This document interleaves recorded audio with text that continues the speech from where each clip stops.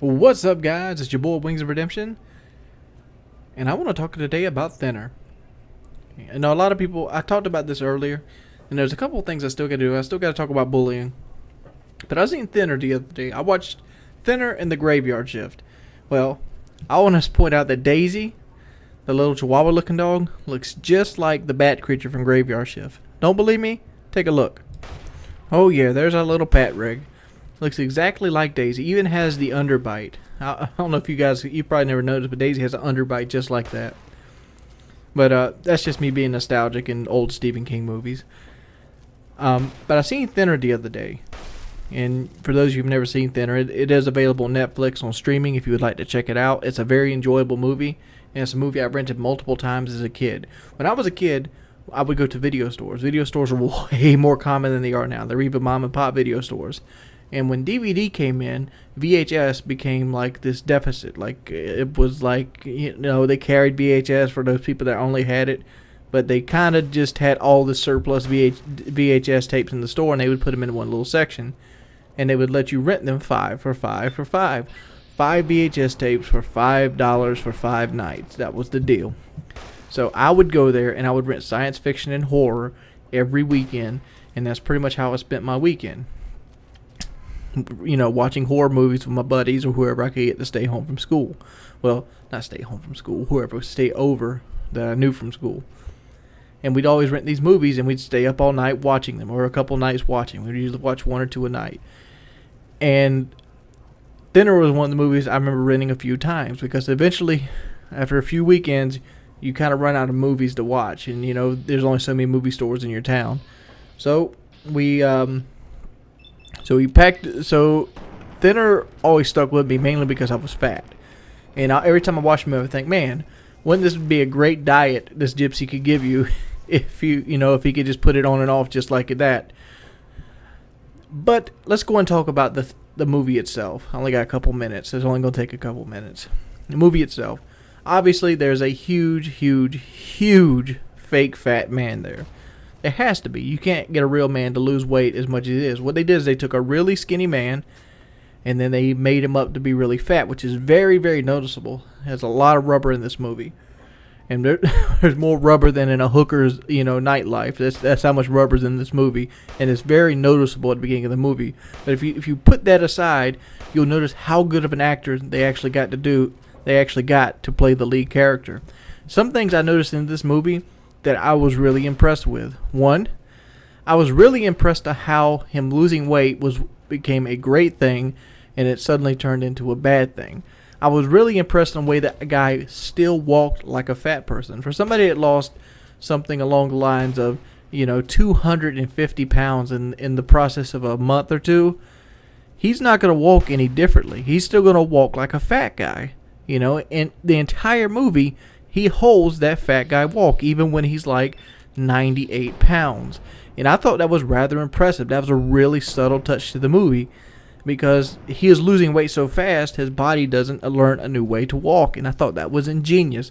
One thing I didn't find ingenious with the movie was the fact that they made him look like a 400 or 500 pound man when he was only 310 pounds at the start of the movie. I mean, I would kill to be 310 pounds, dude. I wouldn't even consider that overweight. But another thing I didn't really like about the movie, why didn't he call his mafia connections before? And another thing about this movie, you don't really know who to root for. Alright, the gypsies are evil. The gypsies seem to be played out as the evil people. But at the same time, you want to see the main protagonist get better. I'm not going to give away the end of the movie, because I really thoroughly enjoyed the movie. Check it out. Let me know what you think. Do a video response. It's been your boy Wings of Redemption, and I'm Howdy 5000. Hope you guys really enjoyed this video, and you leave. What's up, guys? It's your boy Wings of Redemption, and I'm here to talk to you about companions. Well, why am I talking to you about companions on a game that's now over a year old? Well, for most consensus, everybody considers Boone to be the best companion. I disagree. Why do I disagree? Well, Boone has really good gun skill. He has a very good perk setup. You get him really early in the game. He has one of the best unlimited ammo default weapons. And you stick with him because he kills everything viciously, even if you can't afford to give him ammo. But let's be realistic here. When the game goes on and you move on in the game, you get to the point where you have thousands and thousands of caps, and buying ammunition isn't a problem. So what do you do then? Well, you generally still keep Boone. You give him an anti-material rifle, and he kicks butt. Here's the downside of Boone, though. He has the slowest rate of fire of all of the mercenaries. Let's go ahead and take this for example. This is Lily. Lily is who I consider to be the best companion at a high level. She has the CZ Avenger. She can't wear armor, but she's naturally armored, and she has naturally high health from being a Nightkin, which is a variation of a super mutant. So let's see what she does to get these big horner bulls, and this is on the hard difficulty. Watch her just mow them down. But these are just random animals, but like why would we even be concerned? Look at that. She killed one like a side effect. Look at that. I just gained like 500 experience for shooting one bullet because of how strong her gun is. So let's go ahead and put Lily up against what I consider the ultimate test of a companion. Can she take death claws? And the answer is at level 14. That's what level we are. Look at my level thing right here. Level 14, I was able to clear the entire canyon of death claws. Very easy to do. I'm sorry right here. I'm setting my thing up because I play on a lower setting to basically increase the times of going in and outdoors. So here we go. So I knocked all that up so nothing fades in and out. So I can just basically pull these death claws one at a time. I did the same thing with Boone, and he struggled with this. He pretty much got knocked out instantaneously. If you guys remember, I did, I'm hunting death claws. I did that video, and he very easily got dispatched. But here I'm using the Mariah, which is a unique 9mm handgun, and it doesn't really do a lot of damage with regular rounds versus death claws, and that's for a reason. And so I didn't want to do any damage to the death claws. I mean, yes, if I shoot a death claw like 6 times, it'll take one little bar of health off, but I'm zooming in on Lily just to show that she's took no damage. She has such high armor class. You give Lily a light machine gun or a Gatling gun, and her strength is capable of using these weapons, whereas Boone is not. And she also has the highest gun skill of any of the mercenaries in the game. Another mercenary that's probably as good as Boone or not better is Arcade Gannon. His special ability isn't as good, but he is a monster with an energy weapon which has really high DT to begin with. Very good merc as well. And if you've ever played around Fallout New Vegas, give Lily a shot. Hell, even with her standard generic weapon, it's a silenced assault carbine. Very good, especially for a stealth character. It's been your boy Wings of Redemption, and I'm Audi 5000. Peace, pimps.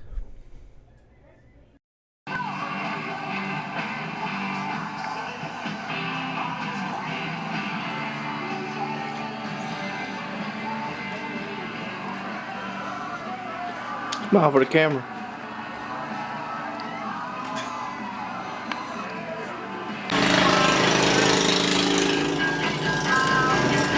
Ginger. Ginger. Ginger. Ginger. AT&T, the nation's largest Ginger girl. Look here. covering 2,000 more 4G stations towns than AT&T remake possible. There's the Pat rig. That's Daisy. We call her a Pat rig because she's a part of a rat and a pig. So you can take them everywhere. Daisy, look here. Hey, Daisy. Practice safe. Tell me that doesn't look like the creature from Graveyard Shift. Daisy, Daisy, Daisy, Daisy, Daisy. Hey, buddy. Thursday Night Football, now starting in September on NFL Network. It's serious fun. Thursday night.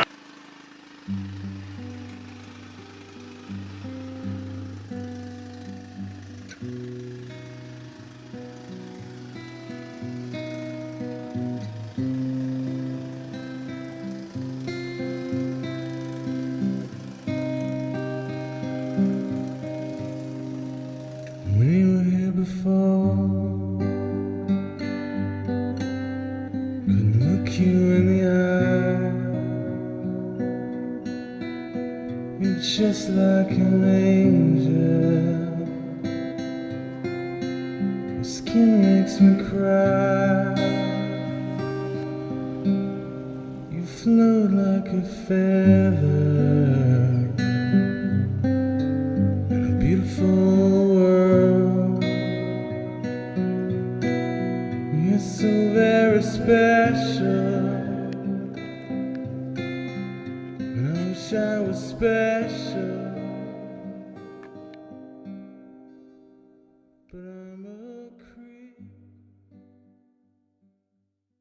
Ginger, Ginger, Ginger. Hey, baby.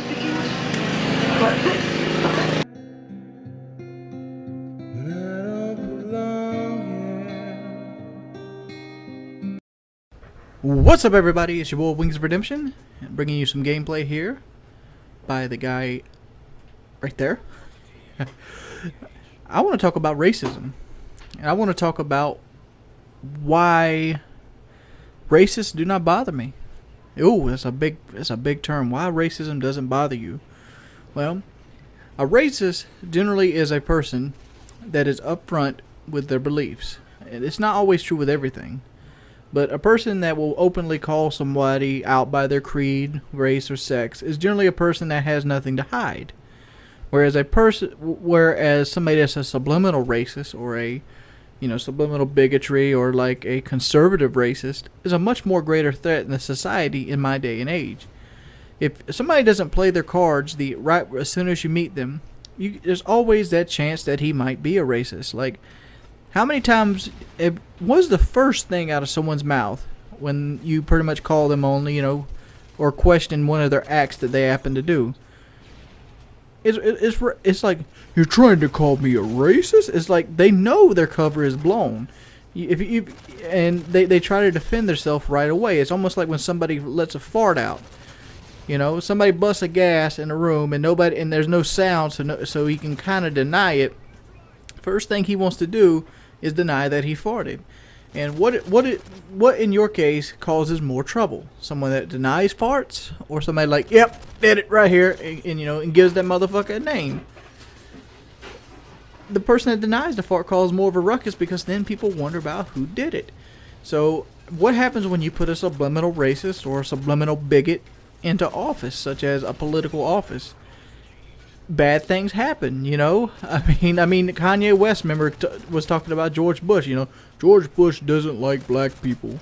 That could have been true, and you know why? It could have been true because we have no clue if it's true or not. That's called subliminal bigotry.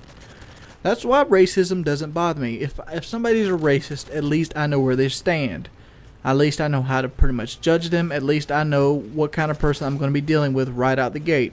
Someone that drops the N-bomb regularly, or regularly parks away from them, or attempts to, or gets up and leaves from a restaurant because they get sitting next to a person of another race or religion, that person, I know exactly where they stand. They're putting their cards on the table. In effect, they're more truthful and honest than a person that will basically pretend to like a certain person and just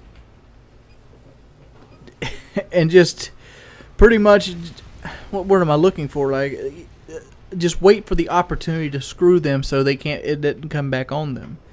If that makes sense. But the reason I say this is because I've been looking a lot of the political stuff. I mean, it's like, what good is the right to vote right now? Like, if you're like me, I don't want to vote for Romney or Obama. I don't really like how Obama ran the country the last 4 years. But the same effect, I don't really like Romney at all. I mean, first off, he's a Mormon. I don't really agree with the Mormon religion at all. And second off, he's a flip-flopper. Flip-flopper. Might as well call that motherfucker a rainbow. He flip-flops so often. And he just seems like the kind of person that will charade you with whatever you want to hear till he can get what he wants. He, in my effect, is a subliminal racist. I mean, just look at some of the stuff that he's did. Look at his speech where he accepted the Republican nomination. Who was one of the people that he put up there, and they ended up cutting out of his speech? And you know why he ended up cutting out of his speech, because people started calling him on it.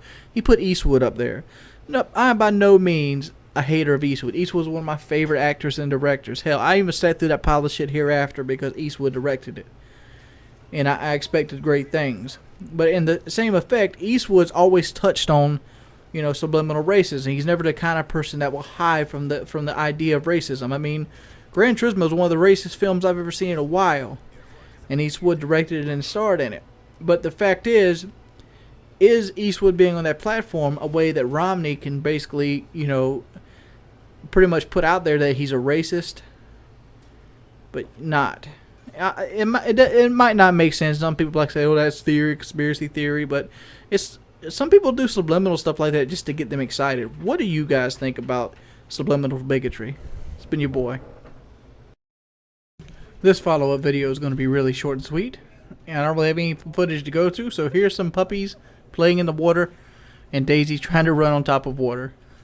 Isn't that cute? Alright, follow-up video based off my racism video. For some reason, people got the idea that I liked races. I even said in the video that racism is a horrible thing, and it shouldn't affect anything in life. People even got so... I don't know what the word I'm looking for. They basically got so high on the horse to start giving out examples of what I was talking about in the video, like I didn't mention it in the video. For example, "You've never faced racism, Wings. How can you support it?" I didn't say I supported racism. I said I supported people that were openly racist, because at least then I knew where I stood with them. That's what I like about a racist. If they're going to be racist, let them be openly racist, because they can pretty much do no harm to you. An open racist isn't going to have a job at a bank. An open racist isn't going to be in the military long. An open racist isn't going to be in any position of power to basically hold you down as a minority. And everybody is talking shit. Everybody has a little bit of bigotry in them. Every single person. I don't care who the fuck you are. You could be anybody. You'll have some bigotry in them. You ever called somebody a faggot? That's bigotry. You ever called somebody fat? That's bigotry. You ever made fun of somebody because they couldn't read? That's bigotry. Hatred is part of life. There's a yin and a yang to everything. There has to be good for there to be evil. There has to be evil for there to be good. That's the idea behind it. I in no way, shape, or form basically condone racism in any way. What I said is, if you're going to be a racist, be an open racist. Be somebody I know, like, oh, there's Jimmy. He doesn't like black people. At least then I know not to bring black people around Jimmy, and I know not to send any of my black friends over to Jimmy to, you know, maybe cut wood or maybe dig a ditch for. Because that's the kind of job you're going to get when you're an open racist in a community like that. Especially in an enclosed community like I live in the South, where everybody knows everybody. The title itself was there to be kind of funny, but a lot of people automatically dislike a book by its cover. Nothing in the video ever said I was racist, and I am not racist in the least bit. But, you know, stupid people are stupid. This is just like the Hutch fiasco back a while back. Remember the Hutch fiasco? Where Hutch basically did a video of two guys fighting on Xbox Live, which happened to be black, and said stupid people are stupid, and automatically assumed that he was talking about racism. You know, and it got this huge grandeur of shit happening. People are full of shit. Quit trying to point out somebody like that. Same things here. Two people were being dumb in Hutch's video. My opinion was clearly stated in my video, and people disliked it based off the title. The title did its job. It got you to click on the video. That's what titles do. That's exactly a title's job, to get you to click a video. But, it's been your boy Wings of Redemption. Hit the like button if you hate racism.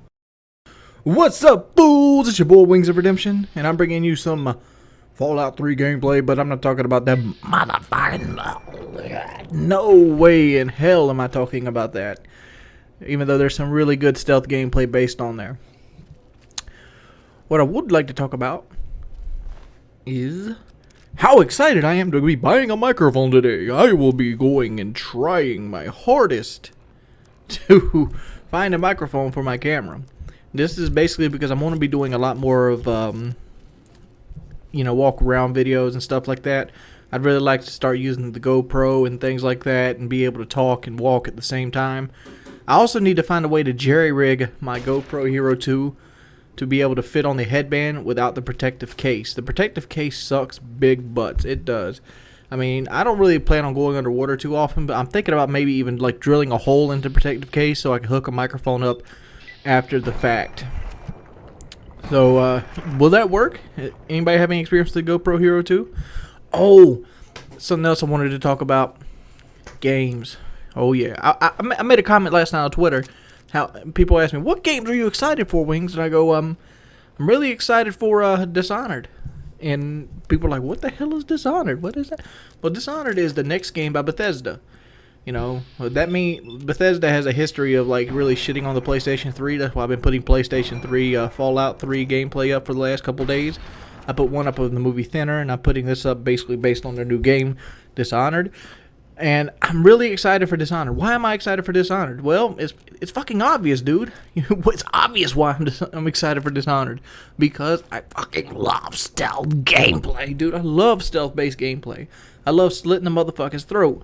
When I realized that I could sneak up to people and like slit their throat in Skyrim, that was like all I did. That was everything. I like instantly like deleted my character and started a new one based around stealth, because my first character was like a paladin type character, and I accidentally stealth killed somebody, and I'm like, uh-oh, this shit is the real deal. This is the shit I gotta go.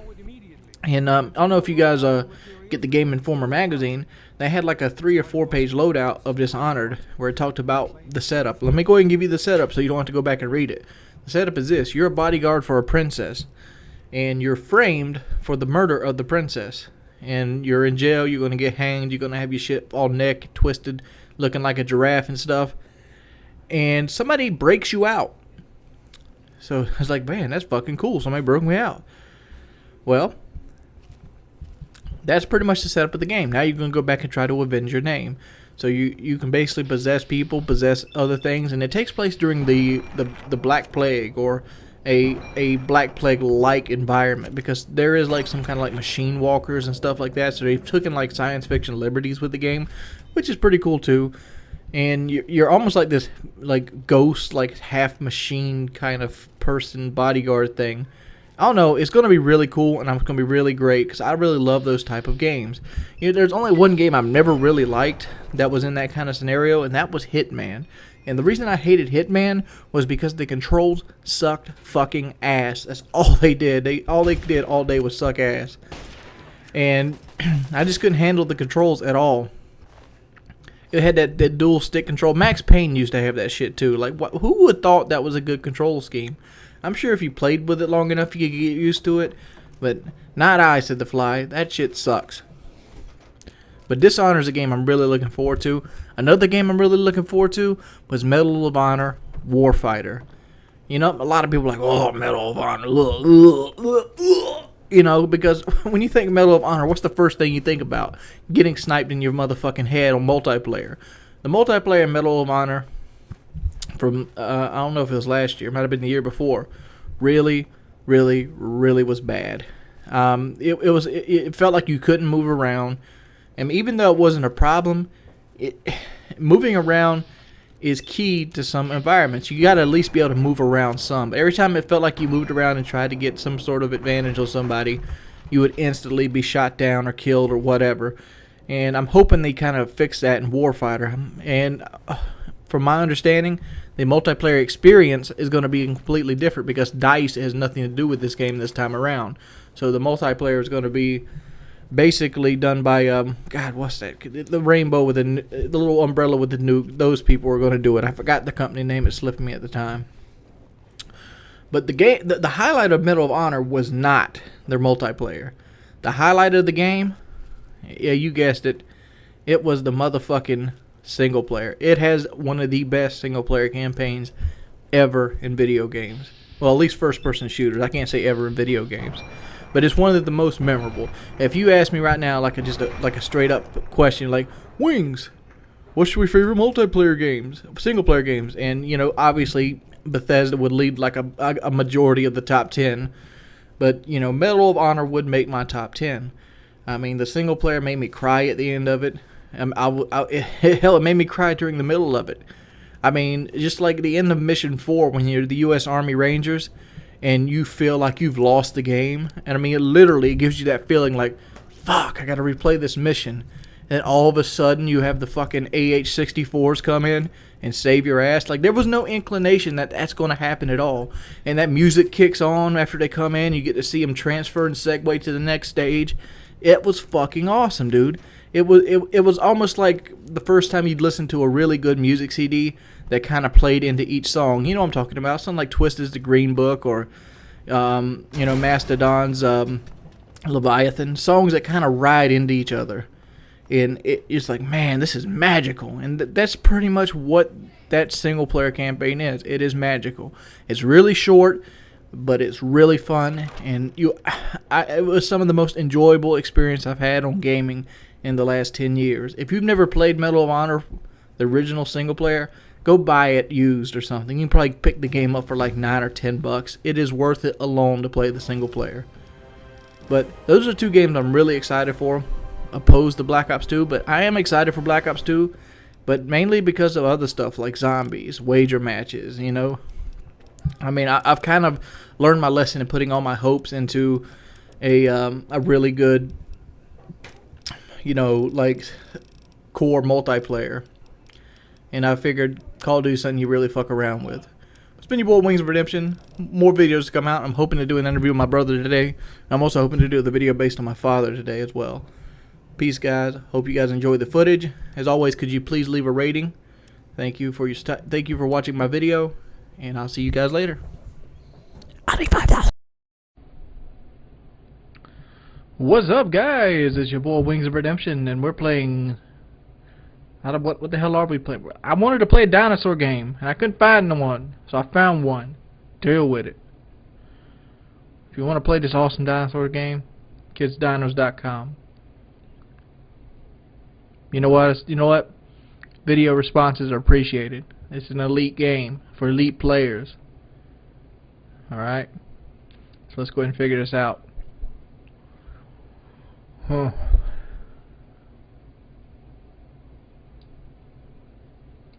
Yes! Yes! Damn straight! It's excellent. Oh, what? Oh, did you see the raptor cheat? Did you see the raptor cheat? Oh yeah. Yeah! You win. Why the fuck does it say yeehaw? Come on now, like, what part of the dinosaurs is yeehaw even around? Oh my lord. Play again. Alright, that was a little too easy, So we got, what happens when we get games too easy? We quick scope. So let's quick scope. Got him. First shot, quick scope says. Oh. Got him. Boom. Alright. It's a medium range quick scope. Damn. These shots don't count. I missed. Come on. Ah! Ow. Got you. Long range quick scope. Come on. What?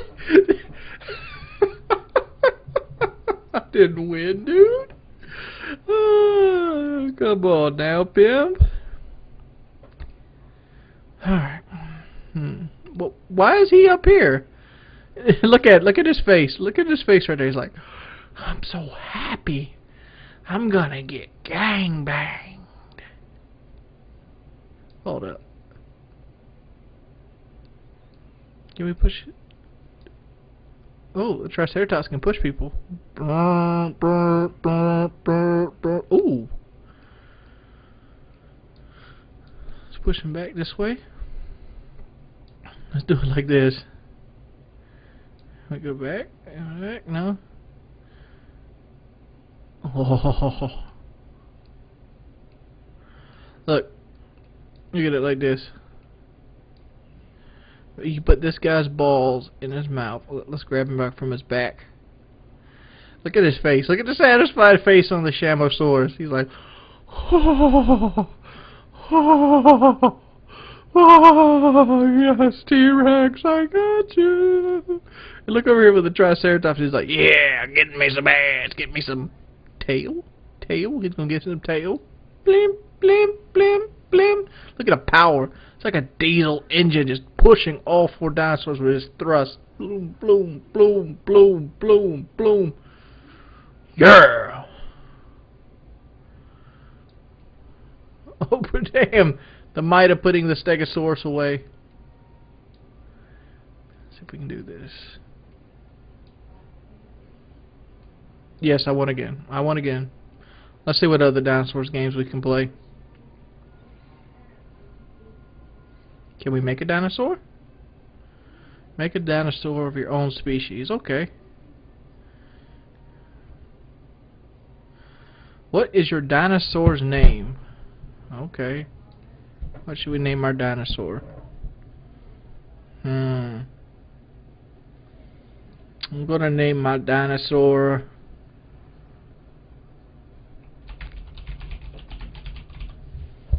name him obviously Jesus.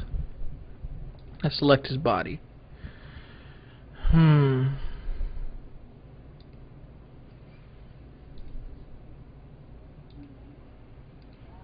Which body looks the most like a turd?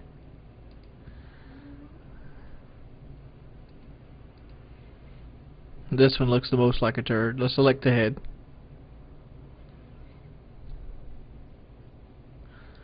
He's gotta have a... We can go no head. Little head. Little head. That's stupid looking. There we go. There we go. Let's select his back feet.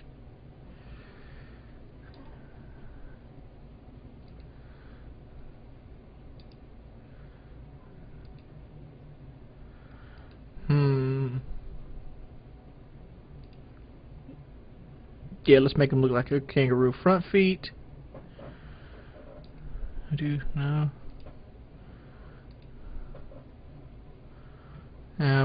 Is there something smaller than that? There we go. Select tail.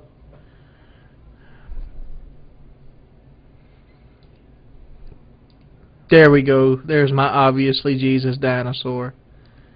He's a beast! So the other games we got. Dinosaur flashcards. Dinosaur hangman. Dinosaur painter. Dino mutation. Ah, damn, I don't have the plug-in. I've got way too much fucking time on my hands. Oh, it needed my permission? Oh, run this time.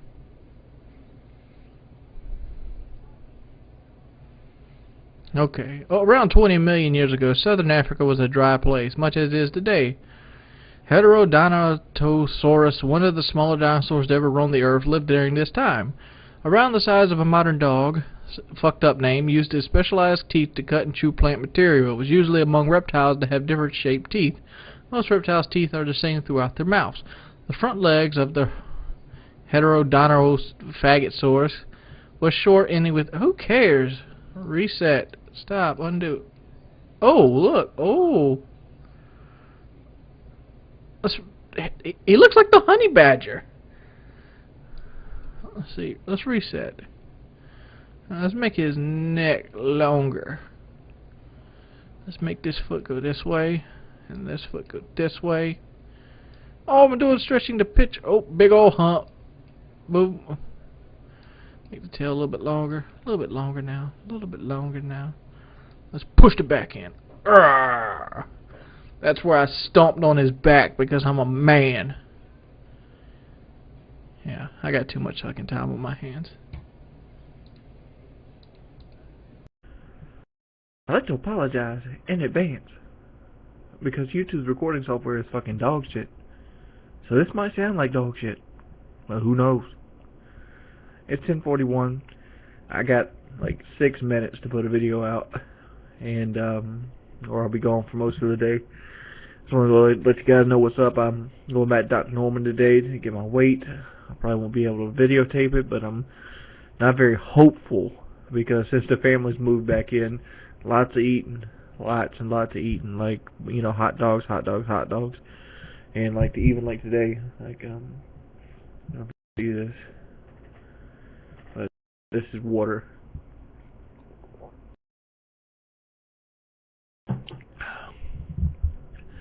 I gotta put myself on another 7 days of no sugar again, because my body's actually craving sugar again because of the last few days. I'm hoping to be somewhere around 414, 415-ish. And it's just, I don't know. I mean, I was down to 409, but you know, I figured I've put at least 3 pounds on in the last 3 days. Mainly just straight up. When you got about 7 people in the house and food's abundant, it's like, oh my god, it's like you're trying to kill me. But fall off the horse, got to get back on it. I'm also going to start today on building my desk. I don't know how many people realize what my desk looks like.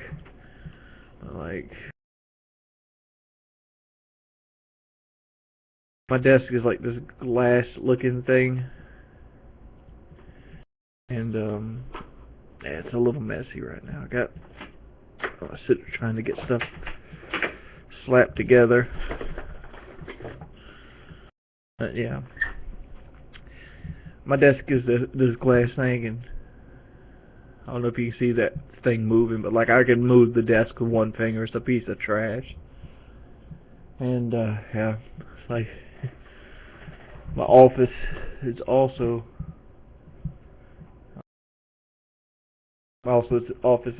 turned into like my brother's room. So been really hectic, really hectic. I'm going to Dark Norman's, going to my chiropractor here in about 5 minutes. I'm gonna be heading out the road, and after that I gotta go pick my buddy Danny up. He seemed to have lost his job, and he's the guy who's gonna build my desk. So he's gonna have plenty of time to build my desk, I guess. But he's also gonna be in dire straits for some money, some dolo. And I'm being really silent right now, mainly because I just woke up. I got all these sinuses back here, and it's gonna make me sound really weird if I try to be really loud.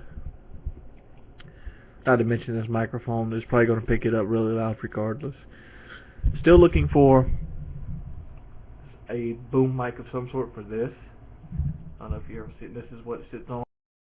And my computer, let's go ahead and show my computer is really big, and it vibrates this glass table, which I don't know how long it's going to take him to build the desk. It's probably going to be a couple weeks.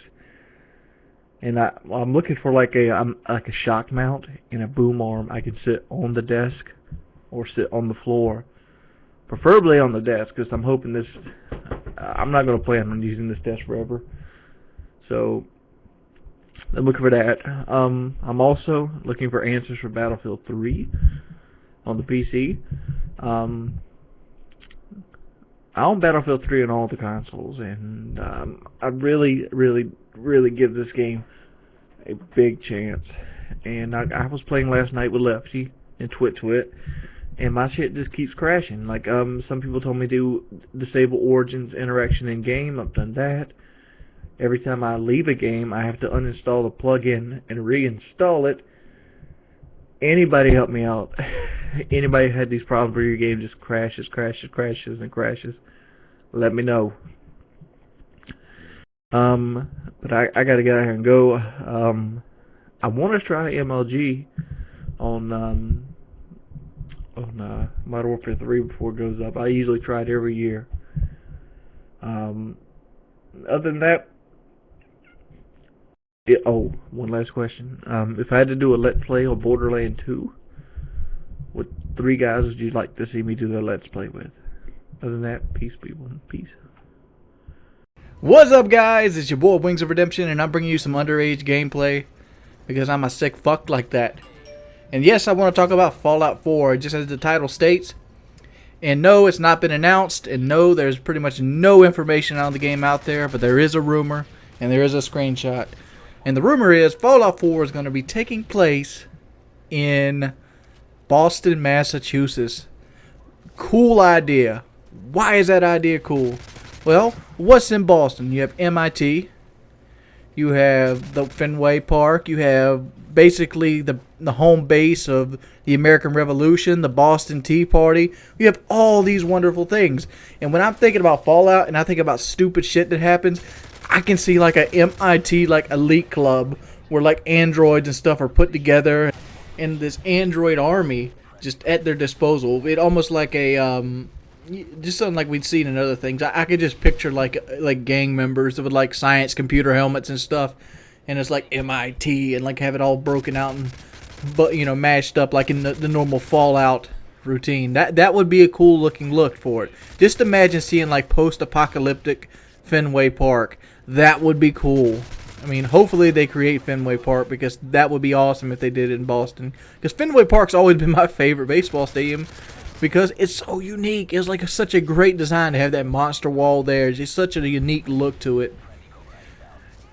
And there's also that other rumor that it's going to be one of the first launch titles of the next generation. They're not designing Fallout 4 for the Xbox 360 and the PS3. They're designing for the 720 and the PS4. Which, another really cool idea. I'm willing to wait for it. Matter of fact, since I'm waiting, why not get Obsidian to do another sequel using the Fallout engine? I mean, a lot of people didn't like New Vegas. And I understand why. It didn't have the post-apocalyptic feel to it because there was no nukes dropped in on Las Vegas. What ended with Las Vegas is they just got cut off from the rest of the world, and it was more of a literature on what would happen if you no longer could basically survive on your own. If all the outside support was taken, this is what would happen. And that's what New Vegas pretty much was. That's why it was a little bit more civilized. It was a little bit more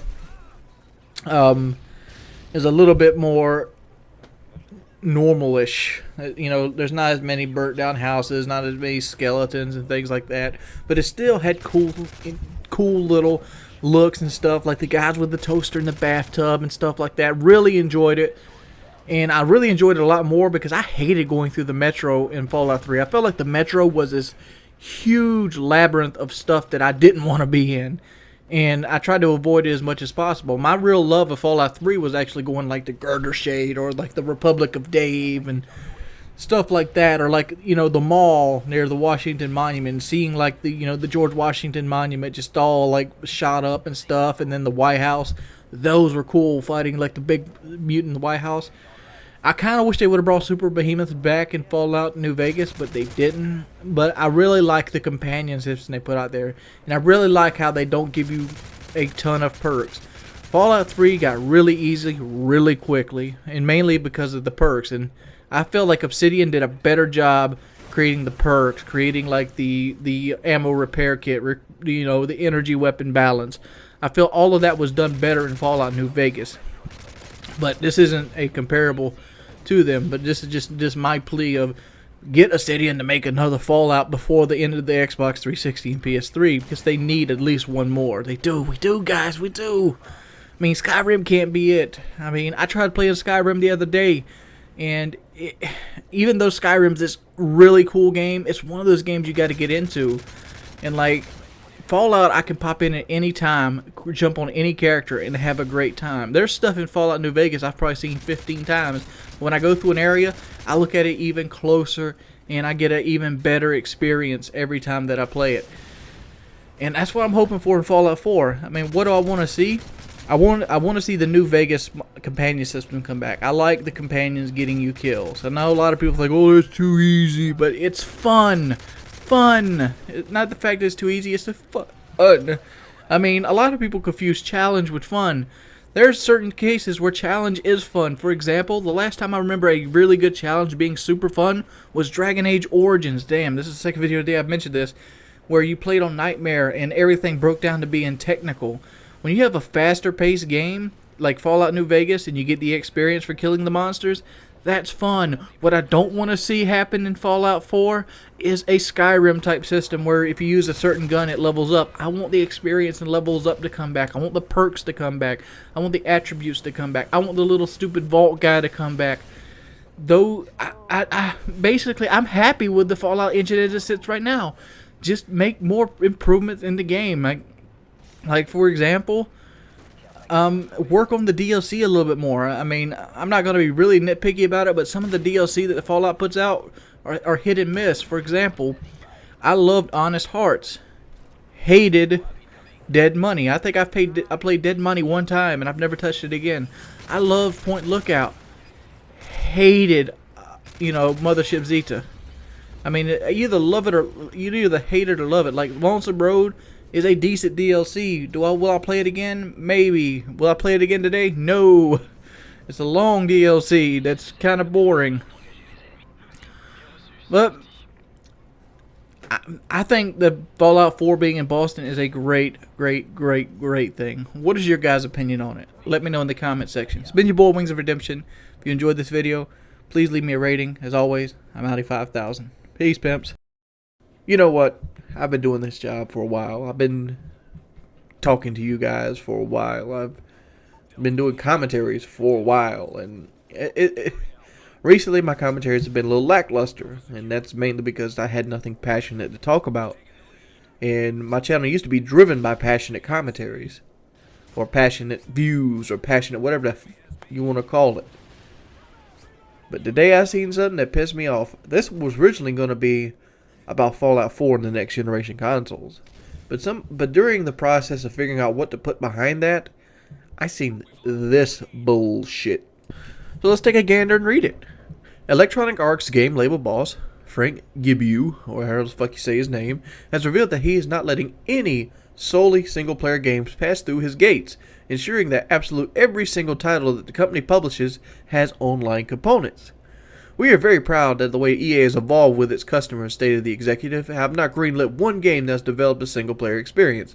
Today, all of our games include online applications, digital services that make them live 24/7, 365 days a week. Suck a fucking dick. That's what you need to do, dude. I mean, there's more to it. Let's just go and continue reading here.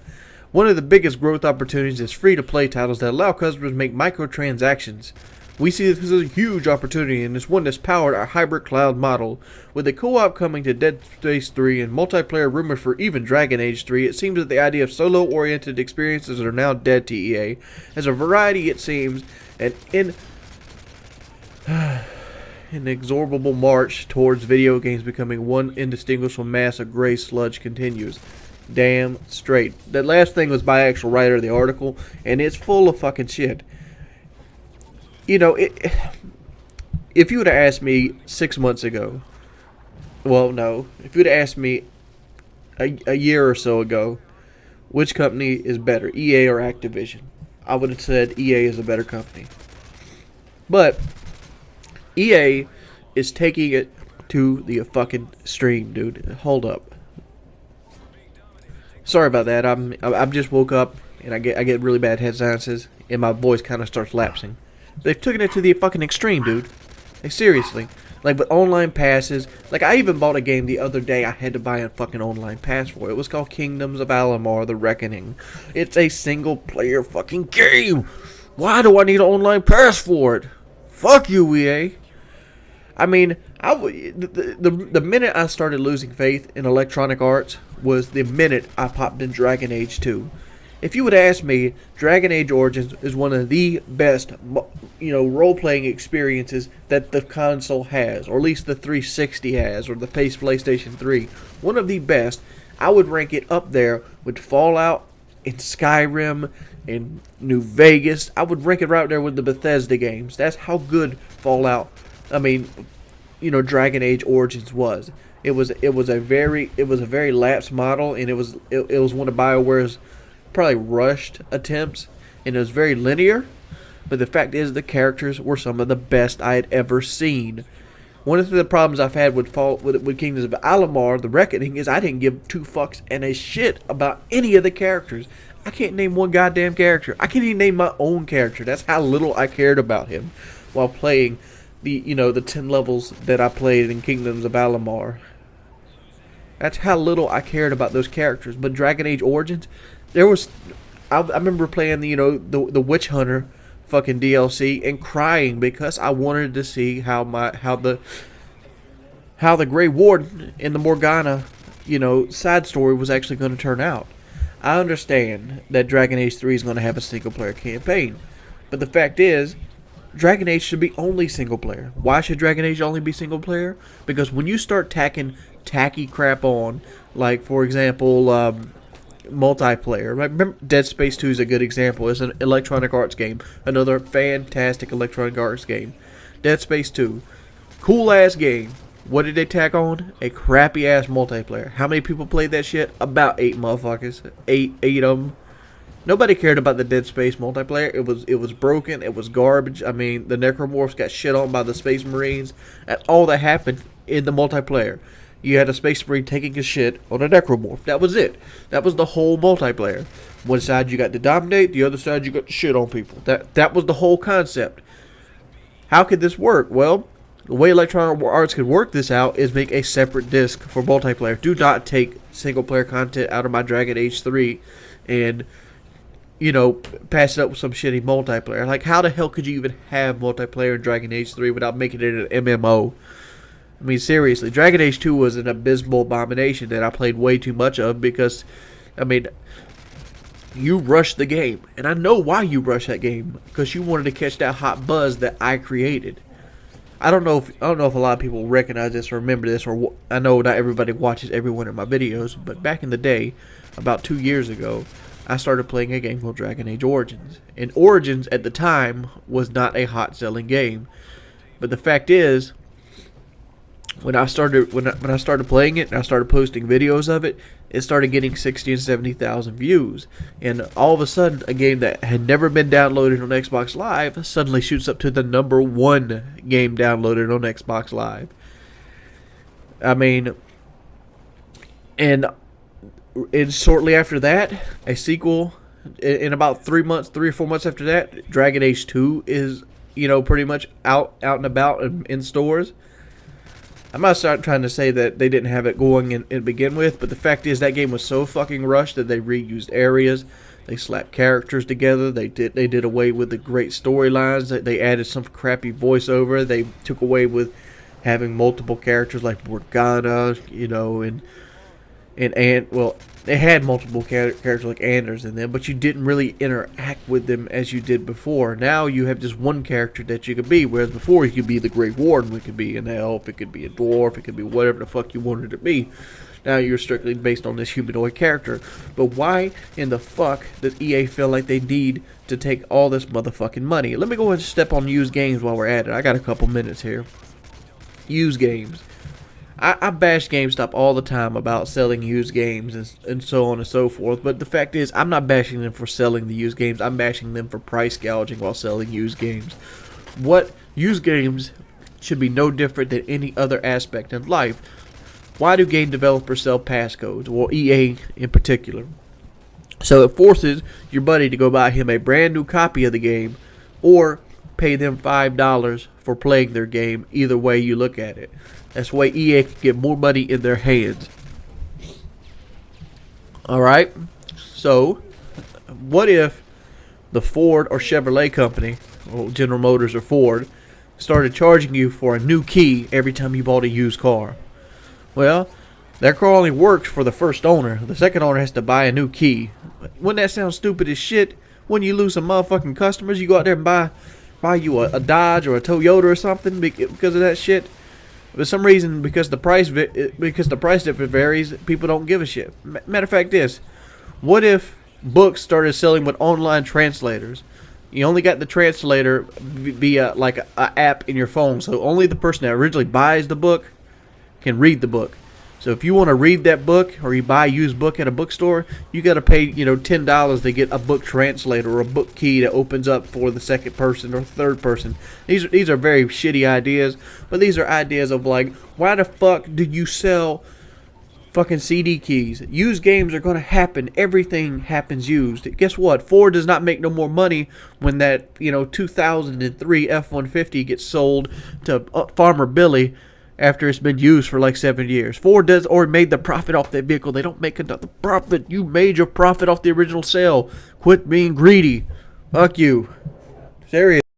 What's up and away? It's your boy Wings of Redemption, and I'm back and I'm doing what I always do. It's late as fuck. And I've promised myself I'd try to slow down on the cussing, but you know me. It's fuck, shit, skunks, fuck, boot. Fuck a duck, screw a kangaroo, porcupine 69 while you're happy at the zoo. That's me. I went tonight with my brother to watch the movie Possession. And I'm going to tell you my feelings about it. And it's not going to be a review, but there's most likely going to be spoilers. But you're not going to miss much anyway. Have you seen the movie The Exorcist? You've seen Possession. Not going to give away any plot points or anything like that, but I don't know. It is what it is. You've seen a Wings review before. And I'll talk about movies as a whole. Possession. I went into this movie not expecting much, and so I didn't really get let down when I didn't really get much. The movie is really, really slow for the first... I don't know how long this movie is. I'm going to assume it's 90 minutes. So the first, 65 of them motherfuckers is the time has stood still. I mean, the pacing is really, really bland and dull. And I'm going to go ahead and say beforehand, I kind of got caught with this movie, and I usually don't get caught with my pants down. Some reason, the subliminal propaganda made me think that Sam Raimi directed this, when really, he produced this. And directing and producing is two different worlds. Let's go ahead and give you an example of directing and producing being a shit fest. Remember the game Brink? Yeah. A lot of you remember the game Brink. It was made by some shit studio, but Bethesda slapped their name all over it on the commercials. Bethesda Games, Bethesda Games, Bethesda. When you hear the term Bethesda, you think fucking masterpieces. You think fucking, Skyrim. You think Fallout. You think Oblivion. You think, hours and hours of entertainment and joy. And the only thing you got out of Brink was outright frustration and pain. I mean, the game dropped to $40 within the first week. I mean, literally. I paid $60 damn for this game. I actually went and picked it up on the midnight thing, and I should have known right then what was going to happen when I was the only guy that showed up to the midnight release for Brink. And I picked it up, and a week later, it was $40. Now you get 40 cents for Brink, and it's $6, $6 or $7 at your local GameStop. Game's horrible. I remember doing a review on Brink, and people said my review was garbage, and I was bad at the game, and blah, blah, blah, blah, blah, blah, blah. And I didn't even bash the game. I didn't. I gave an honest opinion that the best thing about Brink and the most complimentary thing I could say about the game was the menu system worked flawlessly. And I'm thinking about it right now. That's about all that worked on that motherfucker. But back to Possession. Possession, if you've seen The Exorcist, you've seen Possession. What basically this is another director's take on the Exorcist movie. They do have some cool scenes, and they did bring back something that I really missed in horror movies. My favorite part of a movie that's science fiction or horror or whatever you want, whatever that category fits into, is when the character gives the backstory. Love that, especially when it's something I've never heard of before. And this came from the Jewish people keeping demons in a box. That was really, really cool. But the box theme was really played out really badly. And the beginning of the movie, toward the beginning of the movie, it just seemed tacked on. Let me go into detail. Right about now is where my movie reviews start to get good. How many times have you seen big-titted counselors getting cut up over and over again? It's kind of been a staple for horror movies for the last, 25 years. Since the late 70s. But very few films come along that actually gives you a chance to kind of flesh out the characters and actually know who's being terrorized or plagued. So you actually care about the character enough to wonder, well, is this death going to affect her? They do a great job at doing that. That is fantastic. And I feel like that is some of Sam Raimi's influence over the film. Even though he's not directing the film, the executive producer can influence the film. And I feel that's coming from, I feel like that came from Sam Raimi. because let me go and tell you about how bad the scares are. The coolest part of this movie is actually the very beginning, where the woman is dealing with the box. It kind of opens up with this whole box deal, and you see the old Oldsmobile Delta roll up from all Sam Raimi's, pictures. They try to throw that car in there, and you see a woman just get beat the fuck down. I'm talking about, it's remnants of Paranormal Activity 3. If you ever seen the end of Paranormal Activity 3, that's pretty much the beginning of this movie. And it doesn't really show how it's doing that or why it's doing that. We'll come back to that in a little later. So they had a really cool opening scene, and then it gets to a real talky dialogue, which is fine with me. But they make such sad attempt at actually scaring somebody. Look at this part of the film. At one part of the film, you see the old lady at the very beginning, after she'd been bent over like a lawn chair, still alive.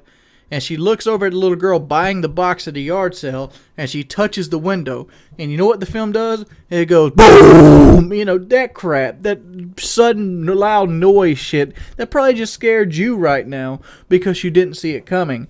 That is a sad fucking attempt at a scare.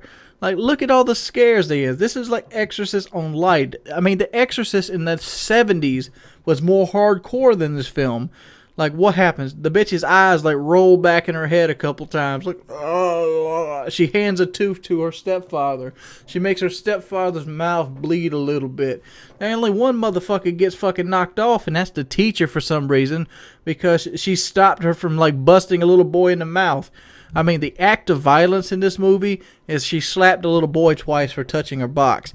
Come the fuck on. At least Linda Blair had the audacity to, call somebody a cocksucker, piss in the middle of a drink party, and walk backwards on her hands and legs down the stairs. At least that was cool. Linda Blair's character actually got violent. That isn't violent at all. I mean, hell, even the scene where the teacher dies, it is done 100% off screen. It's like, play, hey dog, let's save some money right here. And I'm looking at the IMDb right now, and it says they spent $14 million. That had to be all aftermarket marketing, dude, because this shit's all over the TV. They couldn't have used all that money on making this film because there's nothing to make. What'd you do? Rent a fucking, 540i from 2003 and drove it around for a while? There's one cool scene at the end with a wreck, but the fact is the movie didn't really spend all that money. Another thing that gave me fucking chills and spills and made me hate the fucking world I lived in is how can nobody turn on a motherfucking light? Every time they interact with this demon, it's in the freaking dark. It's not like The Exorcist either. Remember the scene I just talked about from The Exorcist where she's where her mother's having the piano party and she walks downstairs like a spider? That was a brightly lit scene, but the fact is it creeped you out. This movie does nothing of the sort. What this movie does is makes characters act stupidly and never turn the light on. For example, you chase a demon into a morgue. The morgue is pitch black. What is the first thing that you do? You turn on your cell phone flashlight? Full of shit, dude. Full of shit. You don't turn on your cell phone flashlight. You reach over and you turn the big lights on. At least have the character bust the lights out to make it put them back in the dark and transition that way. The way you're doing it is stupid. Let me knock down this movie 100%. There is some cool parts about this movie. One of the cool parts about this movie is the actual exorcism itself. It's much better done than the exorcism back there, and it's more like the exorcism of Emily Rose, which in my opinion is a much better movie than this. When Emily Rose is curled up at the base of her bed and looking at her boyfriend in the college setting, much creepier than anything this film has to offer. Unless you like, little girls talking to boxes or some shit. Whoa, shit, scared me. Oh, shit, my brother just got up and scared the shit out of me. Can I give this film, can I say this is a terrible film? After I sat here and ragged on it for 8 minutes, no, I can't say this is a terrible film. I mean, it looked great. The acting was above par. But the fact is, it brought nothing new to the table. It had a big setup, and it fell flat on its face toward the end of the movie. Probably about 30 minutes in, it even attempted to stop trying to scare you, which I don't care about that. If a movie doesn't want to try to scare me, fine. I'll go to movies like this just to watch the content. but content was a little lacking. A little bit better than The Devil Inside. Would I suggest you go see it in theaters? No.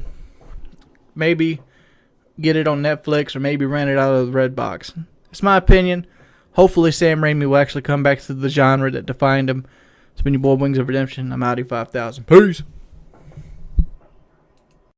What's up, guys? It's your boy Wings of Redemption.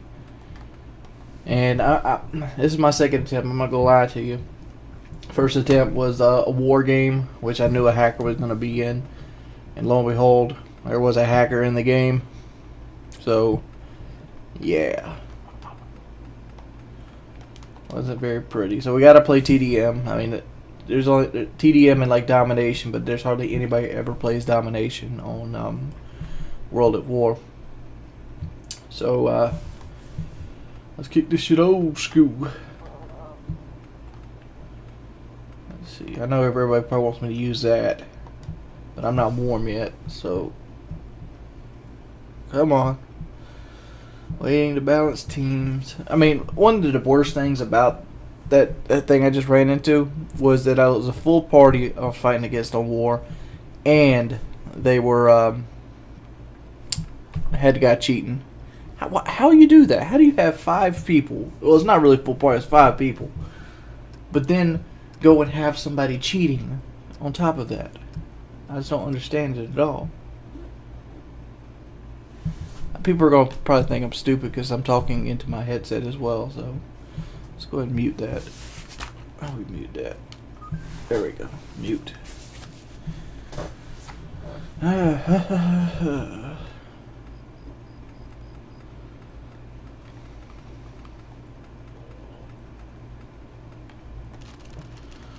Bar fighter!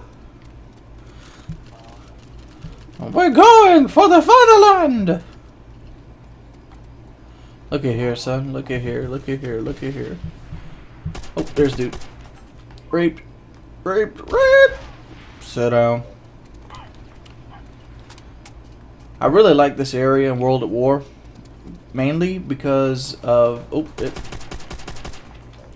there's that dude.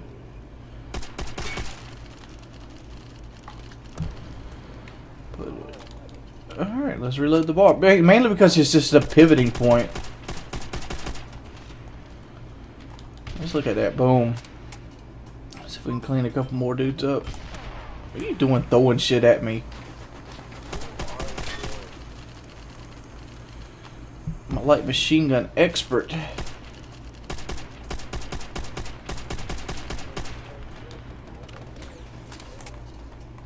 Oh shit, oh shit, oh shit, oh shit, oh shit, oh shit. I don't know where to put this. Let's put it over here. I don't know where these guys are at.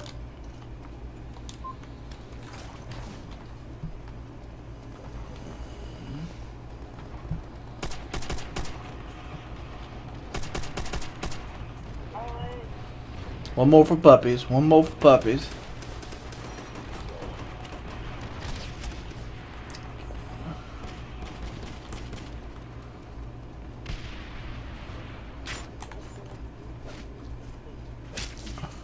Oh my god, that was not an actual... I actually thought that was a teammate. He was doing so poorly with the knife.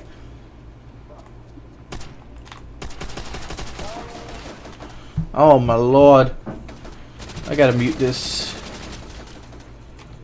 Oh, here he... Where's this ZTD dude at? He's not on here. Why am I hearing him? Oh, there he is.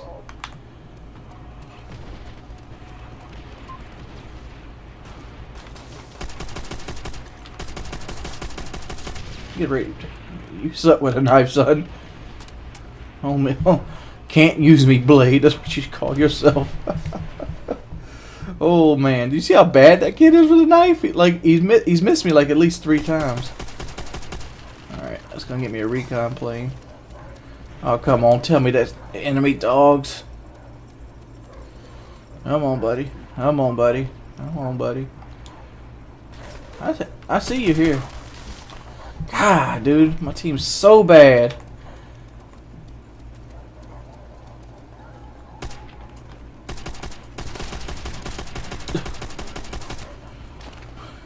I guess he found a way to basically pick his aim up, use a bazooka.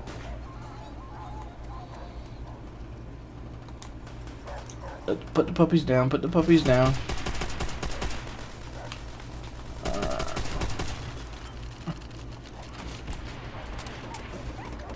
Alright, another plane.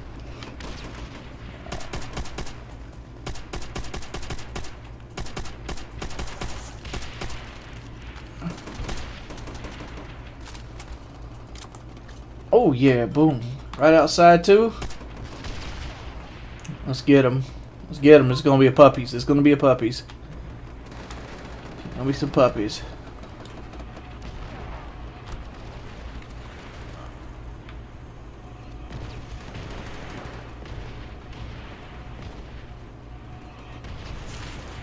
I'm about to say that's got to get somebody.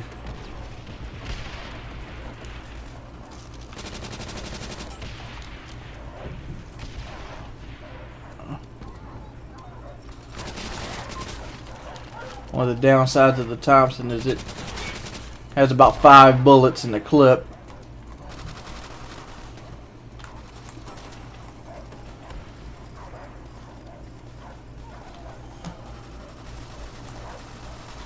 Gotta make it last. 15 kill streak. Let's go ahead and mute you. I don't care about you calling my name.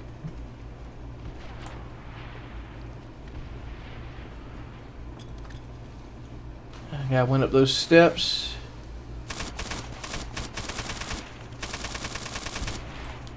Got you.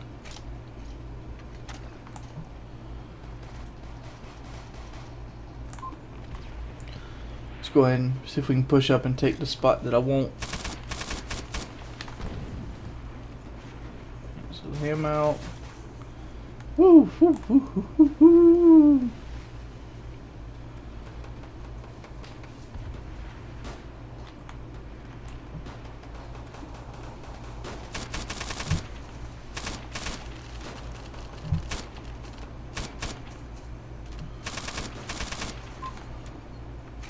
Got you, buddy. Got you.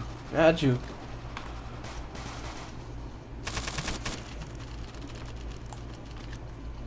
Sweet. This isn't asylum. I actually can kill people.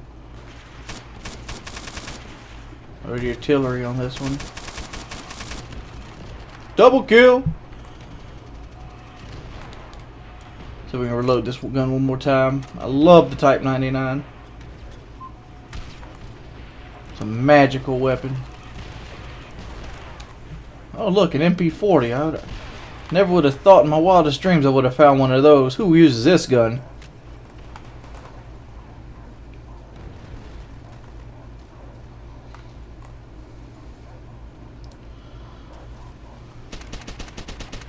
I just got done playing zombies last night, so I'm pretty damn good with the MP40 right now. I ain't no use to even attempt to climb that.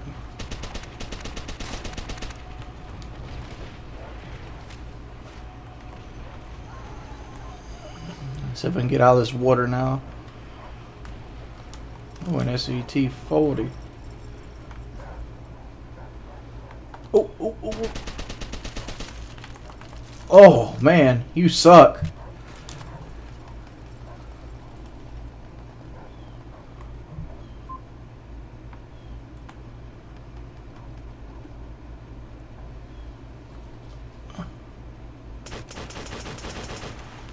I can barely see him.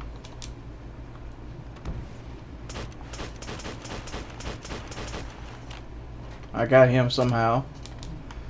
I'm gonna be looking up here.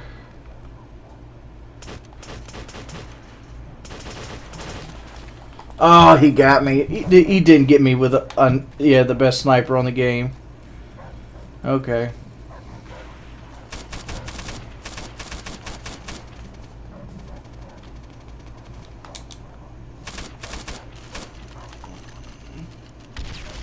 I remember one time I got a 5-piece with this thing.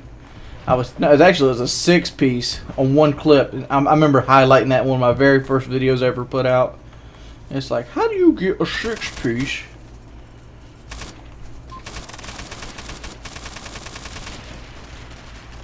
Oh, come on, get away, get away, get away, get away, get away. Put it there. Come on, Katie, I'm coming for you, buddy.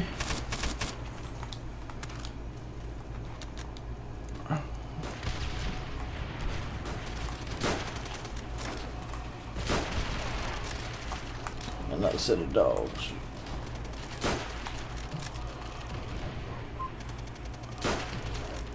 Springfield Marksman 1.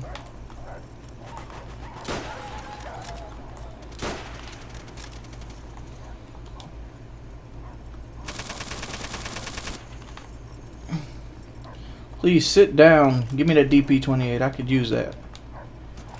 There we go. Come on, come on. Ammo. Ammo.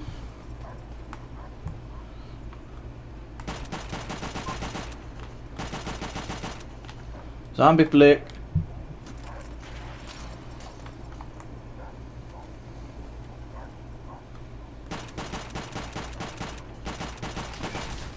Oh, did I get him? No, that was a dog kill.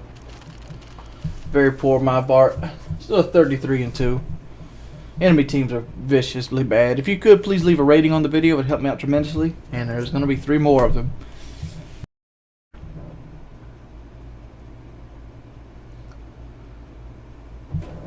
What's up, guys? We're back, and we're bringing you part 3 of my, we've got 5 on it, live commentary series.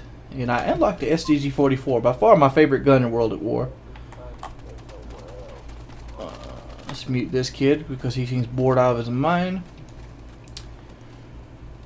And one thing I loved about World at War is I could get gameplays all day. It wasn't even a thought about a gameplay. When I get on Modern Warfare 3 with the shitty ass lag comp and all, I'm like wondering, like, can I get a gameplay? Can it happen? Woo-wee! Get it done, monkeys. Alright, this guy's got a Thompson. See what we got here. Can we... Okay. Recon plane. Recon plane.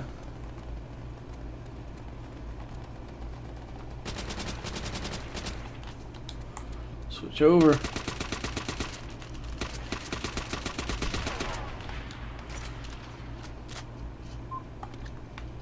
I'm gonna put that down there.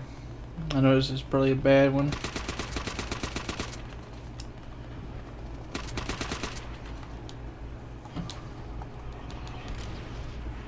Alright, let's see if we can get these puppies. Come on, puppies. Come on, puppies. Yes, we can. And somebody beat me to the dogs? What beasts beat me to them dogs?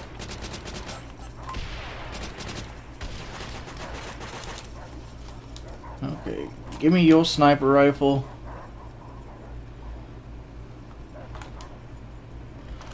Thompson too, so time to pick up the most abundant weapon in the world.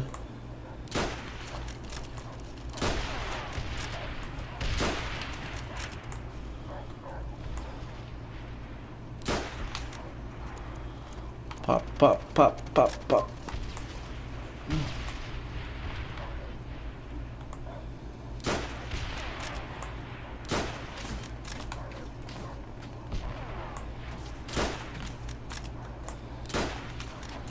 Oh man, that was a direct hit.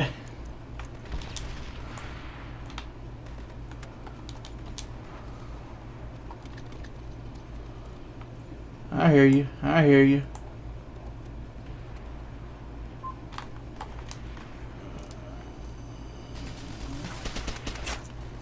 Oh, he came down on me. He came down on me. Alright.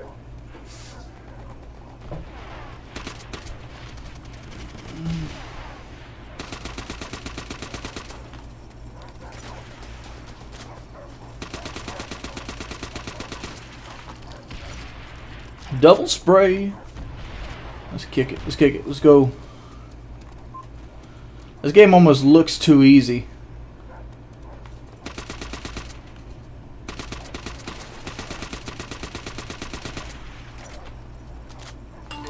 Reload. I see what you're doing there, puppy.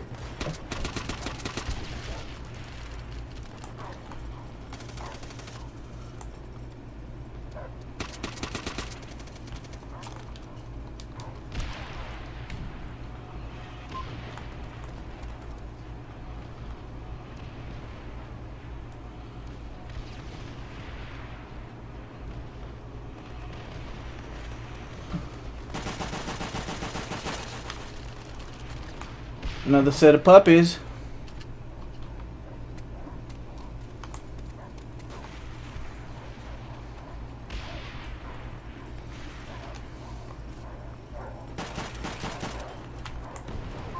Love that feel, dude.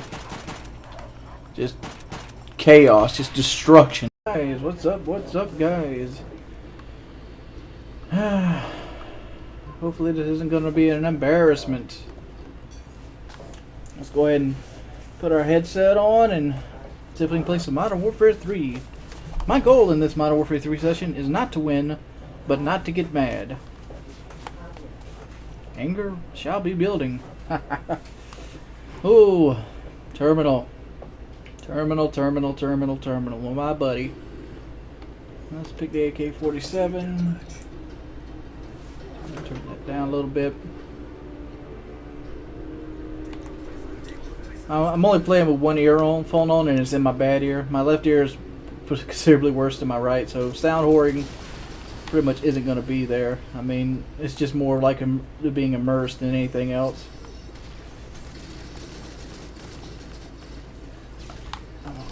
Oh.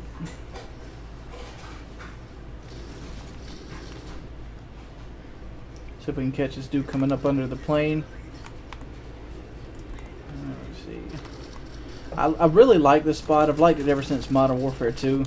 Mainly because it has so much of the map that you can cover. The only problem is you got to really be heads up on the spawn, because there's a spawn like right back there. And you got to be really heads up on it. Because you got bad players like that. Like, did you see like Brown Mafia there? Look, there he is again. Brown Mafia is failing so bad, dude. And keep in mind, people like Brown Mafia are the guys that normally beast on you. Just people just... Lewis, now, what are you doing, Lewis? A lot of people ask me why I use care package so much, or why I have so many care package call-ins on my Call of Duty Elite. Oh shit, right. Come on, get away, get away, get away. Oh yes, I got away. And there's Lewis again. Hi, Louie. Is there some under the plane?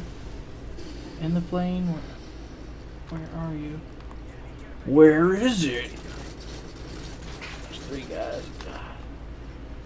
Let's go ahead and cast this Predator missile. There's the other dude.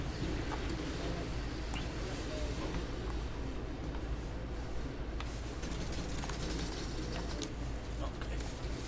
Don't worry, I gotta back up. Alright. I like to give away the care package, and I'm lagging. I am lagging. Alright.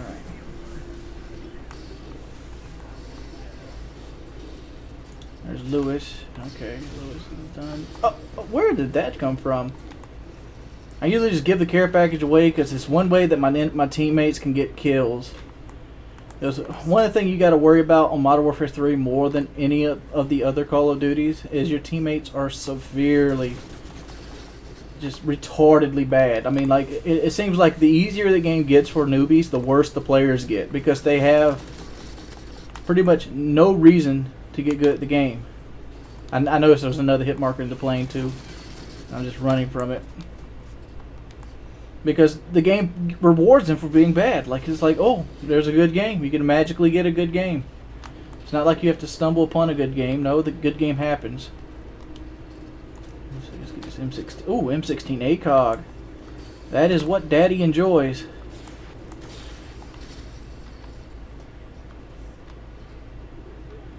if we can angle our way out here. Okay, we're going back up here. I seen that people were coming from C. That means there might be somebody coming through the bookstore, mainly because they have access to the bookstore. But I'm going to mainly be sitting here guarding this. Let's throw that motion sensor out right here. Alright, this guy right here is going to creep around the corner and get headshotted. Don't creep around the corner, son. If you're going to come around the corner on a camper, you better do it with Stalker. So you ain't going to do it like that. I made my career beating up people trying to cut the pie that way. Oh, see that assassin over there. Yeah, crossing that corner is called cutting the pie, and oh shit, like I'm not paying attention enough here. Okay, Ooh, assassin dude right there. Get bean love. See there, that guy with the light machine gun, he's gonna draw all this attention. I'm hoping somebody's gonna pop up and take the light machine gun dude. There's bean love. I got him, but oh man, that was such a bad kill. But like I said again, use the light machine gun dude to your advantage. Pop out. Got you. That's Sadie boy. Alright, let's see if we can get this care package.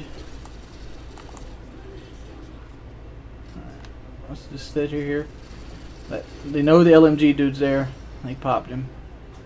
There comes another dude backing up. There's a guy coming up the steps. Trying to make. See if we can work this assassin off. Boom. That's a care package. See if we can get that free kill now. Oh, no, we couldn't. I'm lagging like a mug, dude. It's because my brother's playing WoW in the other room, so we lagging even more than normal. Come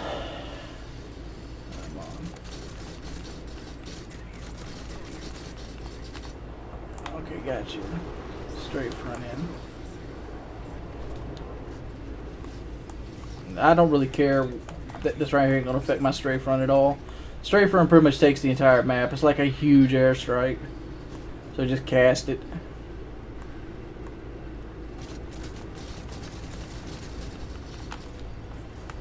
And we win. 19-4. Sweet.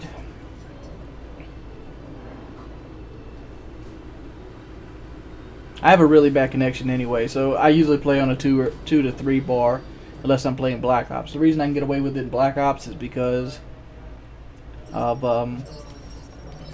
stability. I need that. A lot of people don't like stability. I love it. Love stability. The reason I can get away with it in like Black Ops is because there's a thing called local hosting, and that's another reason I like World at War, because it takes me a while to find a game, but the game's always going to be centralized around South Carolina, so I don't have to play on the 2 and 3 bars. I can actually get a 4 bar, and that helps me out tremendously in that kind of category. I'm using the AK-47 mainly because of the magazine size, but like you said, it bumbles around a lot. Oh, excuse me. Especially after I've played a lot of World at War lately. In World at War, the guns they have recoil, but the fact there's a difference between recoil and sway. Like in this game, for example, the sway fucks you up when you're staying on target, whereas in like recoil, it always resets back. There's 2 types of recoil patterns that people like to play with. There's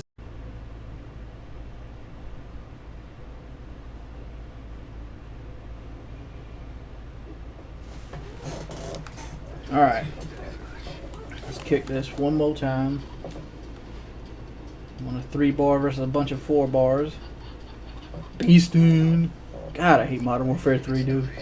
This is the worst optimized Call of Duty. It's got the worst gun balance, and like I said, the stability just takes it to shit anybody that actually attempts to have some sort of bad connection. You just get shit on, and it's supposed to be out there to help bad connections, but it doesn't. Oh my God. Like insta deaths. But if that would have happened in any other Call of Duty, I would have had time. Look at that! Look at that! 1 bullet. Watch him shoot him like 15 times. Yeah, fucking retarded.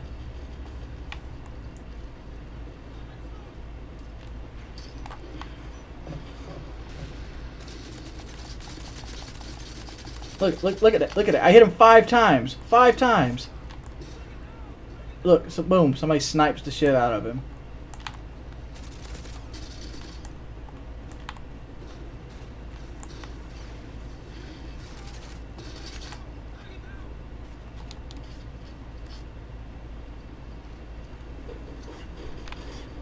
I have to be ready for these dudes.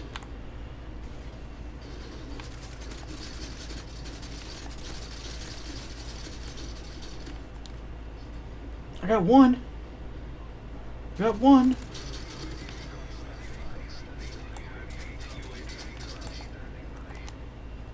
don't see him.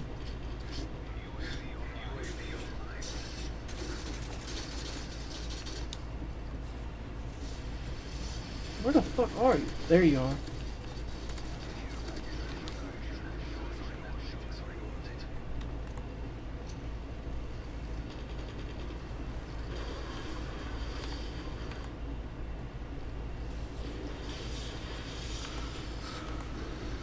Let's see here. Now we got. I'm worried so much about assassin. It's ridiculous. I'm not in the care package throw range either. There's an assassin right there. Nope, not assassin. Just doesn't show up. This is why I don't like this game, dude. Like there's never any confidence in this game because you never know what kind of gunfight is gonna happen. You can do the same gunfight 3 or 4 different times in a row. The same gunfight under the same scenarios, and it'll go 50-50 every time. Because how bad... Look, oh my lord.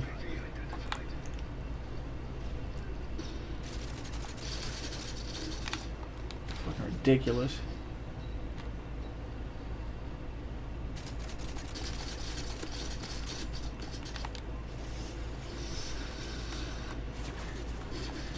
Oh my lord. Look, I got a 4-bar all of a sudden. You know why I got a 4-bar right now? Because of lag compensation kicked it up for me there. Fucking retarded. I'm about to quit, dude.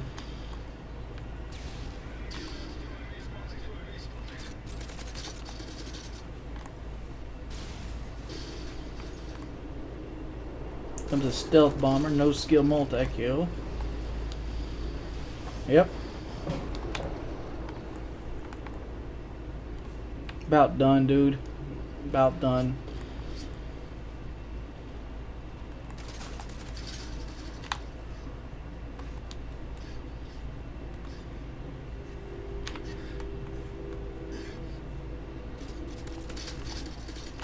Hey, Mike. What's up, buddy? Still getting your snipe on? Glad you're enjoying yourself. For some reason my 4, it doesn't make sense. I was on a 1-bar earlier. Now I'm just sitting on a 4.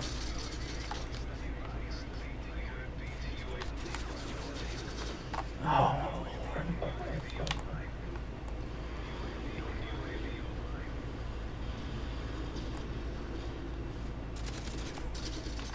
Goodbye, bullets.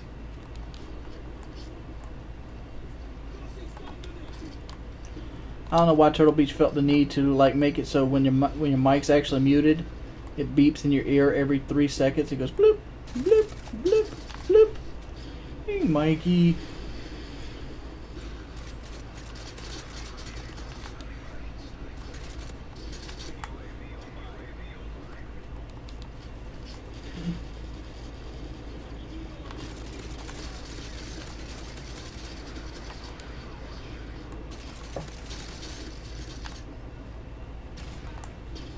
Oh, Mike, you finally got me. Let's go and get this big 3-piece here. Oh, we got a 2. We got a 2. That's good enough.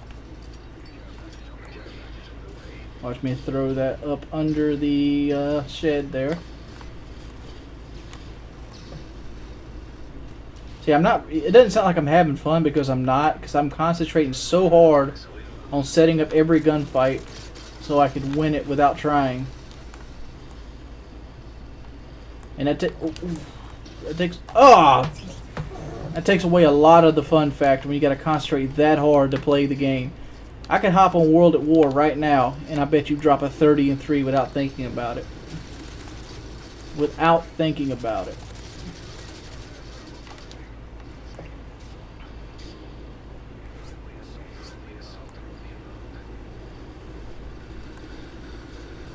Like, why did that guy just sit there? Oh my lord. Go ahead and push it out there.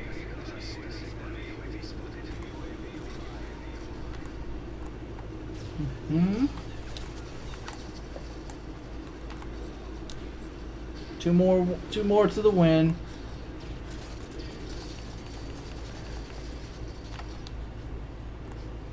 Push through. I don't know, 24-10 again. Fucking garbage score.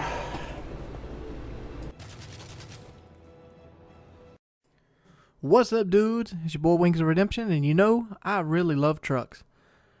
From the standard V8 to the V6 to anything that pulls with power, I've always been fascinated with the truck. A lot of people might not understand this fascination, but it's kind of like a boyhood thing. It's like the American dream. You get into your vehicle, you can do everything. It's all purpose. You have a commanding view of the road. And lately, trucks have been pretty much the backbone of all the United States automotive industry. Hell, the F-150 is the best-selling vehicle in the world. Not just anywhere else, but the world. And where's the F-150 mainly sold? United States. So the F-150 sells more in the United States than any car does in the world. That's how much Americans love our trucks. So let's talk about the gas price war. There was a mandate in 2025 that all automotive companies that pretty much do business within the United States border will have to get a 54.5 miles per gallon average. What does this mean? Well, obviously you're not going to get a full-size truck that goes 54 miles per gallon, but it's a mean. For example, let's look at Toyota. They have the Prius. The Prius basically gets what? I don't know off the top of my head. 40 miles to gallon, 40 to 50 miles a gallon. Let's go on the other end of the spectrum, the Toyota Tundra.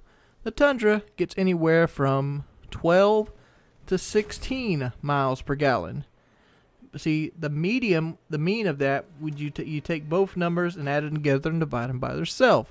That would be around 32.5 miles per gallon. This is based off 50 miles a gallon on the Prius and 15 miles per gallon on the Tundra. These are averages. But that would be, if they only had those two cars, they would have 32.5. So they have to get it up. That means they're going to eventually have to get a car that is capable of like 70 or 80 miles per gallon.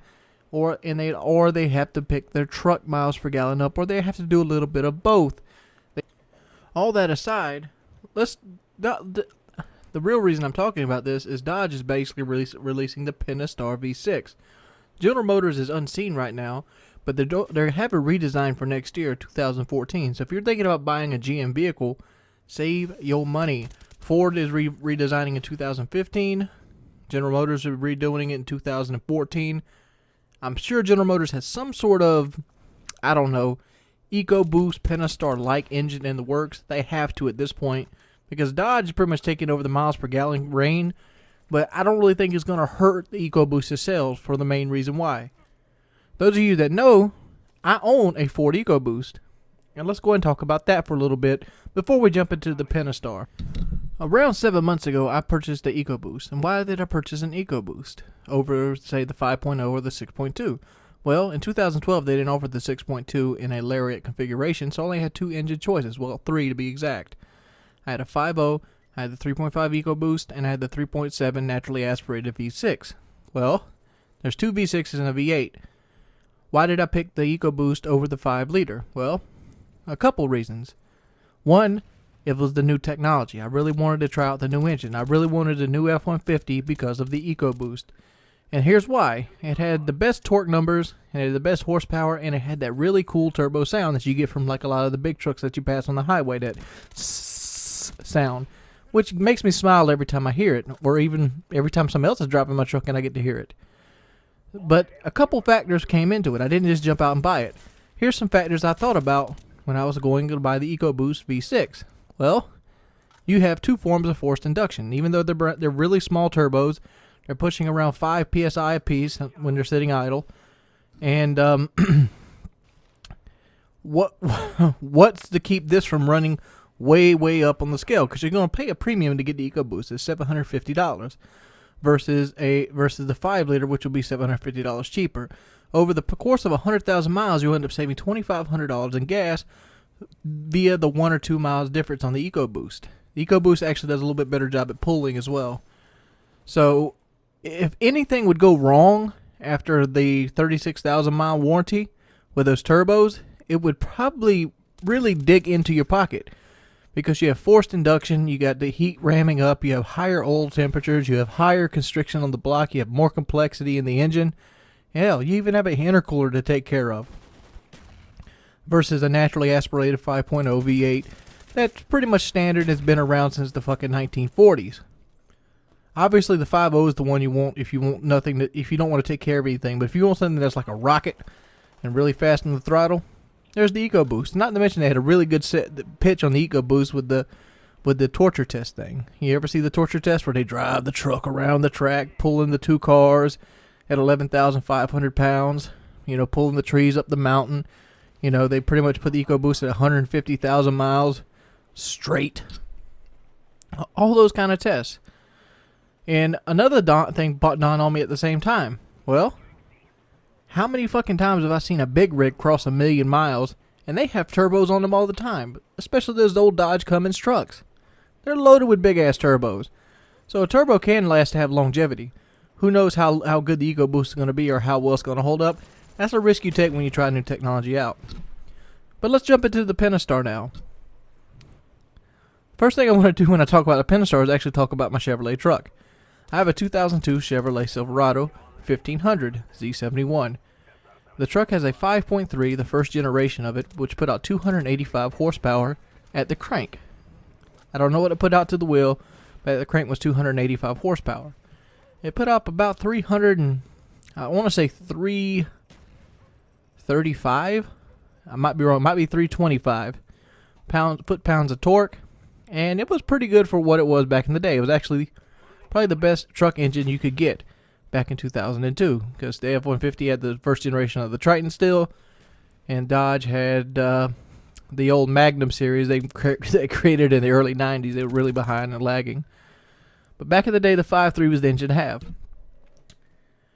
So it had 285 horsepower, and it was a V8. It got somewhere along the baseline of 14 miles per gallon to 16 miles per gallon. Ford has created these new V6s that have about the same amount of horsepower as my old truck in 2002. The 3.7 naturally aspirated picks out 305 horsepower, while the Pentastar is going to put out 285 horsepower. This means they're going to be putting out the same power my V8 truck did, but with a V6, and have incredibly better gas mileage. The Pentastar is basically going to have 16 miles to gallon city, 25 highway. It's matched to an 8-speed transmission. But here's the kicker with Dodge. They're going to be matching it to a 3.55 rear axle, and it's going to only have 285 horsepower at the crank. Needless to say, the Dodge is a heavy truck, and needless to say, I bet these numbers are on a single cab 2-wheel drive model. Well, most people that buy trucks, they don't buy single cab 2-wheel drive models. Those are generally work trucks. That's where most of the trucks get their sales at, in work trucks. And if you're buying a work truck, I doubt you're getting the 8-speed transmission with the Pentastar V6. You're most likely going to get the 3.7 V6. That's a 3.6, I think. I don't know. It's the baseline V6 that Dodge offers, like they do with most work trucks. You know, it's pretty much just a bed with a little bit of something you can pull a little tool shed behind. Real cheap, real conservative for contractors. So with that fact brung into the effect, is the extra 3 miles per gallon worth the Ecoboost's numbers? Let's look at the numbers and compare. Ecoboost puts 365 horsepower at the crank. Pentastar puts 285 horsepower at the crank. This is based off a 2-wheel drive single cab versus a very loaded Super Crew Lariat, which weighs over 6,000 pounds. Ford Ecoboost is just about 6 seconds 0 to 60. Pentastar is probably somewhere around 13 seconds 0 to 60. Well, 13 might be a little high, but 9 or 10 seconds 0 to 60 is probably almost double the 0 to 60 time. That's what my truck, my Silverado probably does. I think my Silverado does like a 9 or 10-ish. I've never seen a Pentastar in the Ram yet because they haven't came out. So I couldn't really tell you what the 0 to 60 is going to be. But it's all speculation at this point. The 8-speed transmission is going to be really smooth. But how smooth is an 8-speed versus a 6-speed? And how many gears is too many gears? I mean, are you going to sit there constantly? Like, for example, I'm thinking about mountains or hills or, you know, roads that are really hilly. You set that thing to cruise control, How much is it going to take for that 8-speed transmission to find that money gear? Or is it going to be constantly switching gears, jumping RPMs back and forth? Is that going to cause longevity? And I pretty much question Chrysler's, you know, engineering at this point, because they've had a lot of blunders over the years. But for me, I just don't see the Pentastar doing anything but taking the miles per gallon crown on one select setup. I'm sure if they offered the Ecoboost and a baseline F-150 with like a 308, you know, fucking rear end, I'm sure the Ecoboost could probably get about 30 miles per gallon. Hell, my Ecoboost will get 32 miles per gallon on the highway if I drive 55 miles an hour on, you know, on flat roads. It happens. That's what happens. And it's kind of, I don't really know what the testing is to get these miles per gallon average, but it all depends. I don't think the Pentastar is going to take any sales from the Ecoboost. That pretty much puts the ball back in the General Motors court, because this is the good thing. If this is the best Dodge has to offer, a truck that can only tow 5,600 pounds versus the Ecoboost is 11,500 pounds, a truck that can only, you know, go 0 to 60 in like 10 seconds versus the Ecoboost is 6 seconds, I don't think Ford has anything to worry about losing the crown to Dodge, or Dodge it becoming anywhere up from a distant third. I don't know if you've seen this thing right before the gameplay. Dodge wasn't even on the list of the best-selling vehicles. The top 4 was like F-150, the Silverado, the Camry, and the Altima. That right there should tell you something. Number 5 is the Ford Escape. But what do you guys think about this game? Boop! What's up, guys? I wonder how many people I got with that. Oh, man. I want to talk about Judge Dredd. Judge Dredd. For those of you who don't know, Judge Dredd 3D is coming out. And a lot of people haven't really followed the Judge Dredd series. I mean, I was hanging out with my brother the other day, and somebody goes, "I want to go see the new Judge Dredd movie." I'm like, why would you want to see the new Judge Dredd movie? It's pretty much going to be the same thing as the old Judge Dredd movie. You know what the first word to come out of that motherfucker's mouth? What old Judge Dredd movie? Like, how do people... I guess I'm getting old, and I expected people to see Judge Dredd with Sylvester Stallone, you know. Tear off his arms and his legs, save his head for last. That kind of stuff. But I seen the trailer when I went to see the movie Possession.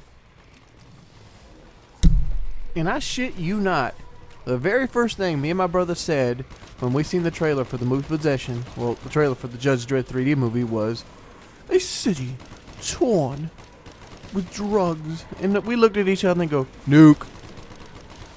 You might say, "Well, Nuke, what are you talking about? Wings Modern Warfare 2? No, Nuke, as in Robocop 2.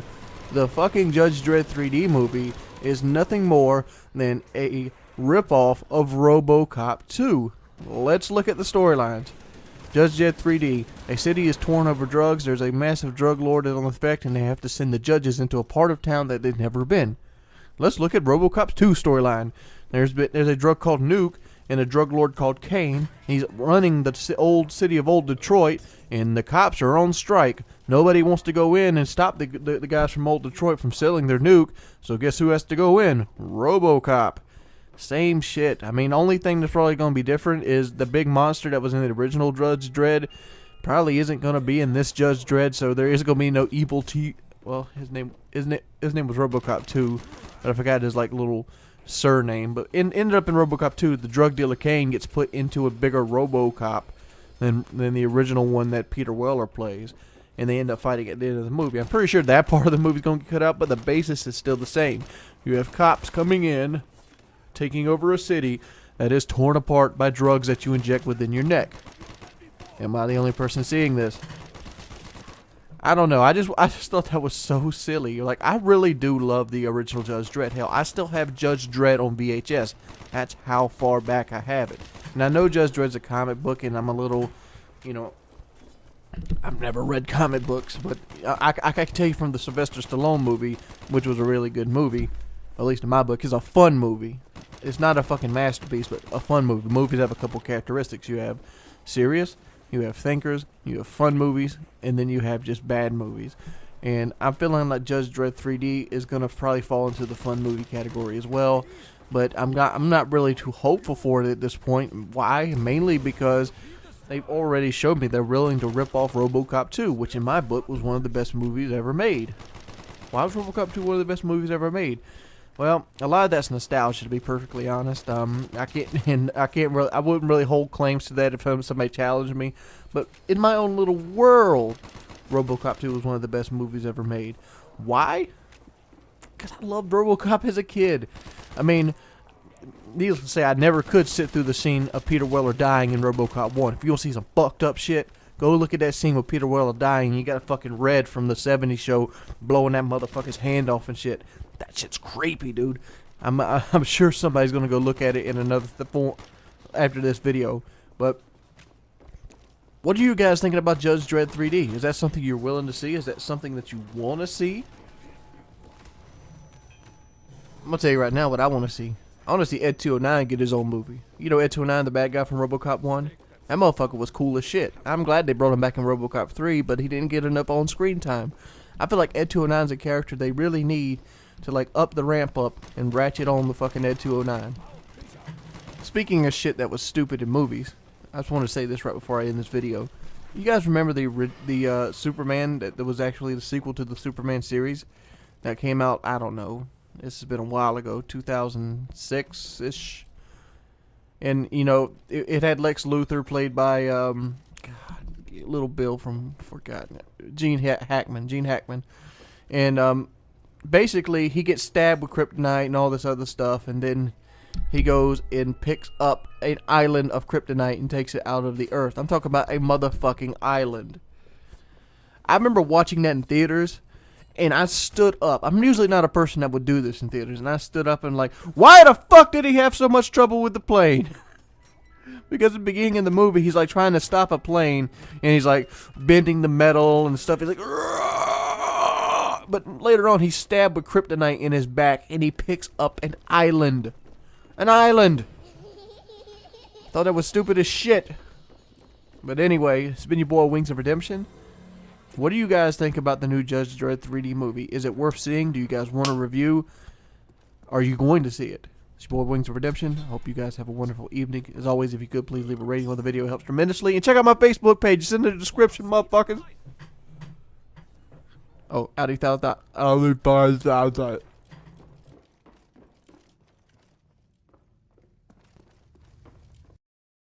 What's up, guys? It's your boy Wings of Redemption, and I'm back, and I'm bringing you another audio commentary today on zombies. I want to talk about something personal today, and I actually got this idea from a fan, actually, just the other night, and I want to go ahead and talk about it. Reoccurring dreams. Since I was a really young boy, I had a dream of my death, and luckily this dream didn't come true. But it was a very reoccurring dream, and it was very vivid. For most of my life, I thought I was going to die at the age of 24 on my birthday. And I even knew where I would die, what kind of car I would be in, and how I would die. And it happened the same time, all the time. The dream was this.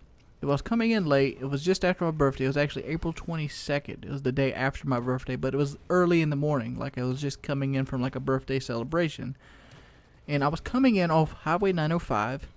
And I was turning on to what you call, I forgot the name of the road. It's Garden something. But anyway, Garden turns into a four-way with Long Avenue. And what happened, I was in a it was a 2003 Mercury Cougar. It might have, well, the year's irrelevant. It might not have been I know the body style. It was the rounded body style. It was either a 98 or early 2000-ish Cougar. The year model is irrelevant. But what would happen is we ended up getting T-boned in the passenger side by a Ford Explorer, and that's usually where I would wake up. And it got me to thinking, this might be where I die. And there's a whole bunch of reasons for this. You ever heard of the term that we're made of stars? Let's go ahead and explain that for a little bit. This is basically about the occult concept of, the rays of light and whatever and what have you. I mean, I really didn't put too much thought into it since I've been having the dream for so long. And then when I started working at a company called MechGlass, one of my co-workers actually drove a black Mercury Cougar of the same body style.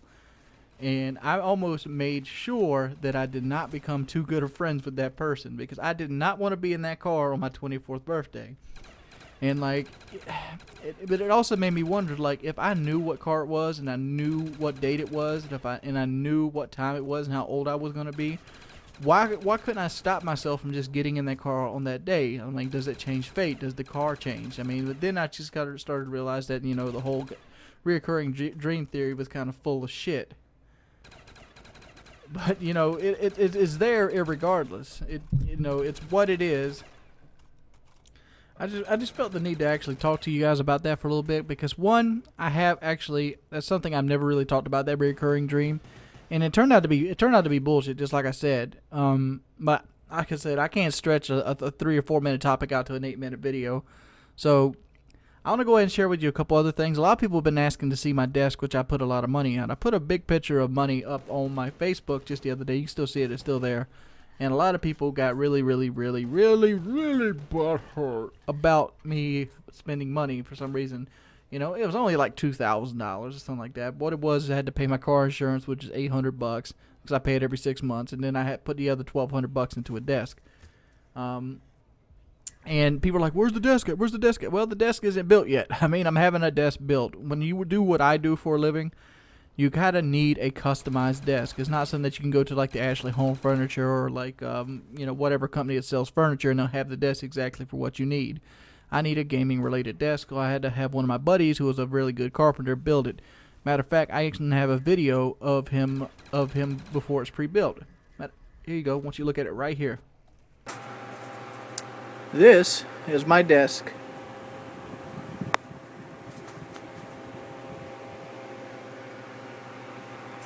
This is what the desk looks like before it's assembled.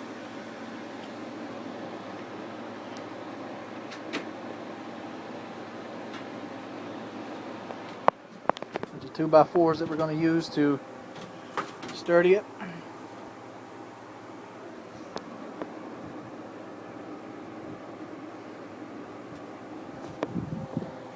There's the building master.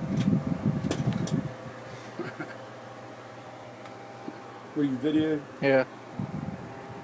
Right now we're working in about making his shop more bearable. We had this broken piece, and now we had to go return it and actually get a new one. It seems like somebody can't drive a forklift. I mean, that's notorious for places like Lowe's and Home Depot. When we went to pick up all this lumber and stuff, the guy outside was training right next to all the brand new contractor trucks, trying to learn how to drive his Yale forklift. Piece of shit. That was a piece of shit. That old man looked like he was getting upset at him, didn't it? Yeah. Well, some people just can't get it.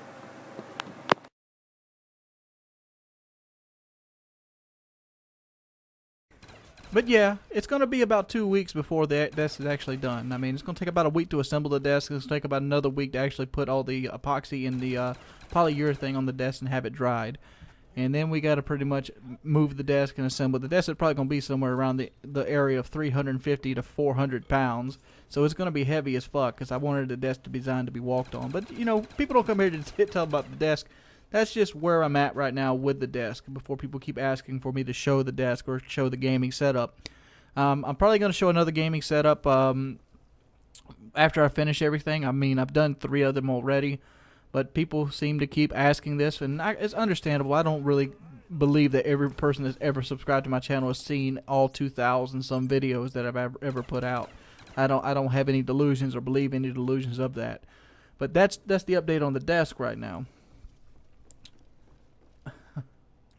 What's some other stuff that's been going on in my life? Some other stuff that's been going on in my life is, this is truck related, but I've also done 2 other videos today.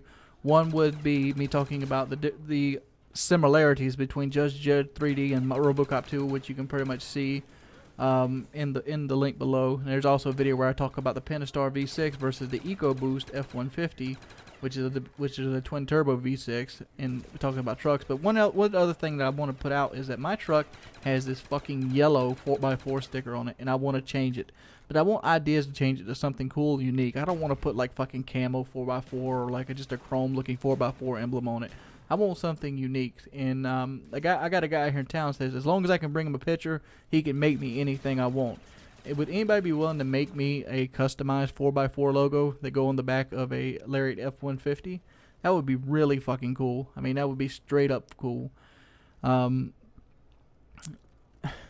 Also, let me go ahead and apologize how bad I am at zombies. I died like 5 times at the very beginning of this. I hardly ever play zombies, but a couple of my buddies taught me into playing with them on the PS3. And I'm sorry if you've seen this map 1.5 million times or whatever. It's just the one I know and the one I've played the most of. I only have like 2 maps. I have Ascension and I have the ones that came with it, like 5. And I think this is called Kigo der Toten or something like that. Oh, how the hell did I get out of there? That's fucking magical. How do you guys like the new mic? It's the same mic I did the live commentary series with the other day. For those of you who didn't know, I did a live commentary series that was about 7 videos yesterday. And I tried different things. Some of them came out better than the others, but that's what it is when you're dealing with live stuff. You got to pretty much, fuck it, do it live, you know, that kind of thing. Just an update video. I plan on at least attempting to do a mail video tomorrow at some time. And if you have any ideas or requests for any videos you'd like to see, please, I'm all ears. If you could, please leave a rating. As your boy Wings of Redemption, and there's been a life update, blah, blah, blah, blah, blah, blah, blah. Audi 5000. What's up, guys? It's your boy Wings of Redemption, and I'm going to bring you a really nagging video because these always seem to do the best on my channel, and this is the only time I'm ever going to address this. So if you ever see somebody else in the video or talking about a video where they ask that, you know, Wings, your quality's never gotten any better, you've never done anything different, please refer them back to this video because they might not see it. Alright, so make the video nice and easy to understand. A lot of people say that I have never improved in my quality and I'm not as good as I used to be. Bullshit. I am better than I used to be. You want proof? Here it is. Let's listen to about 2 minutes of the videos that got me, at the time, 14,000 subscribers a day. Here it is. Unedited, just like it looks when I put it up. Type anxiety. And you should try to channel that as best as possible into your gameplay on Call of Duty. You should live every life like it's the only life you have. Like play it like every match is a search and destroy match. And when you do this, you channel some of these human instincts of fear, and it enhances your sight, enhances your hearing. That coupled onto a nice headset, it will eliminate a lot of your deaths, and it'll help you in the long run, especially in like team-based games, because a lot of people die to that guy hanging out the window. But if you could turn the corner and see the guy hanging out the window before he sees you, that's reaction. Smart play generally beats quick reactions and you know, ADHD twitch, which I like to call twitch. You know, the whole twitch reflex things. If you can outsmart a person, if you can have the advantage, you'll win the gunfight. I know a lot of people want me to do more aggressive gameplay, but that's not me, dude. I'm not an aggressive player. I'm a very passive player, and I use my brain, and I use situations to try to help me win battles. Like this, for example, I'm basically clipping them. That's what XCal calls clipping, where you basically look over something. Sounds real different, doesn't it? It looks real different. It looks like shit, right? That was high quality back in the day. That is all you needed to do to succeed. But the fact is, if you stayed there, you would be considered a bad person or a bad player or bad at YouTube. Here is what my videos look like today. This is a video I put out at 2 o'clock in the morning, and it basically, right now it has 16,000 views. It's probably end up dumping around 22,000 views compared to that first video, which has 168,000 views. And this was a video I put up at the very late night. This is my, you know, this is the video I don't care about during the day. Listen to the difference here. Speed transmission is going to be really smooth, but how smooth is an 8-speed versus a 6-speed? And how many gears is too many gears? I mean, are you going to sit there constantly, like, for example, I'm thinking about mountains or hills or, you know, roads that are really hilly. You set that thing to cruise control. How much is it going to take for that 8-speed transmission to find that money gear? Or is it going to be constantly switching gears, jumping RPMs back and forth? Is that going to cause longevity? And I pretty much question Chrysler's, you know, engineering at this point because they've had a lot of blunders over the years. But for me, I just don't see the Pentastar doing anything but taking the miles per gallon crown on one select setup.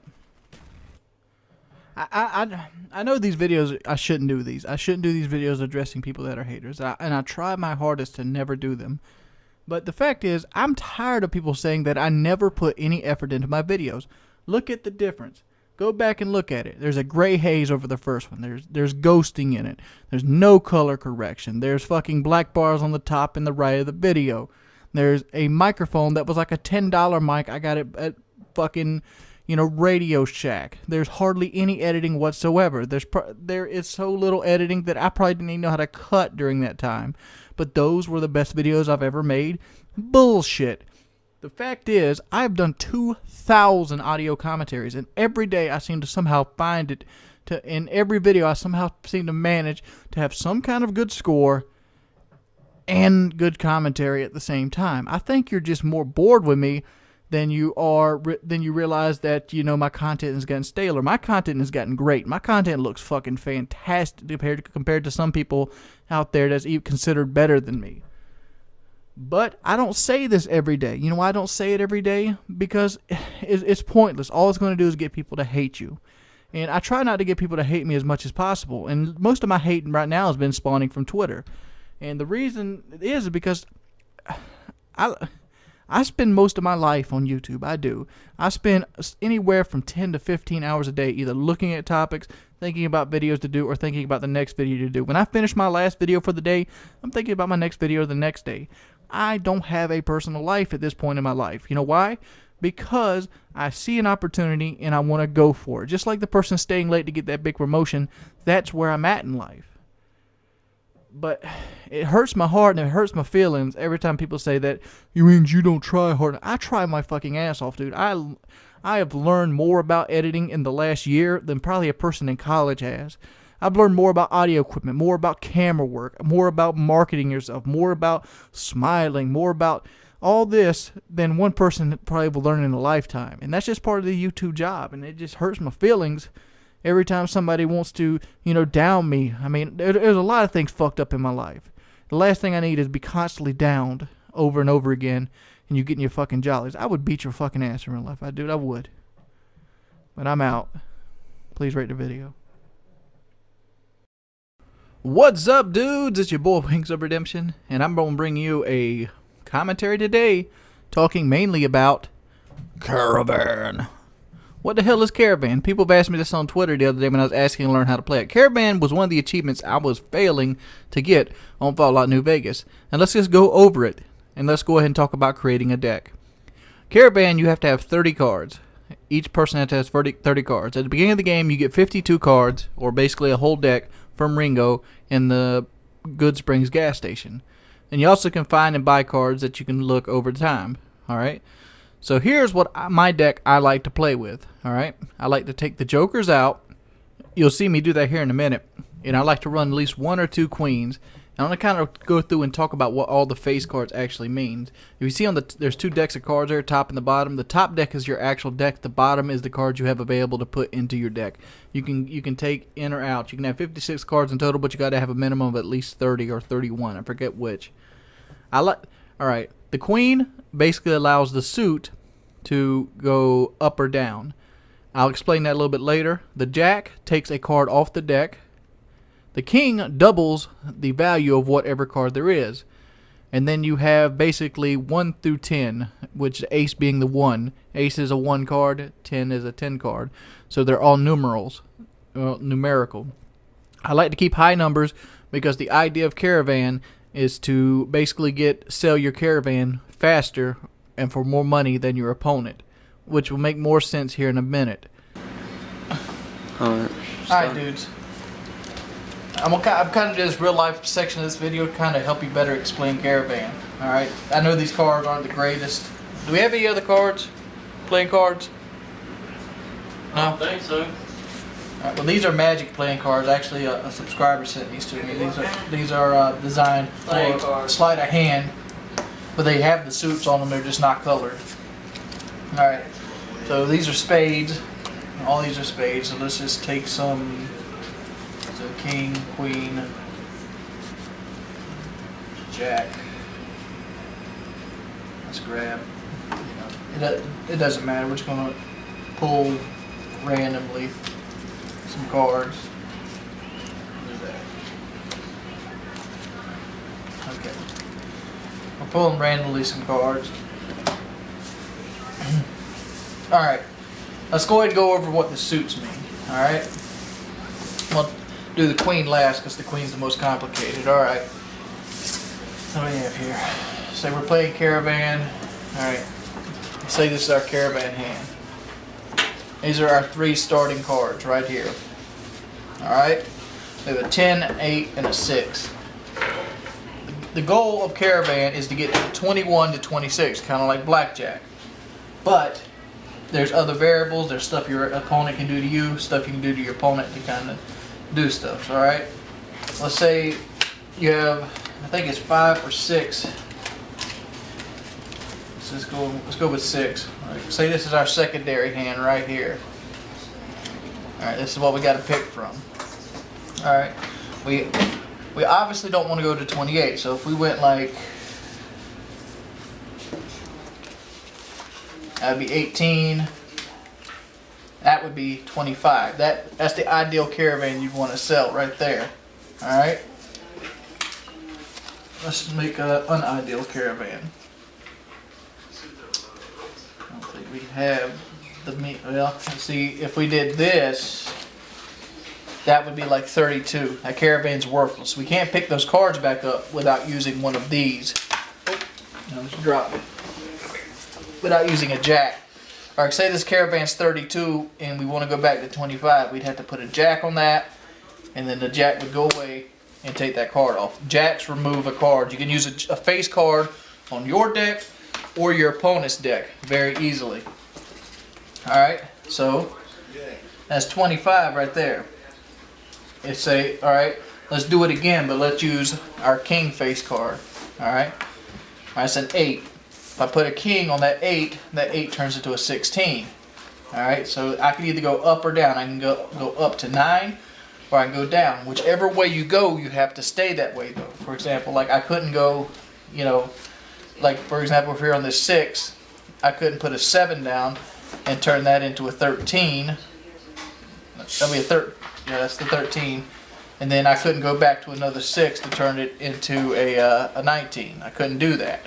I'd have to go to an 8, 9, or 10. There's only 3 cards difference there. And you got to worry about if you're going to pull them on your deck. Because every time you pull a card from your hand, another random card goes to replace it, whatever you make on your deck itself. Alright, this is where the queen face card comes to example. Let's say this is what I have. I accidentally went 6, 7, and I have nothing. See, I got a 6, a 3, and a 2 to help me get to 21. And I have this queen. I take this queen, put it right there, wait for him to get a turn. Now that 7 can go back either way. It's just like restart the deck. Now I can put a 6, and then a 3, and then a 2, and that Caravan is done. That's exactly how that works. I'm not pretty sure how the Joker works, but the idea is to get a higher sale Caravan. For example, this Caravan right here is 25. Right now we're at 25, 16, and that's 6, 13, 19, 21, 22, 23, 24, 25. It's 25, 16, and 25. Let's just go pick up another random card. You see, that's a 10. That's not going to help me. Actually, I could. Say if I take that 10 and I drop that 10. The reason I can drop that 10 is because I haven't went up or down on the 8 yet. The face card doesn't count. The king just doubles whatever you put on against it. So I can, right there, boom. That's a 26. That's a win hand right there. I'm going to show you a couple more games of it and kind of talk away the strategy. You know me. You know me. Alright guys, I've slowed this gameplay down here quite a bit to try to get a more accurate portrayal of how the game plays. Let's see here. Let me go ahead and put this full screen over here. Let me adjust my mic here. I don't want to sound like I'm talking away from it. Alright, we got a 6. I start out with 2 6s and a 10. he starts out with an 8, 2 8s, and an ace. So easily you see the boneyard jump straight up to 18. I'm not going to worry about that yet because he can't beat me on a quick 24. Alright. You see he blocked me right there on the right with the double king. I went 10 king for a 20 and he blocked me with the double king. So that deck's dead. So I come over here and drop another king on the 6. That put me at a 12. Remember it doubles. 6 plus 6 is 12. That's why it hit 12. Alright, I decided to go up in the suit on it. So I put a 7 that drove me to 19.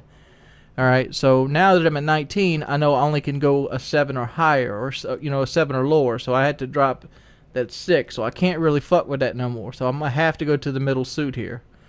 So what I got to do is I got to decide what I want to do with the 6. I'm going to have to go up. So I'm probably going to end up dropping that 8. I don't remember it correctly, but right now I would drop that 8. Yeah, see right there, boom. So I got 2 suits that are in dire need. I need to roll it down until I hit a queen, or I get a a jack of some sort. Alright, I ended up discarding this track because I didn't have really nothing to go with. Alright, so I'm going to go ahead and start a new track here with a new 9. This is one of the longer gameplays, but it's gonna come out real quick. Alright, so I got a 19, a 4, and a 9. He has a 25 up there, so I throw the king on it. I like to throw kings on his side instead of using jacks to remove it, because it makes him have to discard the entire deck and start over fresh. See, I tipped 2 big king blocks there instead of did my own. That's playing a little bit of defense. Now I'm going to come back and drop that easy 26 or 24 to 26 piece here with the rundown from like 9, 8, and like 7. See, I should drop that 6 on that third pile right now. Yep. That's going to put me at 23. And that pile's going to be done to me in my eyes. Alright, so then I can easily drop this 10 on the middle deck, and that's going to have me 2 caravans sold. Alright, now I have to fix that last deck. I should drop the queen right here. The queen's going to be dropped. Yep, see, boom. Putting the queen on the 7. That resets the deck. Now I can go up or down again.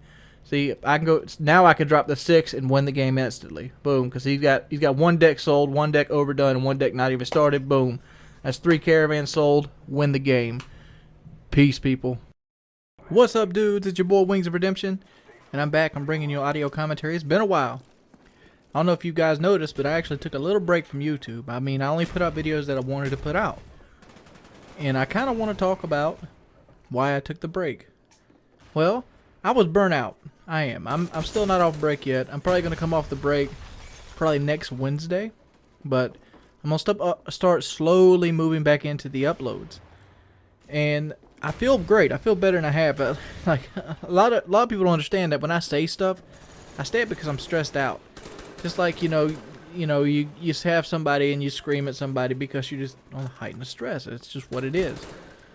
And I've been slowly working myself back into Call of Duty. I started out playing Fallout, then I moved up to Dragon Age 2, and then I moved on to Metro 2033, then I did some achievements on Medal of Honor. Now I'm like, okay, it's time to get back into Call of Duty a little bit. Let's see what it is.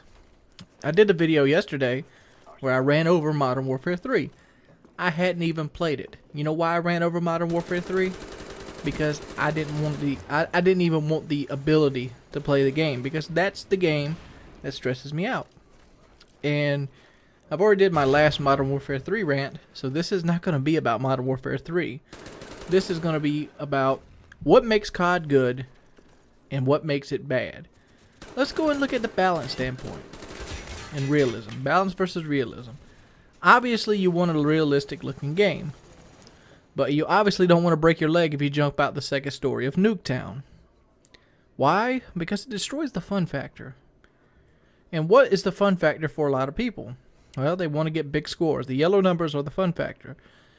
And how do you get big scores? Well, they want to get big scores fast. They want to run around. They want to have a good time. They want to feel like they're doing well. They want to feel like they're winning gunfights. And they don't want to feel like they're losing gunfights unfairly. That brings in the frustration factor. Frustration factor is what Call of Duty has a lot of, and it gets more prevalent as you get better at the game. I think XCOW said it best, that as he gets better at a game, the more he gets upset at the game. And I understand why. The reason you get upset at a game like Call of Duty is because you know you got bullshitted. If you just start playing a game and you see somebody run down and hip fire you with the MP4 and you get one shot in the headshot, be like, oh man, he's good. But if you played the game for a year and a half, you know he just got a lucky spread on a hip fire. It's all stuff like that. So let's go ahead and talk about what Call of Duty could do to make it less frustrating, but still have that same appeal to it. Let's talk about it. Alright, well, first things first is you want a good hit detection. Well, you have a pretty good hit detection in the base of Modern Warfare 2 engine. But you're probably not going to use the Modern Warfare 2 engine. Why? Because of lawsuits. So we can scrap that idea.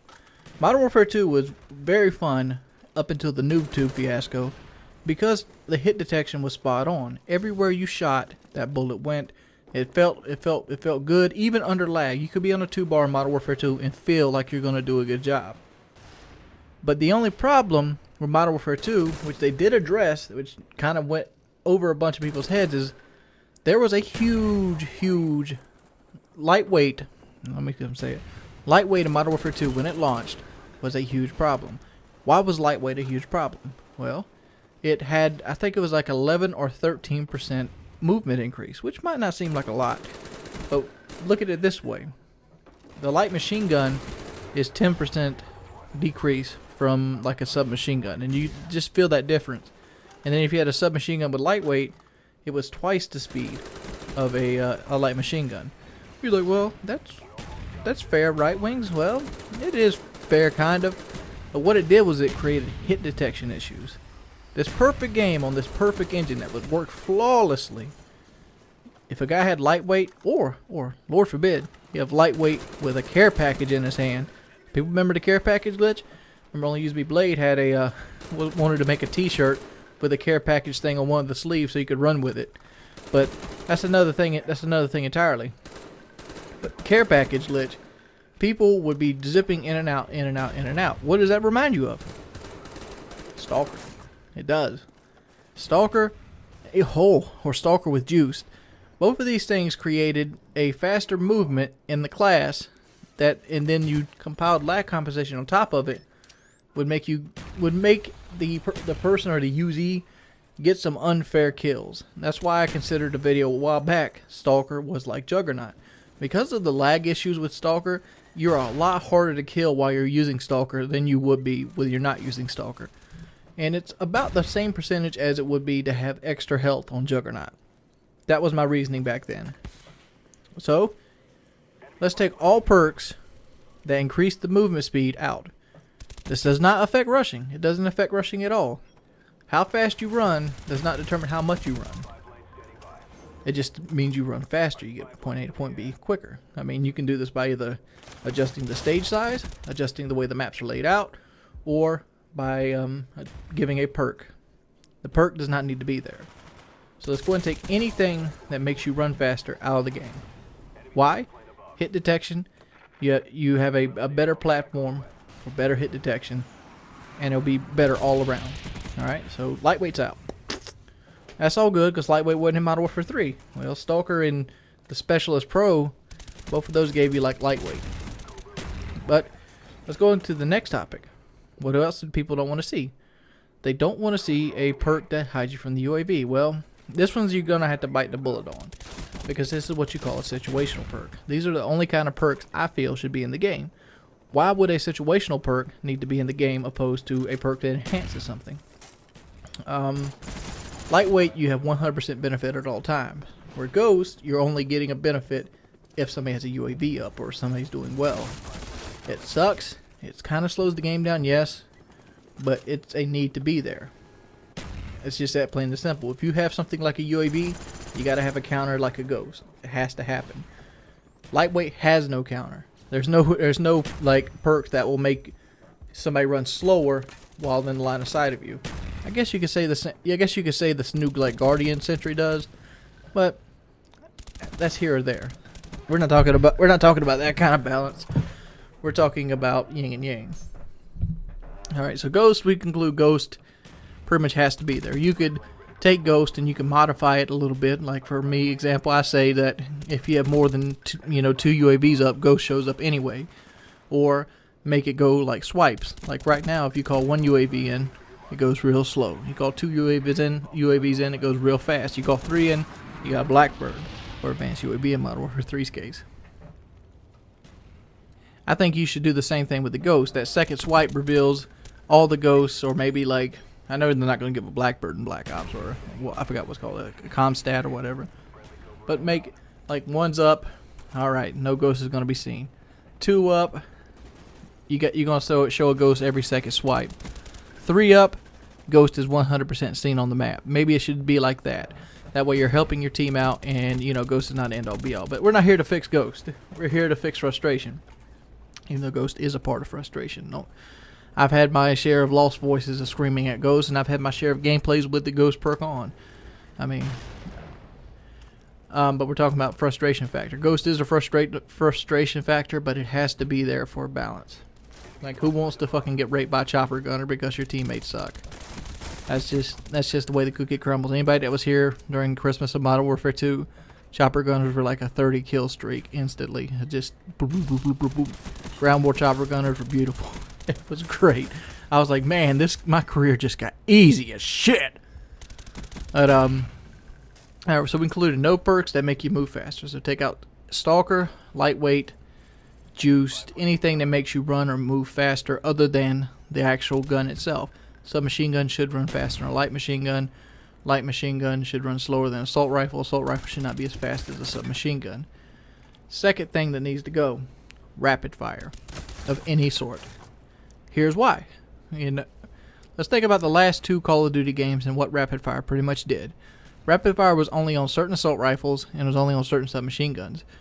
But unlike Modern Warfare 2 and Call of Duty 4 and World at War, where rapid fire was replaced by a perk, which was double tap, they now put it in the game as a very viable attachment.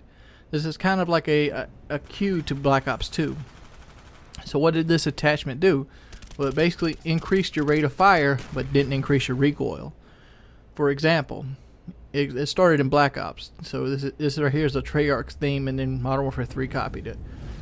Black Ops Modern Warfare 2 put rapid fire in, but it sucked in Modern Warfare 2. Actually, Modern Warfare 2 is the way rapid fire should be. But let's go back to that in a bit. Black Ops put in rapid fire, and it was noticed right off the bat one of the best weapons in the game was the AK-74U with rapid fire and grip. It was ridiculous. Luckily, they were smart enough not to be able to put extended mags on it, but it was still there. In Modern Warfare 3, you can put extended mags on it, and it's very, very powerful. Rapid fire submachine guns. Rapid fire gives submachine guns 25% better fire rate, which essentially increases their damage around 25%. There's variables like the MP7. I know it gives 11%, but I'm just going by a ballpark average. Anywhere from 11 to 25% increase of the submachine gun's damage output, with the side effect of the clip being metaphorically smaller because you're shooting faster. Well, when you put extended mags and scavenger and stuff like that on, or have something like specialist, rapid fire becomes really deadly really quickly. It means almost anything that isn't a submachine gun from close to medium range will lose, and that includes shotguns. And I feel like the rapid fire should either go back to be a double tap, which is like in lieu of Call of Duty 4 and World at War, or not be in the game at all. Here's why. When you create a perk like rapid fire, it gives you something else to balance. Not only do you have to balance the submachine guns, you have to balance the submachine guns against themselves. How is a regular MP5 going to go up against an MP5K rapid fire? How is a regular MP5 going to go up against a UMP rapid fire? No longer do you have what will this weapon beat this weapon? Will this weapon hang with this weapon? You have now an increased damage output that's going to make them even more viable. And then you even go out of classes. Like how's a light machine gun going to deal with like a rapid fire P90, which it can pretty much is like a lead laser, or MP7 lead laser, versus a light machine gun which has tons of recoil and moves really slow and bad hip fire. These are just variables. In my opinion, rapid fire needs to leave the game. It does. But that's just my opinion.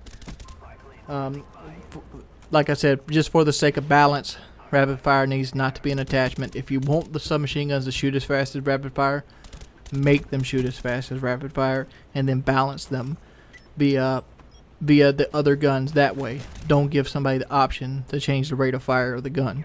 Rate of fire is what it is. Cap it if you want to, but the fact is, do it post game. So there's nothing in game that will change the damage output. No stopping power, no double tap. The damage is the damage, no matter what. And let's go back to situational perks. Situational perks. Perks that I feel like the game benefits from. Stuff like Scavenger, Sleight of Hand, you know, Warlord. Perks like that, which I know perks are not going to be as big a role in the next Call of Duty. It's going to be weapon attachments. I don't know how that's going to play. I don't know how that's going to play out. I'm talking from every Call of Duty prior to Black Ops 2.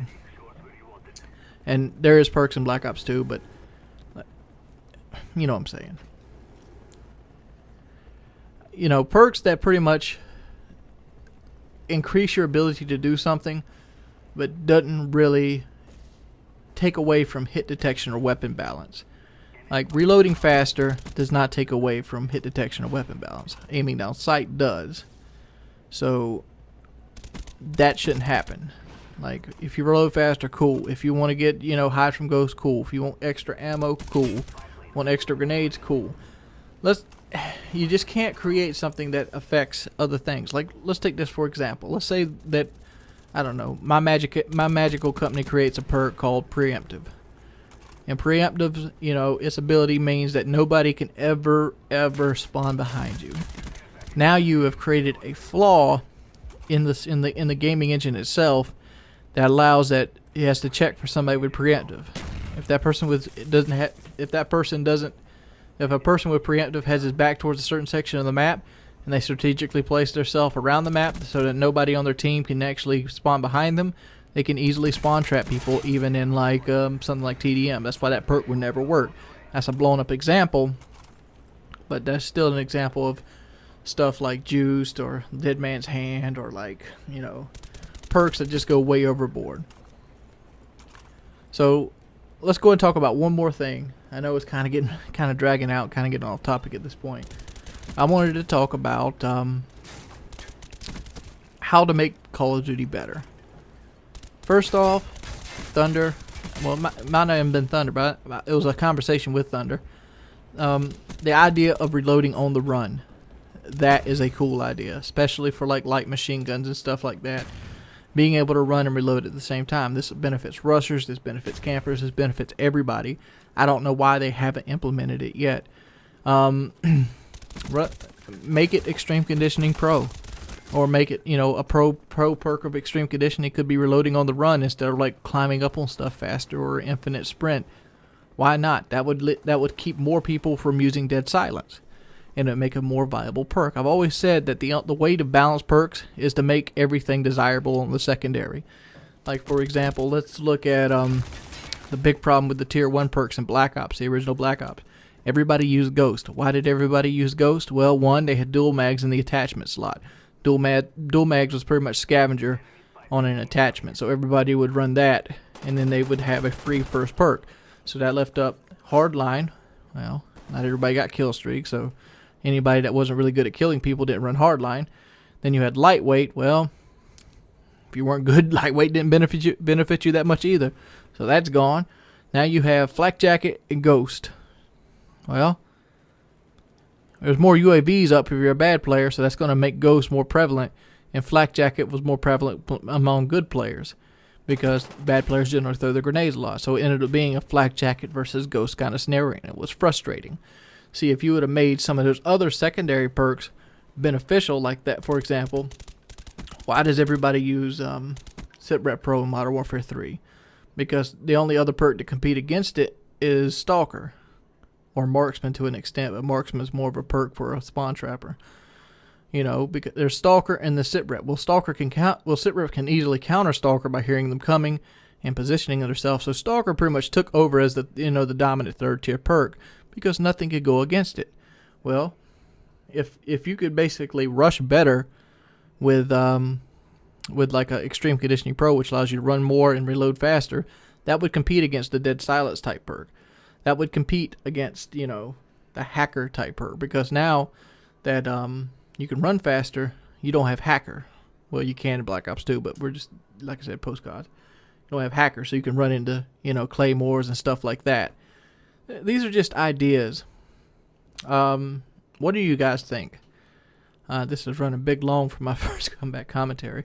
What do you guys think? It's been your boy Wings of Redemption. I'm not sure if I'm going to put gameplay on this or not. It's got like 18 minutes. I might just, you know, tack some other people's gameplays on it. As always, peace, people. Oh, and check out my Facebook. It's in the description below. I'm going to have pictures on my desk for people wondering about it. What's up, motherfuckers? It's your boy Wings of Redemption. And I want to talk about something that's always got on my nerves. I just went and, you know, took a drive with my brother and we was listening to some music. And what song comes on? Well, the song that comes on is Chief Keef's I Don't Like That. You know, everybody that's probably listened to any kind of rap has probably heard this song at this point. And not saying that Chief Keef is a gimmick, but Chief Keef is a gimmick. Same as Tigga. Like, just listen to any two of their songs. They all sound the same. And you know why they sound the same? Because that's pretty much a one-trick pony. And I'm talking here about Chief Keef versus Lupe Fiasco. And I'm talking to, I'm not even going to indulge into that fact. I'm going to indulge into rap as it sits today. Back when I was in my teenage years, the rap that was popular was crunk music, you know, club music. You're like, yeah, you know, Little John, you know, shit like that. And even then, back then, I thought like, man, this is getting really simplistic compared to like, you know, KRS-One, MF Doom, you know, some of the greats back in the day, you know, Nas. I mean, motherfucking Nas tearing it up. And then you got people like Little John. But at least Little John made music fun. He didn't really, you know, well, he kind of did personify just being that thug mentality. You know, pull up in the club and you want to do it. You know, that whole thing right there. You know, he's always, he made club music. You know, he made club music. But, like, as rap is getting more popular, the lyricists or the MCs, the master of ceremonies, are getting dumber. Have you ever seen an interview with Chief Keef? The motherfucker is illiterate, dude. I mean, seriously. Like, he goes into almost every interview I've seen of him stoned out of his mind. Like, that is the most unprofessional thing you can do. When you over here like, oh man, dog, I'm finally rich, you know, finally rich, finally famous. It doesn't matter, dog. Bang, bang, bang, bang. You know, what are you, 6'9", 6'60"? I'm 300. And like, look at his music videos, dude. His music videos are like gay shit, dude. Not that I'm bashing the gay public, but like, you have all this money, you're showing money off on the camera. And you basically get a camera like I have, and you film yourself jumping around with your other buddies with your shorts hanging down to your knees and you're half naked. What? What? You know, men dancing around half naked. I don't like that. I don't like that at all. Like, who wants to watch that? And then they're smoking dope on the fucking video. Come on, dude. Seriously? The fact is, people like Chief Keef need to get this through their head. And this is a simple, I'm going to make it simple, clear as day. It's not the message that you need to be sending. People are not listening to songs like I Don't Like That because they want to hear what you don't like. They don't really care that you like that you don't like bitch made motherfuckers. They don't. I mean, you could pretty much take that same song and be like, you know, and talk about, you know, stuff that actually people don't like in the world. You know, like for example, waiting at the DMV, I don't like that. You know, just keep the same theme, but like, you know, pedophiles, I don't like that. And you, not only would you get probably praised, you'd also open your audience to a wider thing. I mean, these are very poor examples. Don't look at these examples like the best I could give. These are off the top of the dome. But if you sat down and thought about it 10 minutes, you could easily change those 3 things he doesn't like in that song to something that's positive and be better for the community. Because right now, you're sending a message to impressionable minds that it's okay to smoke dope at age 16. It's okay to don't get your education. It's okay to do all these things. It's bad to be, you know, a sissified, you know, man. I mean, like, who cares if there's sissified men? You know what? Sissified men have a place too. It's in the kitchen. There's chefs and stuff like that. I'm not saying all chefs are sissies. I'm saying that be who you're going to be, but, you know, don't try to make it seem like you're a thug. You're not a thug. You know why you're not a thug? Because where did you grow up? Where did you grow up? Brooklyn? I'm not trying to say there ain't no thugs in Brooklyn, but the motherfucker Chief Keef ain't no damn Brooklyn ass thug. Look here. You don't know what a thug is? You need to go to Iran. You know what a thug is? You need to go to Iraq. Those are motherfucking thugs. I mean, there is no thug in the rap game. Zero. I mean, there might have been one motherfucker that would even be close to a thug. Now, Lil Boozy. Look where his ass is now, in jail. He's in jail. That's what thug life gets you. Gets you put in jail or shot like Tupac. But Tupac wasn't a thug either. Tupac didn't become a thug until he became a rapper. He was like a Ja Rule looking like guy. And I'm probably going to get ridiculed for that, but the fact is, he even said it in his movie Resurrection. I wasn't like this until y'all made me like this, you know. I ain't going to go into deep detail, but the fact is, I've seen his, the documentaries of his life. I mean, he wasn't a thug. He grew up in Maryland. He wrote poetry. That's not thug mentality. That's not, you know, raping children and shooting up and robbing banks, you know, put 3 points. I don't know what I'm trying to say, but all I got to say is, why do we give people like Chief Keef even the slightest example of fame? I'm looking at his videos, and I'm not looking at him in envy. I'm looking at him in shame. People are shameless nowadays. Because I look at a Chief Keef video, alright, obviously his hit songs got like 14 million views, fine. Then I look at like 3 other songs, it's like Everyday, 300, and like, you know, something like I Don't Give a. And like, they all got 8 million plus views, and they're all the same fucking song. All of them go bang bang, bang bang, 300 on 300, bang bang, bang bang. No fucking raps at all. Listen to all 4 of them. Tell me if there's any raps in all 4 of them. I'm out.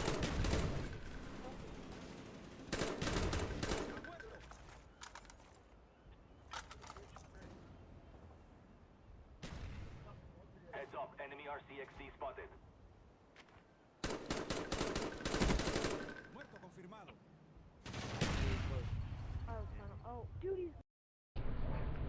What's up, guys? It's your boy Wings of Redemption, and I don't really know how to basically word this, so maybe we'll sit back a little bit. I don't know how this is gonna sound, so who knows.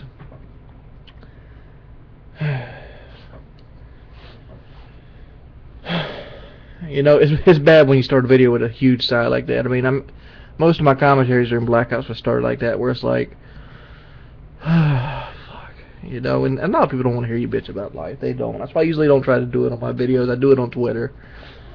But I just don't know where to go at this point in life. I don't. Like, I'm unhappy with Call of Duty. I am. But the fact is, like, nothing else I do is even remotely successful in the way of views. And, like, my entire channel is based around Call of Duty. And, like, I don't want to play the game no more. I don't. I mean, there's going to be people saying, well, why don't you just wait for Black Ops 2? Well, I could wait for Black Ops 2, but I know Black Ops 2 is only going to, like, push off the fact that I don't want to play Call of Duty anymore about 3 months. I mean, 3 months into Black Ops 2, I will be back in this state of mind. And, you know, I have to make a change. I do. I have to make a change to my channel. I have to do something. I have to do something different. For the main reason, I don't like video games anymore. I don't. Like, I've come to this revelation that, yes, there's some video games that I do enjoy playing. I do enjoy playing, like, a football game with the family members. I do enjoy playing, like, a Fallout or a Skyrim. But the fact is, those games are so rare to come out, and you use up all their content within the first month. And their expansion packs don't come out for 4 months. Like, I never even got into the Skyrim expansion pack. The reason being is because I was platinum the game and I was moved on with it by the time it came out. I mean, I would prefer that they push those things out quicker than what they are. And another thing, and I'm tired of YouTube drama, dude. Like, I took a vacation to get away from this shit, and as soon as I come back, there's this competitive player drama, and there's this fucking fisticuffs drama. Well, the competitive player drama I kind of brought on myself, but I kind of didn't, because half the people that heard what I was saying about automatically took it as I was bashing the competitive players. No, I'm not bashing competitive players in the least little bit. You know why I'm not bashing them? Because bashing competitive players and killing off competitive play would hurt me as a career move. You know, because Call of Duty only has such a long lifespan. It's whatever. Let's just say this is Call of Duty's lifespan right now. This is, you know, how long people stick around to see people kill people stupidly. And like, if you have a competitive play, you add more element, another element, and it drags Call of Duty out for another year or so. But I need to be basically, I mean, I need to find something like what PewDiePie or what Hutch or something else to do. I need something different. I mean, it's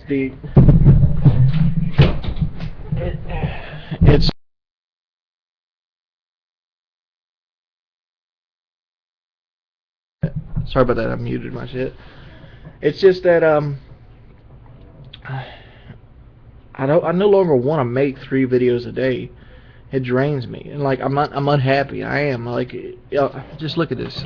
This is all I see. I spend 350 days a year, 10 to 15 hours a day in this 12 by 10 coffin. I do, and it pisses me off. And it's like, I see this, and like, and I do get some love, but the fact is, I get a lot of hate. I get my haters are more devoted to me than anything else, and like, it bothers me. It bothers me bad. Like, the people that want to support me, they don't really support me with the likes. Like, I had a Judge Dredd video the other day get like, you know, it's like 6 days old, and it took it 6 days to break 10,000 views. But as soon as I put something negative out, the shit breaks 60,000 views. You know why? Because my channel is devoted about hating me. If I all I ever did was hate on people, and like, you know, put stuff out there so I could get hated on, my channel would flourish. And I don't want it to be like that. I just don't know what to do. What are your guys' opinions? What's up, guys? It's your boy Wings of Redemption. And I don't know if you know me, but I love conspiracy theories, and I'm also very fond of Egypt. Egypt impresses me in so many ways. There's the alien prophecies, there's the actual ideal of, you know, how the hell did Giza get built? There's the quarries, there's the power generators, there's the hydraulic generators, there's the hydrogen generators. We're going to go ahead and talk about some of these, so I brought one of my buddies in. You might all know him as Mr. Chaos Math. He does a lot of music on my channel. You can check him out. Why don't you go and say hi, dude? Hey, what's going on, everybody? What's up, Wings? Yeah, I figured I'd come on and talk about some pyramids with you, some of that crazy shit. Because yeah, I mean, the Great Pyramid is one of my favorite things to study in ancient civilization, and there's just so much about it that really nobody can really say for sure. It's just tons of conspiracy theories, I mean, even scientists have been studying this thing for, you know, hundreds of years, still really can't tell you. So it's pretty cool. You know what always bothers me about the pyramids? What's How that? seamless they are. Like, they've been beaten up for, thousands of years by the weather, obviously. But the fact is, if you look at the base rock, it's almost like you couldn't slip a piece of paper in between them. They're just cut so perfectly. And this is the Bronze Age, right? It was in the Bronze Age? Well, it was like 2500 BC. I'm not sure. What was the hardest metal they had there? It was a really soft metal. Like, yeah, oh yeah, they hadn't created iron yet, not even close. Not even close. So it had to be the Bronze Age, and like bronze, if you chip a little bronze pickaxe on some granite or limestone, which is, I think the Pyramid of Giza is made out of limestone, it's not going to last too long. So you got to make tons of these things, and it's almost like playing Minecraft or some shit. Seriously, yeah. I've built a fucking pyramid in Minecraft, and it takes longer than that. But yeah, I mean, this thing is so big too. Like, that's what's crazy about Giza, right? I mean, the fact that it was built. Okay, let me tell you this. Here's what I think is the craziest thing about Giza, right? It was built in the 4th dynasty, which is, like we said, way the fuck back, 2500 BC. Now, this wasn't even close to when the Egyptian Empire was at its peak.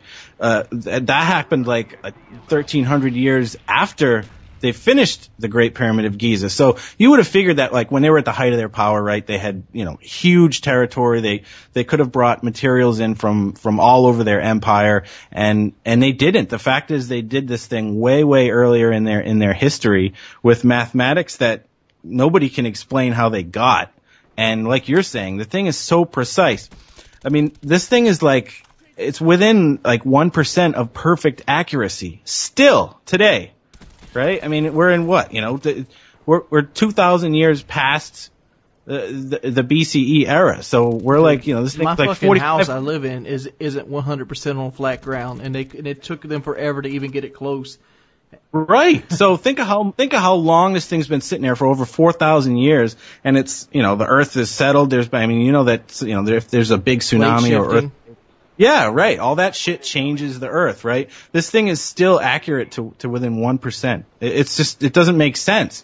And like you're saying, like this thing was so perfect. I mean, when you look at pictures of it now, you know, it looks like shit. All the casing stones have been pulled off. I mean, it used to have a completely smooth surface. I mean, this thing must have looked. It used to have a granite casing, if I'm pretty sure. Yeah, it was like polished granite casing stones that covered the entire thing. So I mean, it must have looked. It must have looked like fucking $1 million. Like you see, nice black granite sitting out there. Yeah, I mean, I guess it was the tallest human structure up until, I don't know. I think it's something like the Lincoln. Something in England. I know we like, didn't want to go to the aliens thing, but I have to ask this question: how did the Egyptians build these pyramids? Obviously, but at the same time, the Mayans across the world, which they had no connectivity with each other at all, they were a fucking ocean away from each other. They're building pyramids too, and their pyramids, like, you know, like Machu Picchu, you have like, you know, the pyramids where they found the actual Mayan calendar and stuff.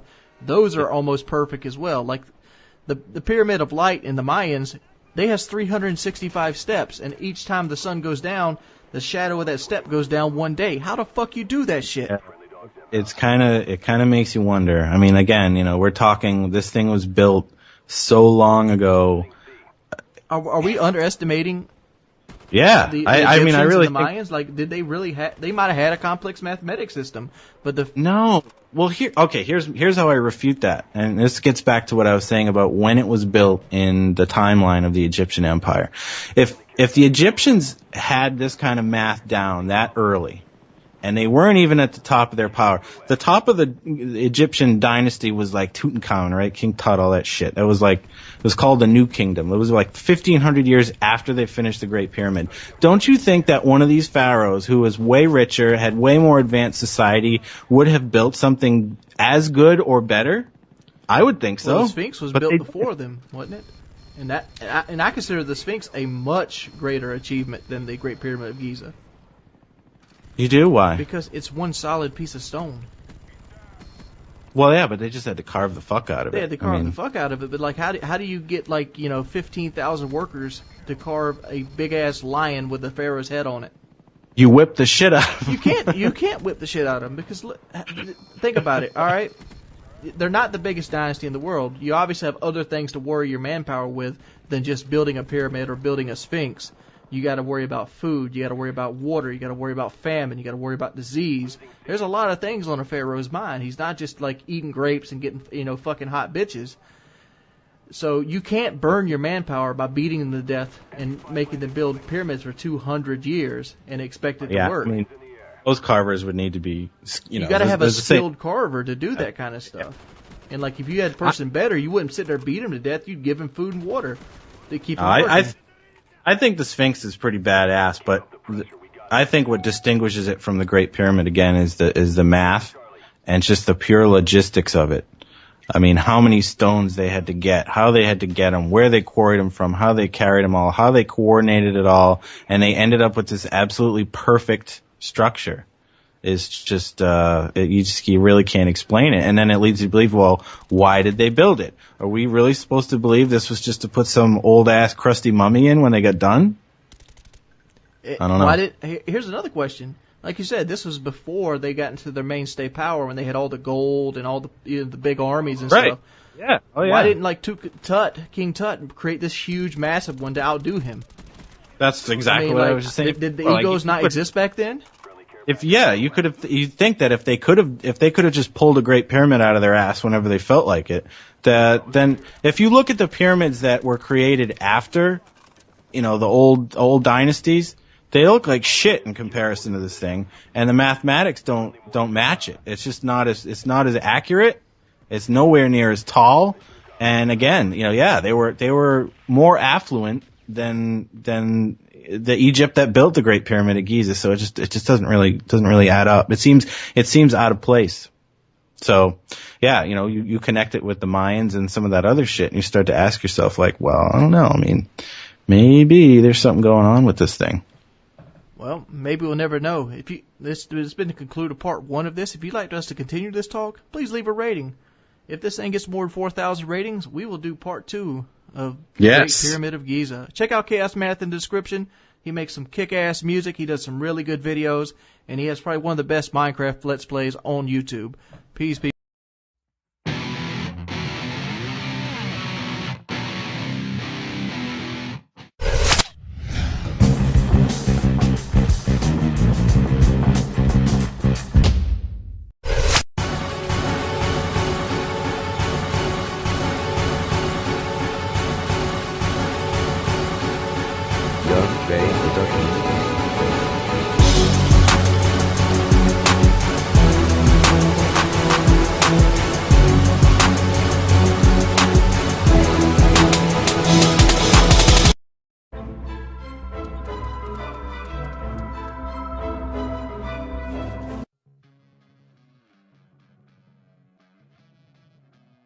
Because one of the hardest things I ever have to do is actually explain to somebody what I do for a living.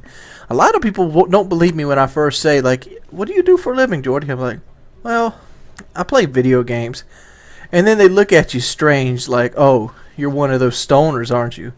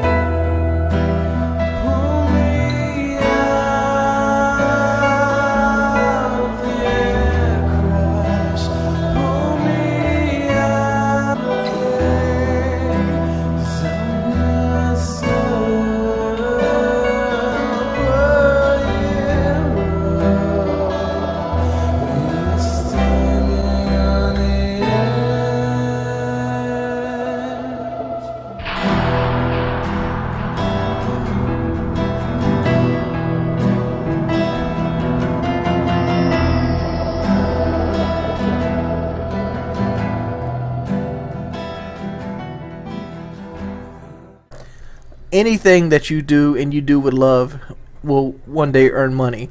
And I knew this would earn money one day. Here's the reason I knew why.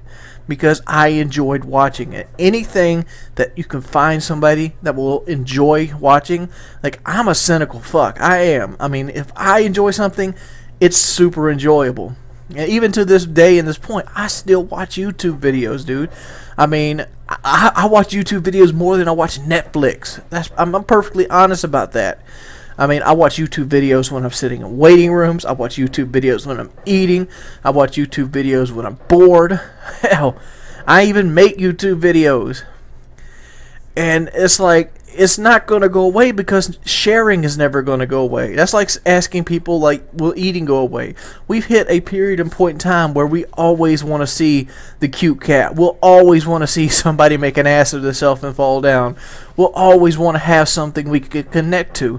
I don't remember who said it, but they said, here's life in a nutshell.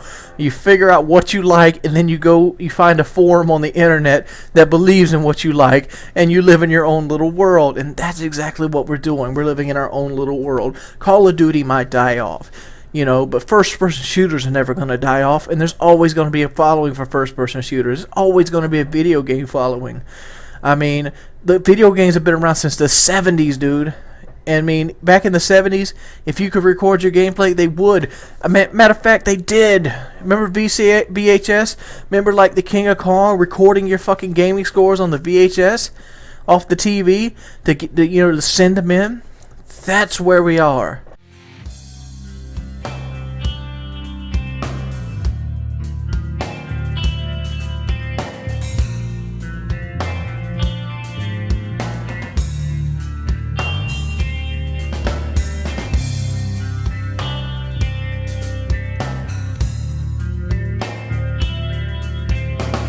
Alright guys, I ain't gonna sit here and bitch out. I see my mama do it, I'm gonna try it. And I've done half a teaspoon already, so I did a little bit more meticulous preparation, and I did exactly 1 teaspoon. I didn't have it all up here. And you might see I got a little bit on my shirt already. Here, that's what champions are made of.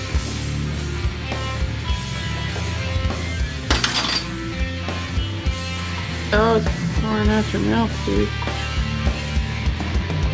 You can't do it, can you? I'm a physically possible.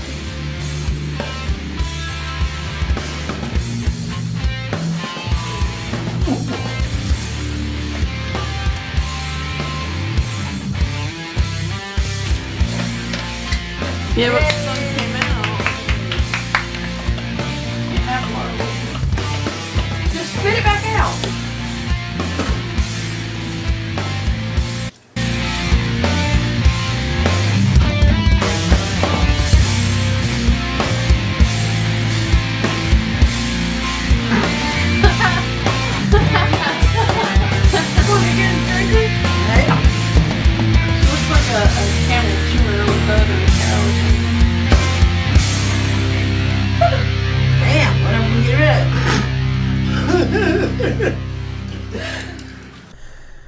I mean, I love doing this, and every day I wake up, I'm like, sometimes you'll be out of ideas, sometimes you'll have your back toward a wall, but at the end of the day, we all do this because we love it. Period. If you don't do this because you love it, you can tell. And I've been trying to help out as many people as I can, try to get their foot in this game, to try to share some of this joy, because helping people out does nothing for me. I can help out as many people as I want, as long as I want, but at the end of the day, all it does is hurt my personal views. But the fact is, every person I help out, I can help them capture that little bit of happiness that I have inside myself when every time I get on, and every time I, start a painkiller already, every time I spout a catchphrase, every time, I have to remove somebody's negative comment. I mean, there's good and bad times with everything. How many times have you cried in your life? And think back to, does all those times that you cried mean that you hate life? No, that's just part of life. It's just part of the hardship. Every time you have somebody disagreeing with you, saying that you're wrong about something, it gets outweighed by every person that you said they love what you do. And that right there is magical. And big ups to C. Nanners. I mean, he's pretty much lit the path. He pretty much laid the footprints of the yellow brick road. He's pretty much the giant that clears the trees. And August, at the end of the day, I'm proud to be a part of it. Even though I'm not dancing with the stars or, shooting stuff up with FPS Russia. Even though I'm not, flying to billionaires' bashes or anything like that, I'm still a part of something great. At the end of the day, I thank you for it.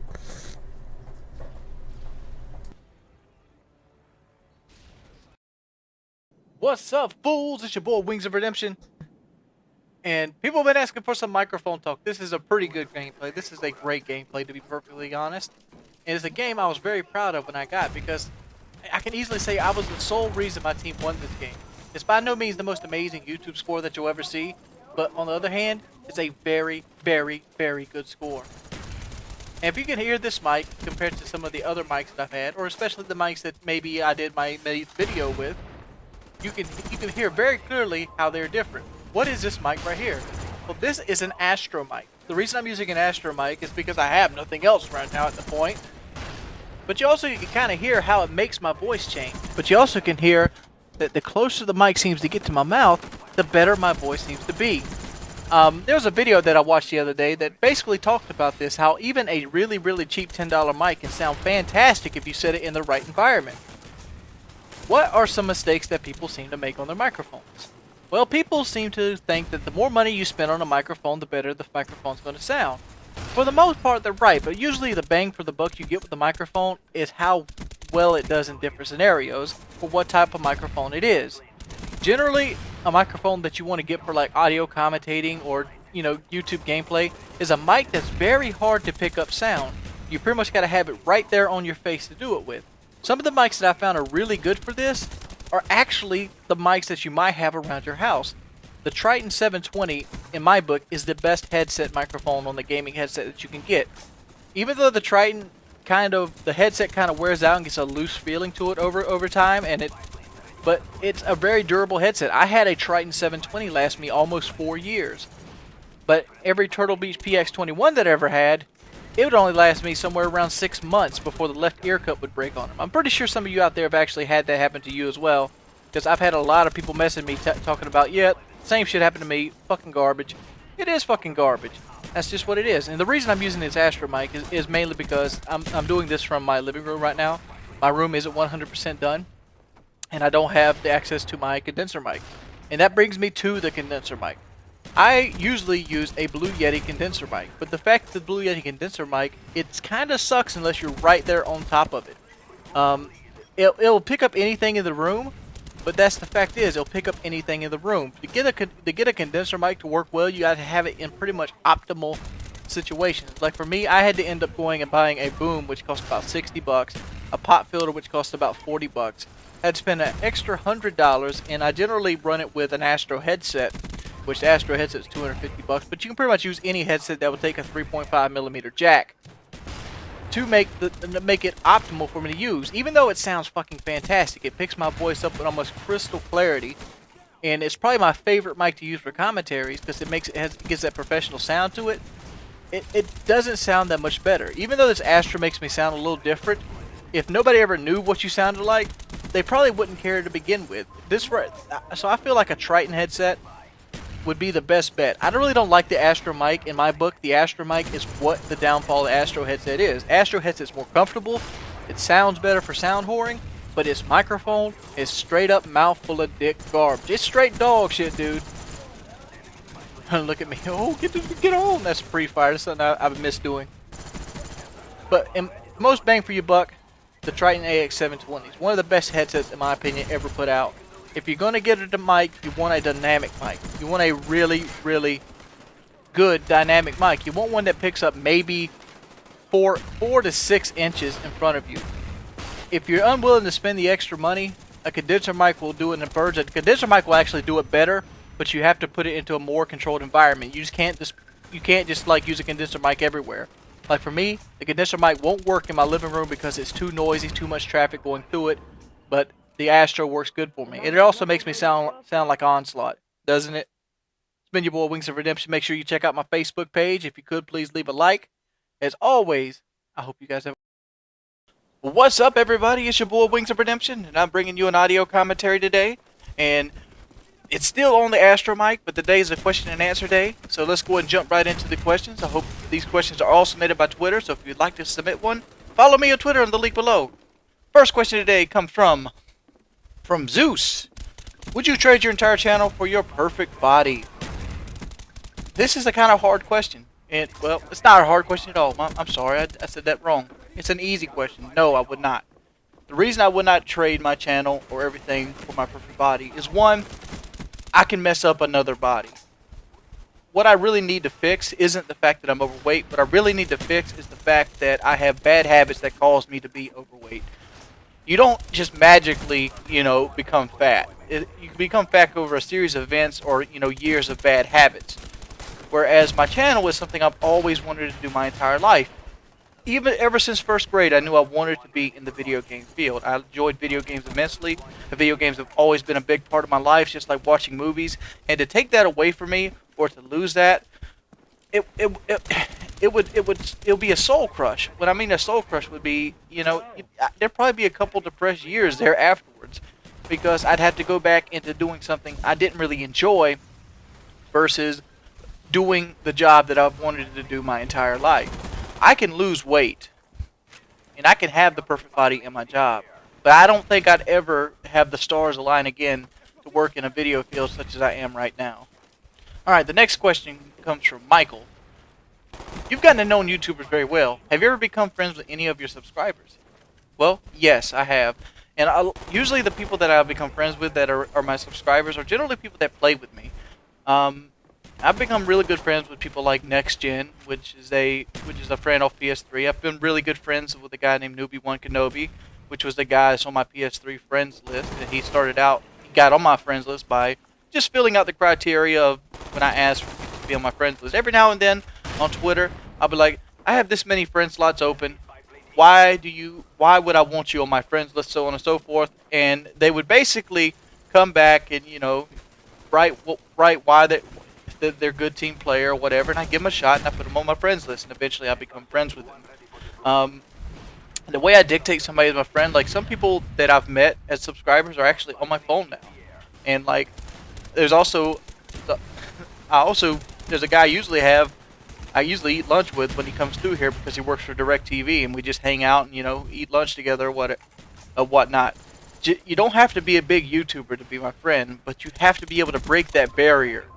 And that barrier is make me think you're not here to use me. Because I've seen many people that straight up just come by to just use you. And it's pretty obvious to that effect.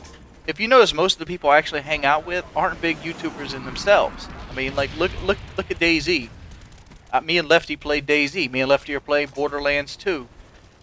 Lefty is by no means a huge channel. Look at the Chaos Theory series that I just started, which I am continuing. Mr. Chaos Math was not a big YouTuber when I found him, but the fact is he showed himself to be a true friend. Redneck, a true friend.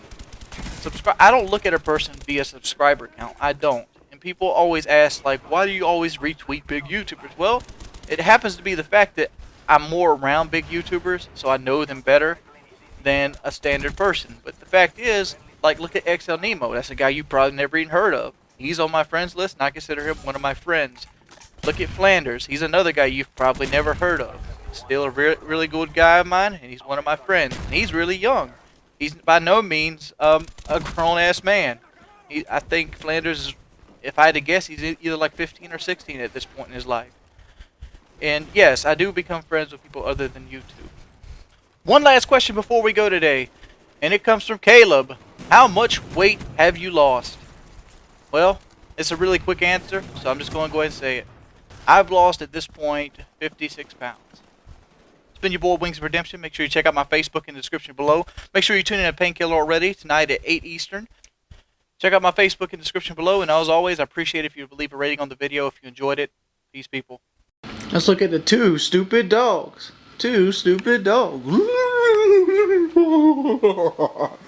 Oh, it scared her. It scares you, Daisy? No. Daisy's a beast. Ginger, you're scaredy cat. Alright, guys. We're going to be basically looking at my new office. Well, my what it looks like right now. Let's go ahead and get intel. Let me put the light on. I don't know if it's set to tungsten. No, it's not. Hold up. Alright. That's better. Alright, let's do this right. Let's do this right. Ginger and Daisy. Alright. Start here. Let's go left to right. This is my Vizio 42-inch. Glass of water, PlayStation controller. My new desk isn't in here. My desk is going to start here, all the way up, all the way down to that door. And it's going to be about 600 pounds, full desk. But like you see, there's tons of fucking wires. Tons of wires. There's nothing I can do about the wire problem. You know why? Because it's an open desk. I mean, it's pretty much just a shelf of wires falling down back. When I get my new desk, there's going to actually be a place for the wires to hide behind the desk. So this is all going to be sight unseen. This is just thrown together. See right there, I put a quilt up there. There's my Carl Sagan painting. I have him hung up. Then I have a piece of Luan right here. See, this is Luan. And I got another quilt back here. I have 2 rugs in the office. As you see, I got this nice. It almost looks like tile, but it's actually vinyl. And I got that sitting on the floor. As you can see right here, I got my boom mic / headset stand. That's really cool. Xbox, my Xbox Elite. This is the actual Xbox that I What the hell is that? Oh, it's just the cover blinking off of it. I was like, man, it looks like somebody threw up on that disc. This is the actual Xbox that my subscribers bought me almost 2 years ago. This is the PlayStation Slim. They made another PlayStation. There's some dogs barking in the back. I made another PlayStation, but the fact is, I won't be buying it because I'm waiting for the PlayStation 4. As you can see, just old DVD rings I keep right there. There's my Ninja headband. I need to do more fan mail stuff. There's my PC tower. Some people actually keep asking what kind of tower I have. It's a Cyber Power PC built it for me. They're pretty good guys. I didn't get no discount or nothing like that, but the fact is they did build it for me and they did a really good job. The computer's held up really well. It's got an air filter on the front of it. It actually filters the air that you breathe in the room. So that's really fucking cool. As I said, you know, so it's got a heat sink and all this other nifty stuff. It's got neon blue lights just like I requested. See the heat sink right here.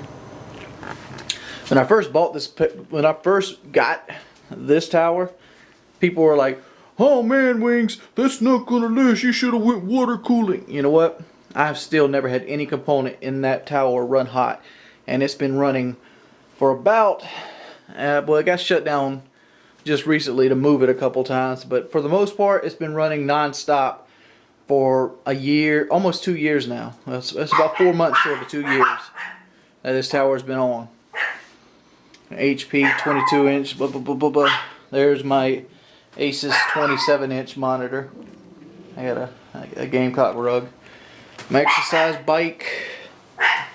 My other chair. These are this is the chair I usually sit in. It's really nice and comfortable. This is my window unit. And this is my frogs. My printer, which I hardly ever have hooked up. And my selection of Xbox games. And those are the Nuka-Cola bottles that I'm going to be giving away. That's my new office right now.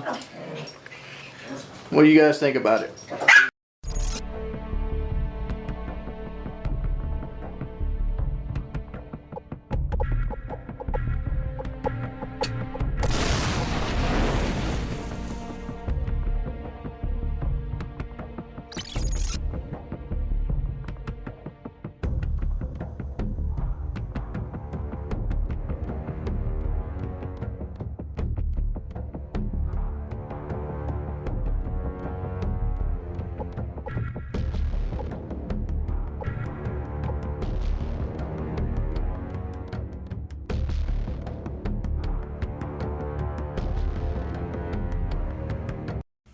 Alright, kids. Oh, excuse me. Alright. You guys have been crying for this, so I'm going to give it to you. This is a Riot Shield video with Riot Shield tactics and such.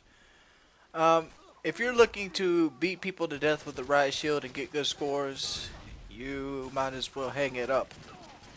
The Riot Shield is not a very good offensive weapon whatsoever. The way you can get around this is basically use it as a defensive weapon like it's based off to be to protect yourself. I recommend using the M93 Rapid as your sidearm or a pistol of some sort. So if you have to fall back on your pistol or the guy decides to give up and run away from you, you can easily switch and pop him in the back.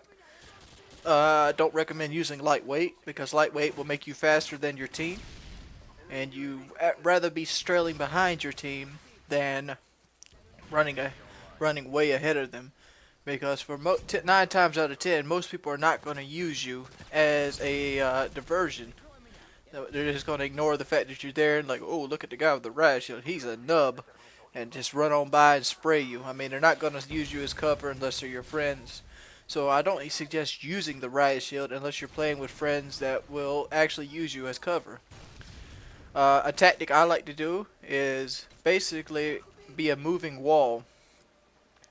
What I do is I crouch down and the person stands right behind me and he can duck down behind the riot shield with me. Then when somebody comes up, he'll pop up and only the upper portion of his body, just like he's standing in front of a wall, will be opened. And when this happens, he basically has got a very portable wall with him, just as the riot shield is supposed to be. That's why they give you points for a crowd distraction. The guy sees you first, he shoots at your riot shield. As long as you're not moving and you're crouched, you pretty much are 100% safe. Every now and then, if you move a little bit, your ass end will come out the left side of the shield. What you can do with this is actually stand next to a wall or a car on the left side of you, and this will help block you. I don't suggest throwing knives, as a lot of people like to use the throwing knives. Main reason is the #1 tactic to kill a riot shield guy is generally the noob tube. If they don't have danger close on, you can pretty much 100% get by this and take a direct noob tube hit with your blast shield if you're in full health. Same thing with frag grenades. I'm not sure if you could take a stim tech sticky, but I know you could take one in front of you, but not behind you. Like right here, this guy's shooting all kinds of fucking grenades at me. Hits me with the frag grenade there. I broke back. I don't try to take hits unless I have to. If and my old teammate kills me with a care package as I was running from it. If you're any good at being a good shield, you will. There was many times in the 4 or 5 games I used this that I couldn't even see. I mean, I literally had to take the shield down just to move. Like right here, boom. What you want to do is when you get in this situation, football block the bitch. But you want to not move, and you want to continually try to center the person firing at you, or try to keep the people as centered on your screen as much as possible. This being allows you to keep the riot shield in front of you. Remember, your character is moving the entire time he's adjusting the riot shield, so there's little bits and pieces of you will hang out, and you're probably going to get hit in them. So try to move as very little. Try to find a spot where you don't have to move whatsoever. Like right now, the guy on my team right there, he picked my riot shield up from earlier when he killed me with his care package, and he's using it too. He didn't last too long, whereas I'm kicking it hard. As you see, the shield's getting battered with bullet spray. It'll get to the point where that whole thing would just be white like that. You get lots and lots of points. I leveled up 2 times within 6 games. I think level 38 and 39 using the riot shield, because you get tons and tons of points, match bonus points. I think you at level 38 I was getting like 2,400 match bonus points, which is considerably high for that level, because match bonus points usually scale with you. As you pretty much get whatever the kill is. Like on Search and Destroy, you'll get like 300 points, whereas on here you'll get 40 points. A Domination game, a team deathmatch, you'll get like 70 or 80. You get like I think 70% of the total points for a kill for assisting at the kill. Like the guy shooting at you and somebody else kills him. And so I'll let you rack up if you basically find yourself outside of a spawn in Domination, because they'll continually spawn and your guys hide behind you. As soon as they see you, they're gonna shoot or not do nothing. You can tell them the guy behind you where he is. He'll pop up, dispatch him. Generally 40 points, 40 points, 40 points. You're both scoring big. And like right here, you don't want to negate the fact that you can have a secondary weapon. Usually start off with a sidearm, a shotgun, or I prefer pistols or the N93 Raffica. I don't prefer machine pistols because you want to switch them out fast. But remember, you can trade that pistol out for an assault rifle and do work like this right here. Kill streaks. You want to keep your kill streaks pretty low when you're running the riot shield. Reason being is you're not gonna be killing the world off. So you only basically get quick kills that you can actually use and effective in case you actually do get something going. Like right here, I went through my entire kill streak. Oh, sorry about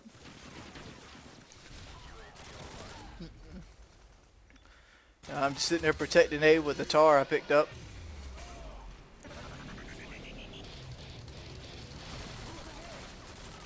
Very easy to do. Let's see if there's anything else I was thinking about with the riot shield. Oh, once you get to a spot where you go stationary, make sure you put blast shield on, because you don't want to put blast shield on when they start shooting nuke tubes and grenades. I find myself all the time, I was trying to put the blast shield on when they threw the grenade at the last possible second, and I would pick the grenade up instead of put the blast shield on, and it ended up killing me and my teammates. So try to put the blast shield on as soon as possible. Try not to move. I know you can't see the other guy who's usually standing behind me, but if you look on the minimap, you'll see the blue dots are usually just staying with me, staying behind me. As for moving on the map, you still want to stay on the outside edge of the map. When you got people following you up, choke points are real good for the riot shield. Like on run down the bridges, if you stand near at the end of one of the bridges and have people hide behind you, you're generally going to get 2 or 3 kills that way. You get points for absorbing on the shield. You get shield bonus points. You get shield bashing points, which I suggest don't shield bash unless it's absolutely necessary. Because when you shield bash, there's a glitch that once you hit the shield bash, the guy nice right away is going to kill you. Every time. All he has to do is press the knife as soon as you hit him with the shield, and he will kill you. Other than that, I might have left some stuff out, but that's the riot shield in a nutshell. 13, 8, and 3. It's not a spectacular kill game, but you don't go for kills with the riot shield. You're pretty much a team player at that point. I did lead the team, so with points overall. It's your boy Unlimited UAV, and I'm signing out. Spit this rhyme for the people I miss and everybody else that I'll probably never see again. And I can see the end most of the time. Discard excuses except that the choice is mine. So hey, it's the life I made, working so hard just to pull in low wage. No way that I'd ever look back. Keep adjusting the path to set it on the right track. Now a man, conscious of mortality. Whatever the plan, it concludes in my fatality. No scripted scene will mark my demise, cause it's whispered on the wind and written in the skies. I utilize this chance to take flight. Ain't nothing worse than to waste a good life. So I fly for now, and maybe if I'm lucky won't ever come down. What's up, dudes? It's your boy Wings of Redemption, and I'm back, and I'm bringing you some Call of Duty Black Ops here on Nuketown. Everybody remembers Nuketown. Nuketown was a fantastic map. That's probably why they're bringing it back as Nuketown 2025. Hopefully, it's not going to be in the rotation as much as Nuketown, because a lot of the gameplay that I used to get was on Nuketown, mainly because it was so easy to play, and it was so, well, you know what I'm talking about. Nuketown always comes up. But I was playing the other day, and I haven't really been playing Call of Duty lately, so I basically decided to, instead of pushing myself with harder to use weapons such as the Walther 2000, I decided to go ahead and break out the old noob stick and just beat him right in the face with it. So I'm using the FAMAS dual mag. So I wanted to do another video today, and I wanted to do it based on the idea of Black Ops itself, or Call of Duty in itself. I mean, I don't really want to give tips for Black Ops anymore because mainly the game's almost 2 years old at this point, but I still want to kind of go over and refresh, just for myself, some of the strategies that I use, because lately I found that after taking a break, I get lazy on things. Like, I don't check the corner, I don't remember to walk in the thing, I run through the middle of the map, and I'm constantly just going for the red dots instead of actually thinking about where the red dots are going. And that's something I've always seemed to do beforehand, but I've kind of lost it over the last couple of years. I remember when I first started playing and I first started doing YouTube, and that was back in World at War. I was so into Call of Duty that I predicted where people would go. Like when I went into a fight with a person, I seen where the person was at, I seen where he was going, I seen where the fight would happen, and I took a guess where that person would basically be at when that fight initiated, and if he would strafe right, strafe left, drop shot, whatever. What's been happening lately, though, is I've kind of just been setting my gunfights up. I've been going to PowerPoints throughout the map and just basically waiting and beating people just with sheer map knowledge instead of actually smart navigation. I don't know if you guys remember, but I actually talked about how to navigate a map smartly way back on a headquarters game with the Gewehr. Matter of fact, let me go and pull that little bit of that video out right now for you. Well, I found the video, but I couldn't really get it to keep vids, so I might have to kind of like skip it. But basically, I just wanted to show you about how the strategy has never changed. I mean, Call of Duty or any first-person shooter is pretty much the same if you want to do well in the aspect of not dying. I mean, but there's other variables in the game that you kind of got to add into, and you got to kind of play it by ear. Another couple things that I can remember that kind of highlighted this was I did a search and destroy game with the Commando with Warlord on, and ended up killing like 16 people on Nuketown in Black Ops. It's all about just playing smart and basically using your headset and whatever. Like, headset's another thing I've kind of stopped using as well since like Modern Warfare. Well, since Black Ops, Black Ops pretty much set the tone of being lazy. And it kind of bothered me, and I kind of knew it was making me a worse player. And the reason I knew it was making me a worse player is because of Blackbird. And I even made a commentary back in the Black Ops days about Blackbird and how it shouldn't be around. And the reason I made that comment wasn't because I was negative about it. It was because I knew that it was making me a more lazy player. And the fact is that I would play with the team, and you know, within 2 or 3 minutes, Blackbird would be up, and all the idea of actually thinking about the game would be gone. I don't know how it's going to be implemented that well. I don't know how it's going to be implemented in Black Ops 2, but I doubt we'll see a repeat of Black Ops in itself with the Blackbird, even though that's pretty much what most people want. Hell, even I probably want that a little bit in my heart. And the reason that is because it's fun to basically beast on people without trying, but it also takes away from your ability to grow as a player. I feel like I was a much stronger player when I first started YouTube, for the main reason I was more reliant on myself than I was on kill streaks and perks and whatnot, mainly because there was just, you know, the 3, 5, and 7. Obviously you wanted dogs, but the fact is generally once you got dogs, it wasn't the end all be all. You would have to basically wait your turn, whatever, there was no queue. But I don't know. I'm thinking about maybe trying to get back to that player that doesn't rely on stuff and, you know, moves around the map with an agenda, rather than just, you know, setting up and hoping the map doesn't screw you with spawns. What do you guys think? Oh, by the way, the iPhone 5 out today. What's up, everybody? It's your boy Wings of Redemption, and I'm bringing you some more beast-ass Black Ops gameplay. Well, YouTube kind of fucked me yesterday. They kind of messed up the sub boxes and put a bunch of my old videos out, and I kind of got accused of bumping. And I'm going to go ahead and clarify how some of the sub boxes work, and what bumping is, and what it isn't. Yesterday I was actually looking back through my videos, and one of the things I was looking for was a G43 gameplay that I had on Headquarters in World at War. Well, the way the YouTube video manager set up, you pretty much have to go through a large section of your videos, which some of them I noticed were pretty much privated and not monetized. And they had no reason not to be privated and monetized. So what I did is I just corrected the error, and YouTube seemed to have sent it right to your guys' sub box, which made it look like I was spamming 7 to 8 videos yesterday. I even had people ask me, why do you spam videos? And I only did 2 videos yesterday. You can find both of those videos in the video response section of this video here itself. But what it does is when you private a video and you unprivate a video, it pops up to the top of your sub box again and republishes.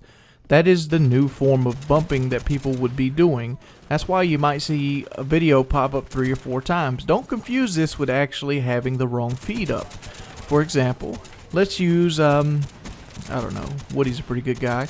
Let's use Woody's gamertag, for example. If Woody was to post a comment on his video, the video would pop back up in your feed as Woody has commented on this video. It wouldn't be a bump, but essentially bumping is the equivalent of just posting a comment on your video again, as long if people actually have the feed up itself. So, with that being said, no, I didn't bump yesterday. What I did was I pretty much redone or unprivated videos, and as soon as you unprivate a video, it goes back into the sub box like it always should have worked, but it used to not work that way. And how sub boxes work? Well, generally the sub box in YouTube, it kind of hurts channels like mine. I don't go for home run videos. What I do is I put videos out every day of the week. I mean, I usually put anywhere from 2 to 3. I don't know where people say I get 5. I mean, there's been days I've done 5, but I've never done 5 consistently. From the beginning of my channel till yesterday, I've always done anywhere from 1 to 3 videos a day, and that's just the way I've always ran things. Well, beforehand it was because I always had I always had a lot of gameplay. And up until Modern Warfare 3, it was very easy to get gameplay. Just like last night, I popped on Black Ops, and I got probably 8 or 9 gameplays that I could possibly use. That's why Black Ops, I never was short on gameplay. Because it was, you just popped in, as soon as you strung an 8 kill streak together, you get Blackbird. The reason I got such easy gameplay on Black Ops and not Modern Warfare 3 isn't because the competition got better. It's because they catered more to a newer player. The game was more, corridors, less curves. And it was also at lag compensation, whereas Black Ops had a spawn system that you couldn't have somebody spawn behind you. Think about last time you had somebody spawn behind you in Black Ops. There's a 3 second system. When you spawn, basically the game counts 3 seconds to the nearest player. So you have to be at least 3 seconds away from anybody that can shoot you. So that's why it feels like you never get a bad spawn in Black Ops versus Modern Warfare 3, where you can spawn directly behind somebody at the start of a free-for-all. But back to the sub boxes. The sub boxes are pretty much set up, so if you spam a lot of videos, it's going to hinder your channel altogether. Just like I said on Painkiller already, since they switched from the 5-box sub box format into this new highlights single video sub box format, it's hurt my channel by 50% by itself. I lost over 50% of my usual views. Like every video I put out would have got 30,000 views. My views haven't fell off any. I mean, people keep saying the term that my channel was dying. It's not dying at all, dude. My channel was just not growing. The same people that are watching me 2 years ago are still watching me now. I mean, I might lose one and gain a new one every now and then, but pretty much my video views are the same as they always have been. What it is just the sub box and YouTube's algorithms have started, being more biased towards a channel like mine versus a channel like FPS Rushes. Whereas FPS Rushes does like one video every 2 weeks, I do somewhere around anywhere from 15 to 20 videos a week. And the reason I do that is because I enjoy putting out content, and one reason I enjoy putting out content is reading comments. And when I read comments, I usually get frustrated when people send bad comments. But lately, people have been doing a fantastic job for actually leaving a ratio, and it has really been helping me pick it up. Even if the video doesn't get all the views it makes me feel good that people take their time to leave that like button and be like, yep, at least somebody cares enough to watch my video. And it makes me realize when you leave the like rating, it makes me realize that you actually watched the video and you didn't click on it by accident, trying to get to the latest Timmy fell down on his bike video, and it actually shows that you care. But yeah, YouTube sub boxes fuck me, and it continually fucks people because of the highlight thing. I mean, beforehand you pretty much had a race against time to get, and you had a race against who has the best time slot. Nowadays, it's just like you got to rely on YouTube basically to get your video out there, and sometimes they just don't do it. But always, check out my Facebook, is in the description below. If you ever want to talk to me, hit me up on Twitter. That's the place I will most likely respond to. It's been your boy Wings of Redemption. Mighty about that. Hold up. 3, 2, 1. I don't think I'm running the recon kill streaks. I think I'm running the XCal, UAV, Blackbird, and then counter UAV, because UAVs don't work because they're ghosts everywhere. Well, I'm using UAV counter UAV Blackbird. Right. I'm running. I might just use Mortar. Seems annoying. Probably Napalm actually. I was trying to run Classic, but I'll switch it up here. I think it's time to break out the old RCXD. No, I'm just messing. RCXD is so annoying. If you're gonna do it though, it would be on Nuketown. Nuketown obviously has the Oh, fun yeah. RC routes. Yeah. Yeah, you forgot about that, right? I never use it. Mortar team needed to be buffed a little bit. They need a little bit bigger radius. It's They annoying, can't really though. seem to get that right. They nerfed the Javelin in Modern Warfare 3, and that was like a Predator status, man, that missile, when it came down. Yeah. That's what the Jap is supposed to be, but it's hard to use. I love it, man. I had a video series about how to use it. It's fun spots. They It's, go ahead and mute these little kids.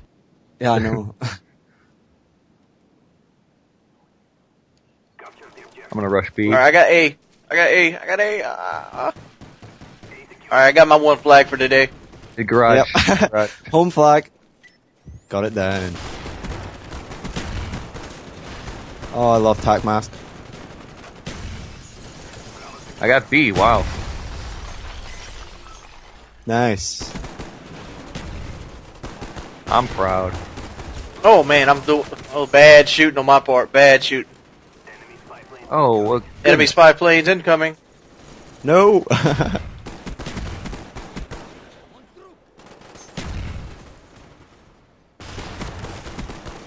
You guys pre-ordered Black Ops 2 yet? Yeah. I'll probably be buying it aftermarket, so. Oh yeah, good point.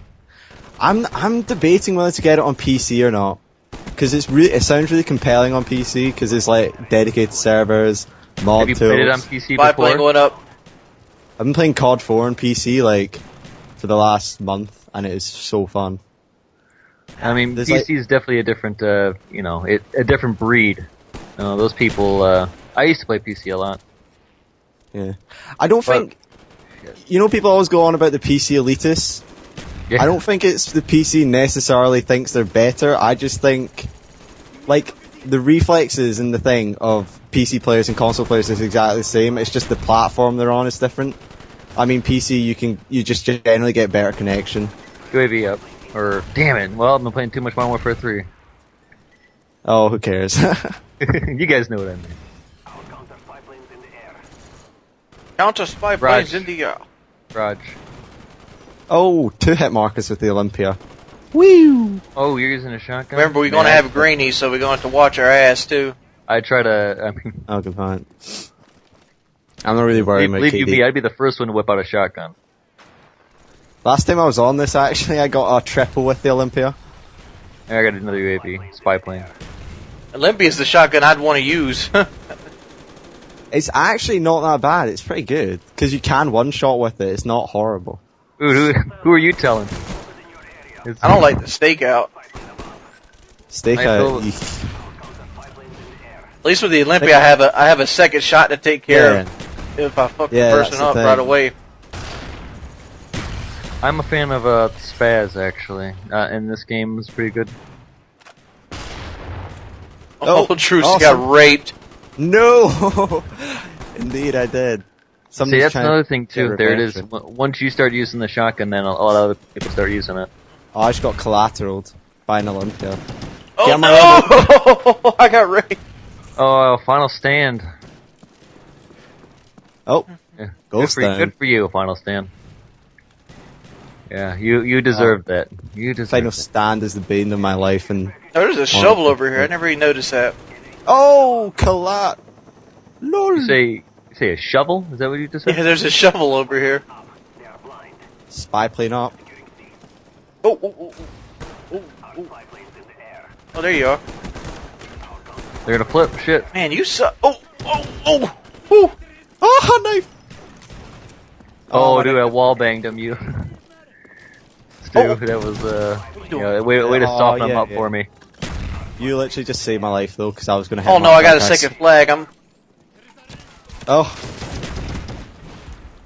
my shots just went through him. Okay. Let's see if we. No, we're not.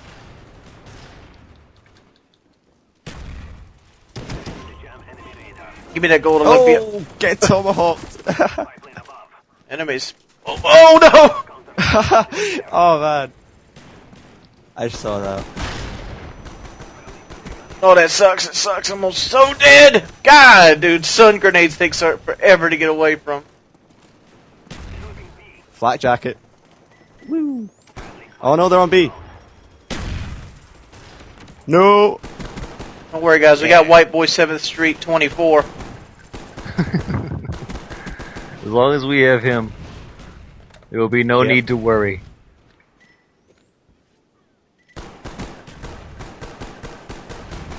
Oh crap! That green guy is like way to fuck in their spawn. I'm really surprised at how well the connection's doing for me. Oh shit, they're gonna get my sentry. Oh, what the commando?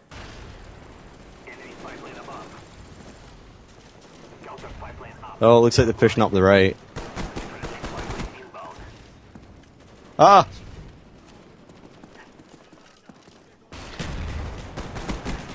Oh, what? You just saved my life. You just saved me. Oh man. Oh! Damn, man, all these guys running Final Stand? Last chance, whatever it is. I have to say, I probably prefer a second chance. The thing with Final Stand in MW3 is you never knew whether they were going to have it or not, whereas second chance you kind of recognise the name. And you're like, oh, I know to shoot this person some more. Damn it. Oh, I just one shot. Is that an enemy RCXD? Oh no. Little RC car death. B. I got him. Never mind. Oh, come on! You literally followed me up the stairs with that shit car? Oh. No, that was nothing.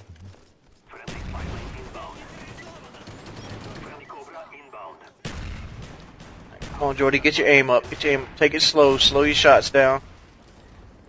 Oh,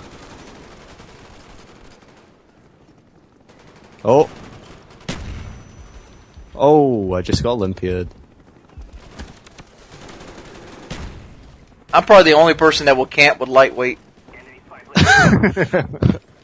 Yes, probably. But lightweight gives you a bullet advantage. Oh yeah, so it does. What bullet wait, advantage? I thought. Wait. Anything that increases steady your and move, run, walk, and gives you basically hit detection problems for the enemy. Oh, that's really? cool. I thought it was like this anime. Oh wow, man! Don't fuck with the random nade, man, because they'll get you. Oh! Boom, boom. Da-da-da-da.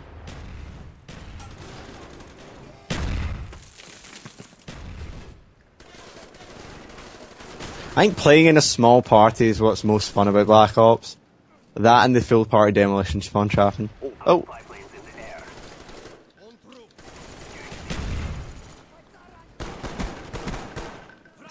Assist? Oh, one shot. Oh! Oh, no! What? Flag on the play. No! Ah, come on with that noise. There's a YOLO in the lobby. I repeat, a YOLO in the lobby. Kill that guy. It's not the fact that there's a YOLO in the lobby, it's the fact that it's a YOLO that pretty much doesn't only live once. He just spams his grenades across the way. Dude, shotgun dude, don't make me get out my shotgun. Show you how to fucking use that thing. Oh, I love you, Flak Jacket. Love you. Alright, slow it down. Okay. Slow it down, Jordy. I didn't get no blackbirds.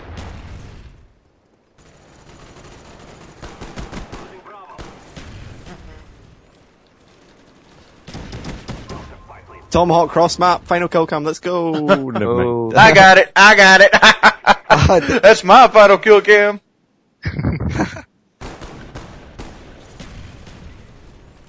Ooh. Oh, he was not expecting that one. Got played like a sucker. Indeed.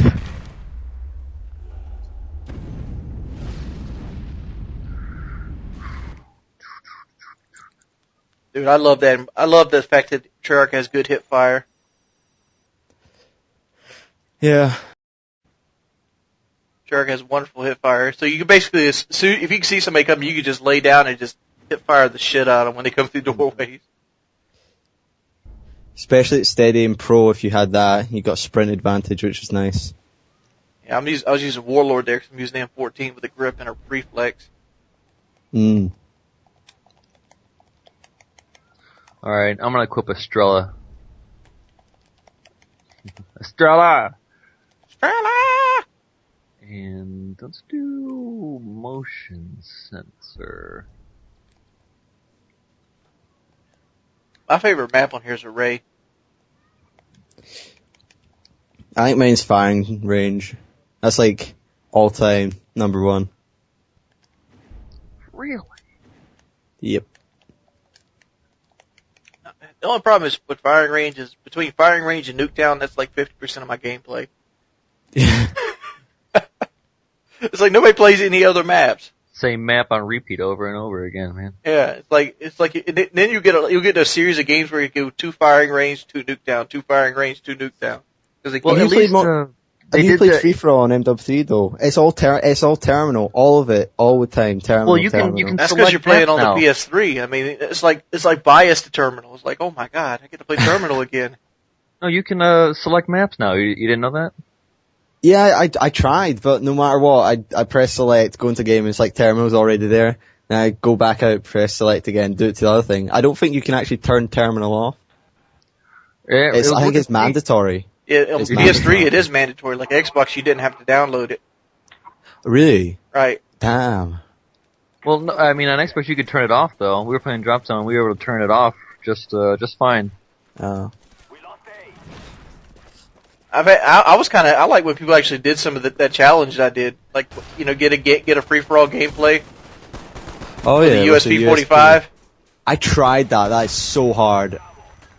It's so annoying as well, isn't it? You gotta control the spawns. It's all about, it's meant to show map knowledge off. Yeah. Oh, what to see? Didn't help that I never used semi-autos ever. Really? Oh, I played World at War. Oh yeah, good point. With the Gover and the... Gover, what was this? SVT? SVT. Yeah, SVT. There's a guy on C. Oh, 2 guys. Oh! I just got panic knifed like a boss. Going to B. I'm going to run to B as well. Oh, Greenie's just walked past... Oh no, never mind, he's on top. Alright, let's get B. Let's retake it. Coming around the bunker side. Got him. I'm running to... Oh, no mind, C's getting taken. I hear this dude. You heard somebody on Black Ops? I hear him talking. I think my headset's on backwards. Oh, really? Damn, Maybe Cross. Check, the cables that like go into the red and let white. me take it off. You might have done the red and white wrong. The motherfucker is on backwards. LOL. Trendsetter, this guy. YOLO! How'd I lose that? Did you get fight now? No! I was going to go panic knife him. Like, I seen him, I was running up on him. I got a Blackbird. Blackbird up. Should've waited till you died so you got it again with the Blackbird.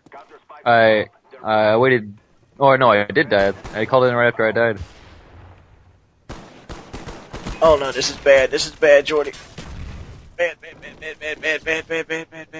Are you dead? Yes, you are. Oh, dude, I got a sentry gun here? There's a beautiful spot to put it. Oh no, nobody's at sea, damn. Oh wait, you are. Yeah, I got it. No problem, dude. No problem, Bob. That guy's upstairs, by the way, above you. Yeah. Let's black these kids out.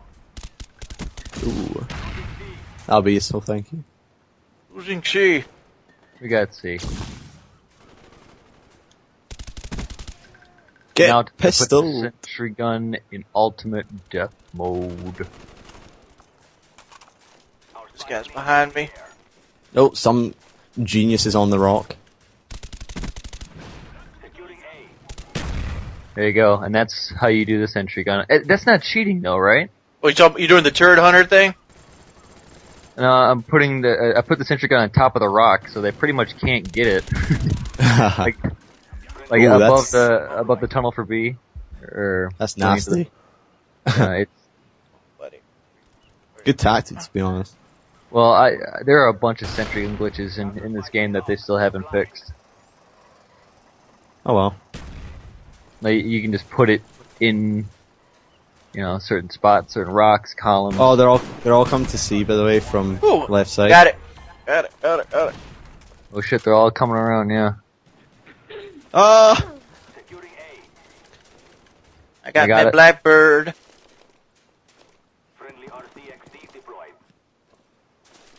See, I want to start with this game because, but we won the Nuketown, so I might start with that one.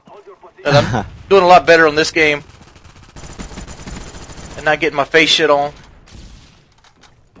I've just kind of accepted that Whoa, I'm going whoa, to get my face shit on all the time.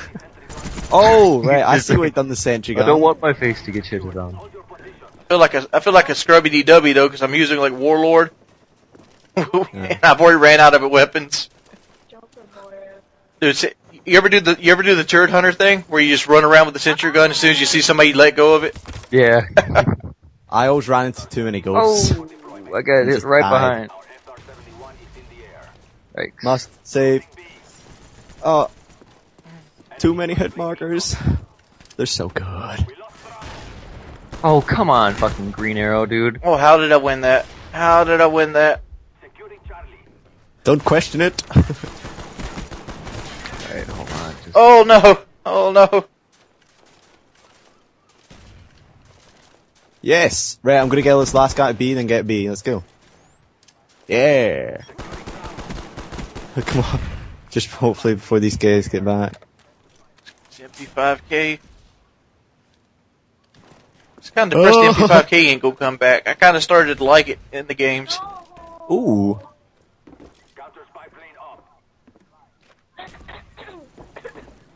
They destroyed my equipment. How dare they? There we go. There you are. There you are. Come here, buddy. Oh, I'm just about to flank these guys. Come on, let's go. Great. Don't fail me, connection. No. Oh, they got my sentry gun incoming to B here.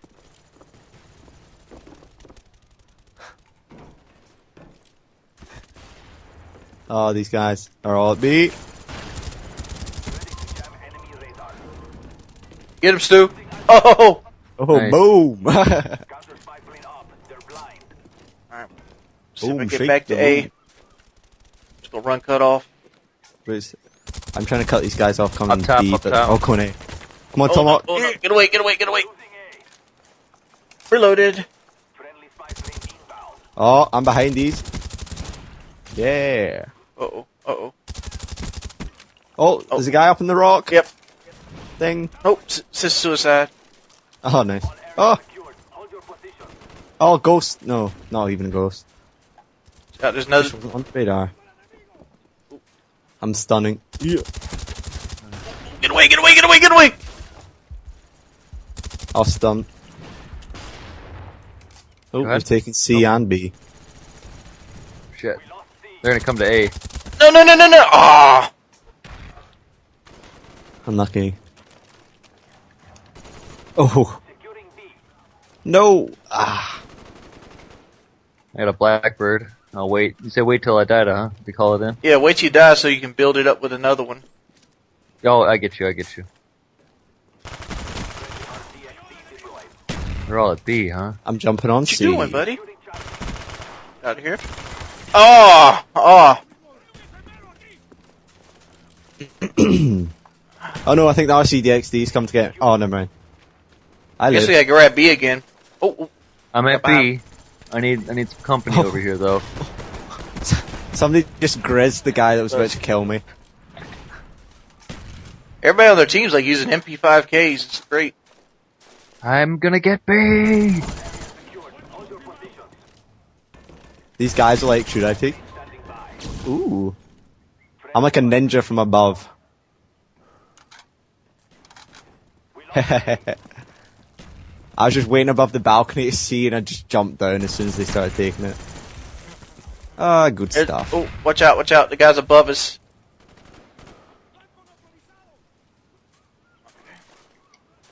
I hope they don't have a UAV. Shit. I've got a UAV jammer, by the way.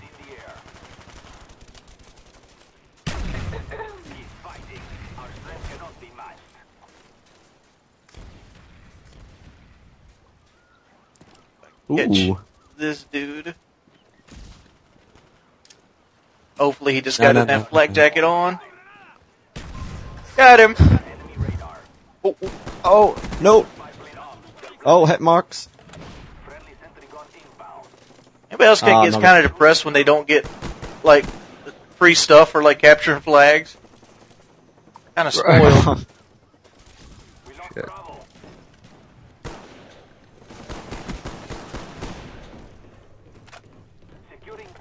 Jump on it. Jump Where on the it. fuck is my sentry gun? Interesting. Yeah.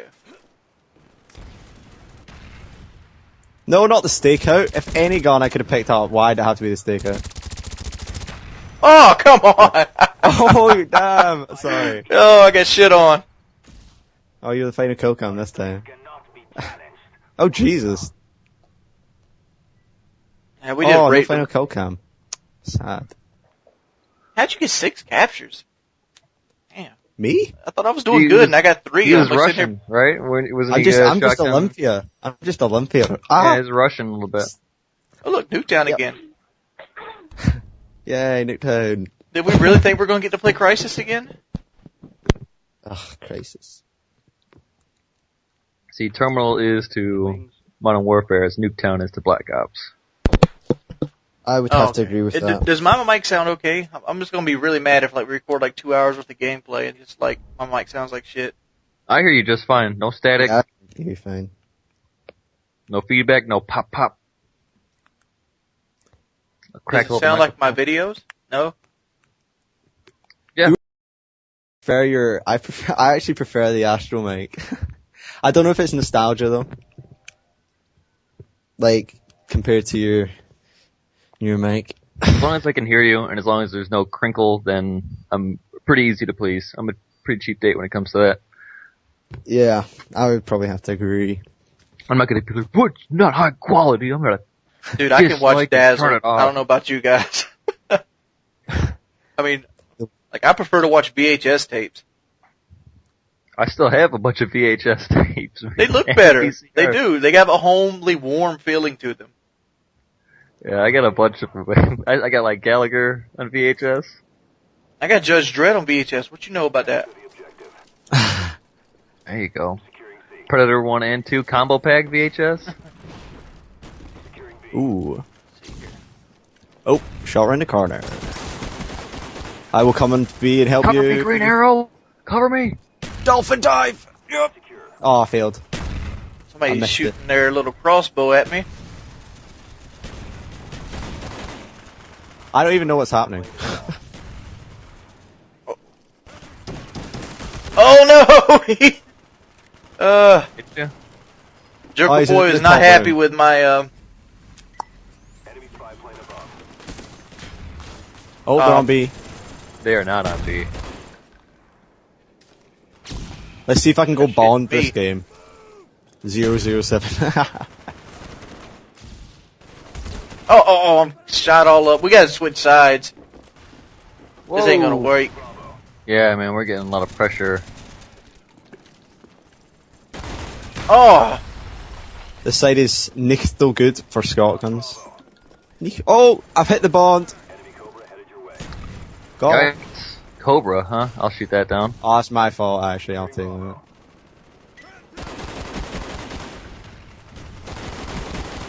What, dude?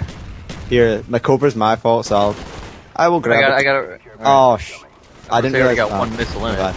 Oh, No, whatever. my bad. What you gonna do? Whatever.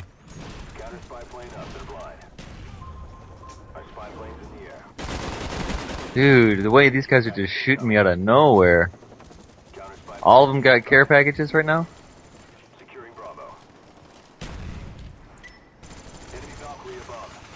We pretty much just need to flip the spawn. Jesus. Who's up for flipping? That's what we're gonna do right now. Alright. Boom.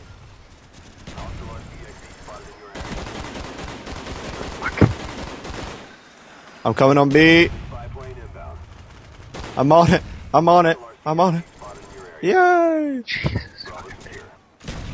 Alright, come to that window, buddy. Let's just see if we can flip it before they get any more control.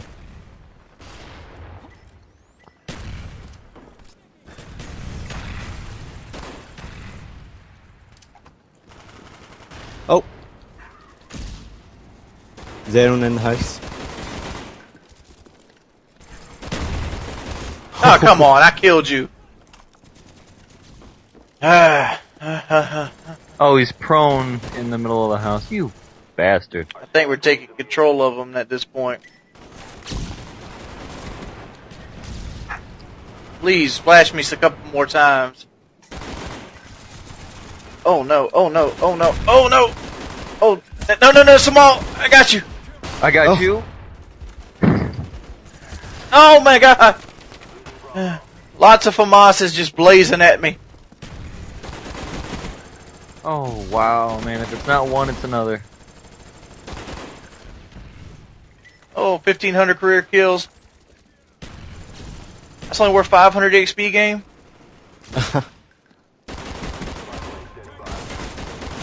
Come on, dude. How do you pour out of the fucking house and know exactly where I am? Reload my foul. Away from the action. Man.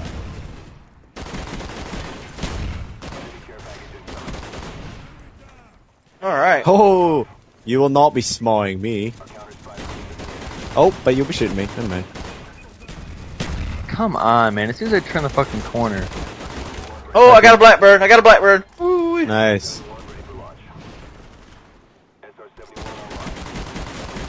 Let's make like a pancake and flip it. Space orange. Oh, get talked! Oh. Okay, I'm in the house. We're good. I'm capping Oh, it, get capping it. raped. Get raped, son. Watch out for spawn flips. Oh, boom. Come on, you really jumped like that? No. I'm gonna lose to him again. I'm gonna lose to him. Oh, thank you, Mad Monkey.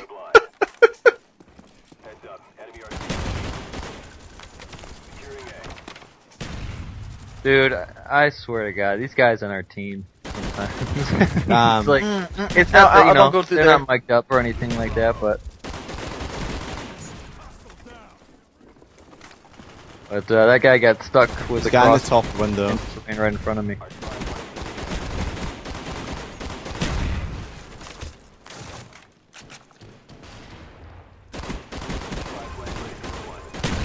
Oh! Let's cap it. Oh no, oh no, oh no. Ooh, ooh, oh, get out of here. Get out of there, Jordy. They're like right in front of the fire. I'm at A. Get it, get it, get it. I'm not gonna get it. Woo! Woo! They're all spawning by me. Oh, I'm not gonna.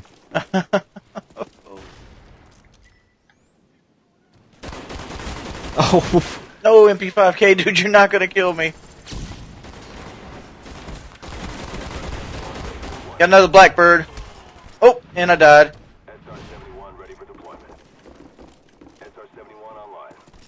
I'm just gonna try and be a thorn in their side at Counterintelligence.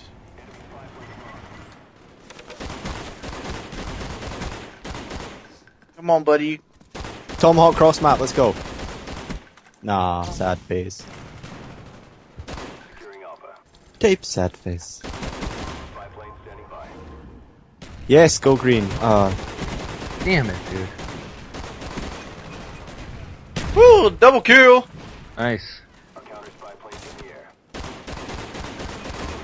Nope. Quit with that crossbow.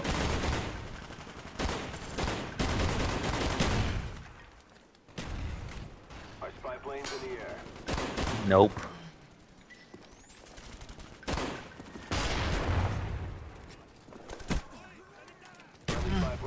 Man, random nade. I deserve it. Oh. I think we another flipped blackboard Let's for go. me. Oh, nice.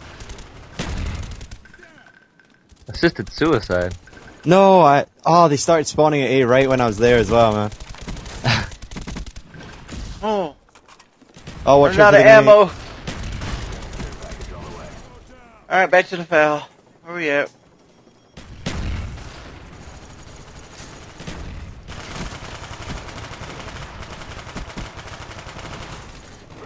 Alright. Get it, son! Oh, damn it, that would have been a triple if he didn't lay that claymore down. Oh no! Oh, that's out of gold! That's out of bullets!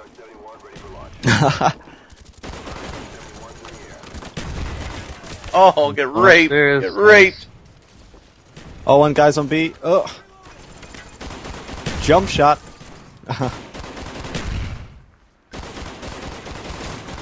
Man. Oh no! Oh, they fucking mid-spawned.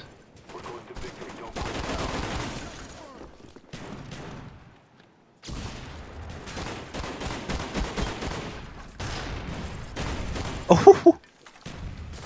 What, dude? Man. Can't believe I even got that guy.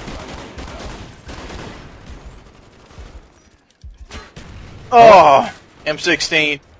That's what I should be using. Come on. M16 is good in this game, I love it.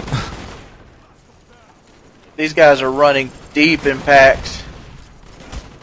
Oh, there's a shotgun.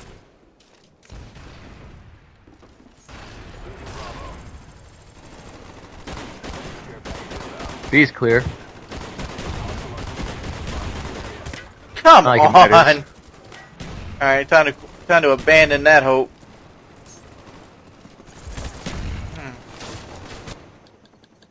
Yep. Oh no. Oh well, at least it's been positive. Good job and another win. Yeah, we're going to play it again, you know this, right? Oh, I guess. Sure. Oh, I got beasted. That's what you lost to right there, Stu. Do you feel like you got bested by the gun? Nah, I just killed like 4 of the guys though. And I was reloading. Not my fault. I actually quite like Black Ops. I really didn't think this game was my favorite, but it's actually not that bad. It's pretty good. It's a balanced fucking game. I was about to say, it provided a lot of balance. It was an equal opportunity for a lot of the players. And the fact it's so balanced means that generally a good player is going to shit on a bad player. Like this. I think this would have been my all-time favorite game if the sound touring was like similar to Modern Warfare. Any game. No. I just think there shouldn't be a sit rep and there shouldn't be a dead silence. If you want to move silently, you have to substitute that for going slow by like aim down sight walking or crouch walking. You don't think that there should be a sit rep though? I mean, as the game progresses, as the franchises go on, they're going to increase certain things. One of them probably being equipment. So anything that's sit rep may... No, I'm talking about this. I'm talking about the footsteps part of sit rep. Oh, how it's There's louder. Hacker on this game, and I use Hacker.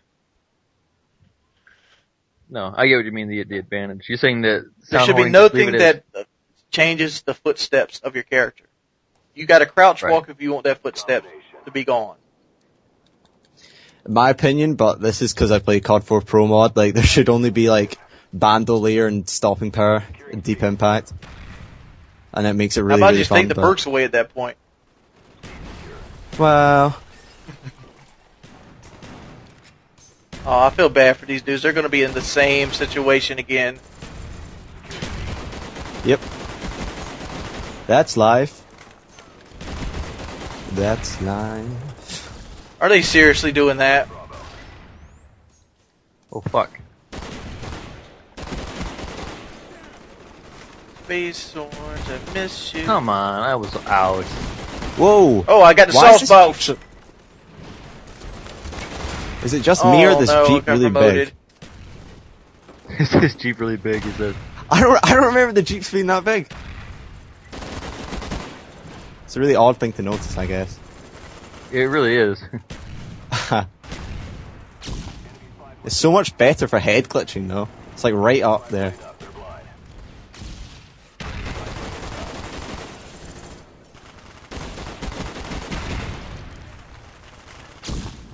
Oh no. Oh no. Get him, Tomahawk. Come on! Ah, I can't believe I'm getting beat by this little Zanny dude. He's just running at me with a... Oh? Oh, there's first Blackbird. Oh, this sentry gun is about to just own though. Come on, I pre-fired you. I'm about to just take... What? No, B. Fucking wait. Oh, come on. You didn't beat me with dual scorpions from that far. You're not that good, dude. Whoa. Alright, guys. Time to try the mosses. Okay. I'll pick up the steel mag. Here. Okay, that guy's cleared out. This guy's cleared out. We'll stun the front of the roof. Oh, I got tomahawk.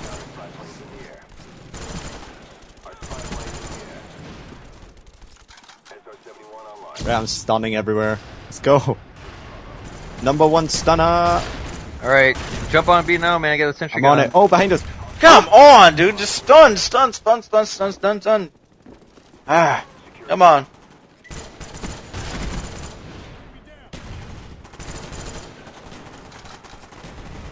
Wow.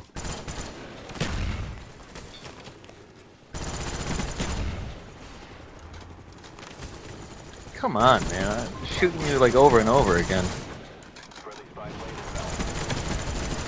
Okay. Oh no.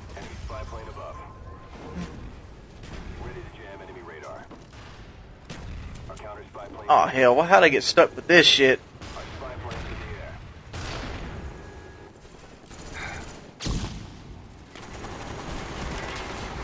I'm going to the house to try and cut them off before they even get to B, but...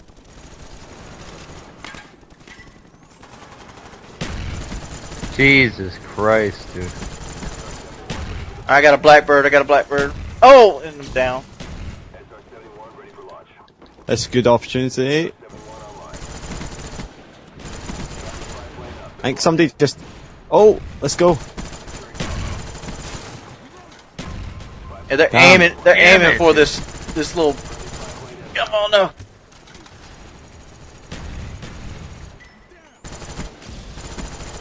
Come on, give me that counter UAV. I need it.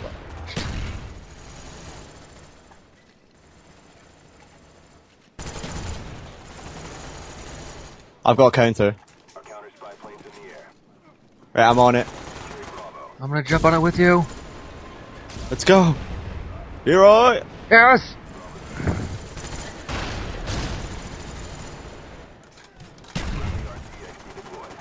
Oh. Well. Oh my lord, dude! These guys are just running around with submachine guns.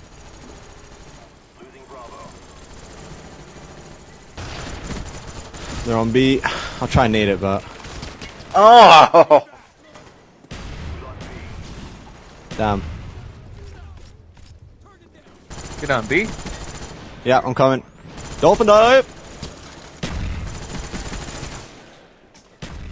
We got it. Ooh. We got it though.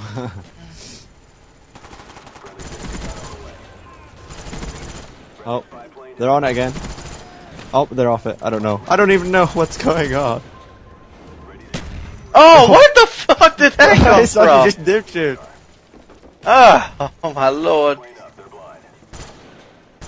Nip chips and pack off. Road rage.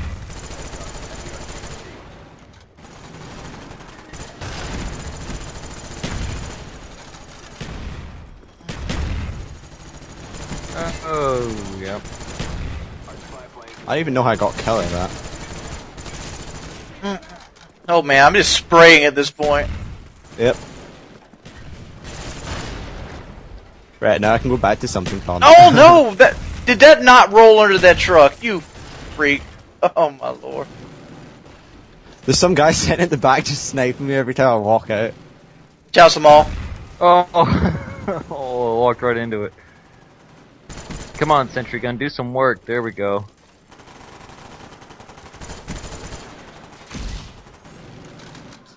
See, he's got dual scorpions, I've got dual scorpions, but mine are gold, so... Gommel? Oh my lord. Go, go. I'm glad I got the kill streaks I want on. Oh no.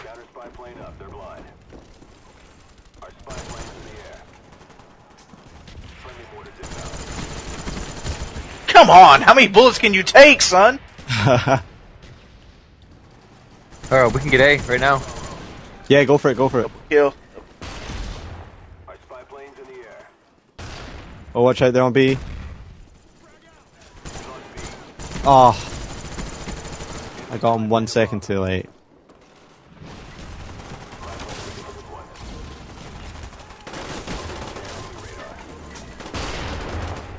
Nice, nice.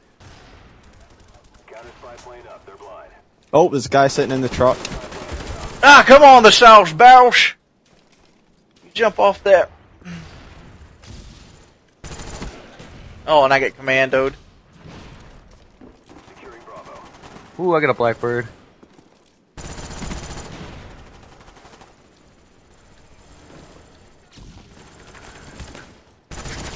Come on, Greenie. Come on, Green Arrow. I know you can do it. Oh, my lord, dude. We gotta get B, his son here. Yep.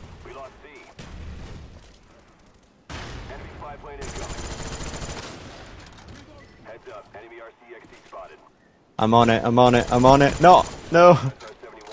Oh, sweet, sweet, sweet, sweet.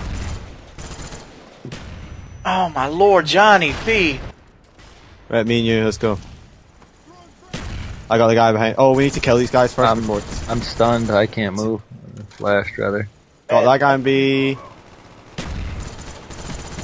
Right, go, go, go, go, go, go, go. Come on. Oh, you almost got it. That was so close. Got a sentry gun. Come on!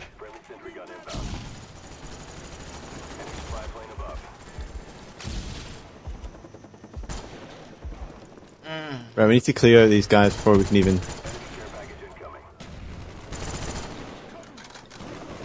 Here, I got an idea. I'm gonna put a sentry gun on top of blue building here. There you go. Right, I'm coming, I'm coming. I got it, I got it, I got it. Nice. Oh, we all got owned by the Scorpion though.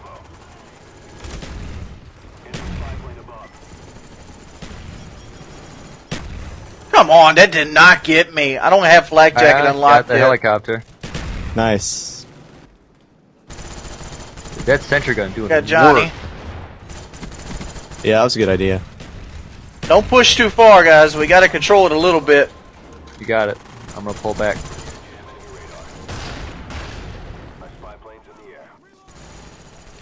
Guy on the right side of the house. Alright, they're blind right now, so they're gonna make some mistakes, hopefully. Oh.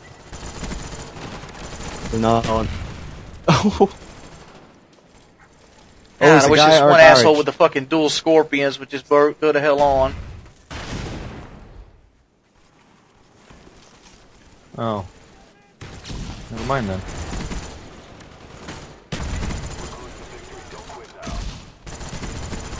Oh, I got you, Stu. Oh, Stu, he's behind you. No! Oh! Oh, I got a knife. His fucking buddy came out of nowhere. I'm just... They're making a final push. I just stunned them out of hell. So. Throw him if you got him.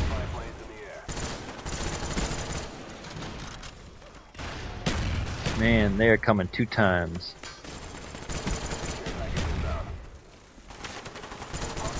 Oh, damn. That lightweight guy is so fast.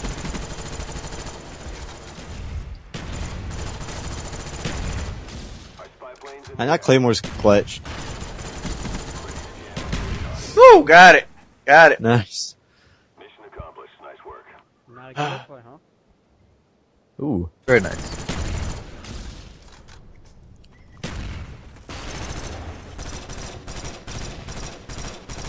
Lead laser. Yep. I guess it's good if you could. Do you like the iron sight on that from us? Ain't nothing to hate about them. Not like they're enclosed or anything. What do you think the best iron sights are in any game? The best iron sights you think? I say G11, man. But that is a question of preference, isn't it? For me, it's the Tar from MW2. Oh, geez. Alright, that's way too much recoil.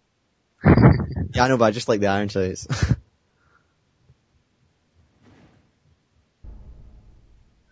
Alright, let's not go sentry gun anymore.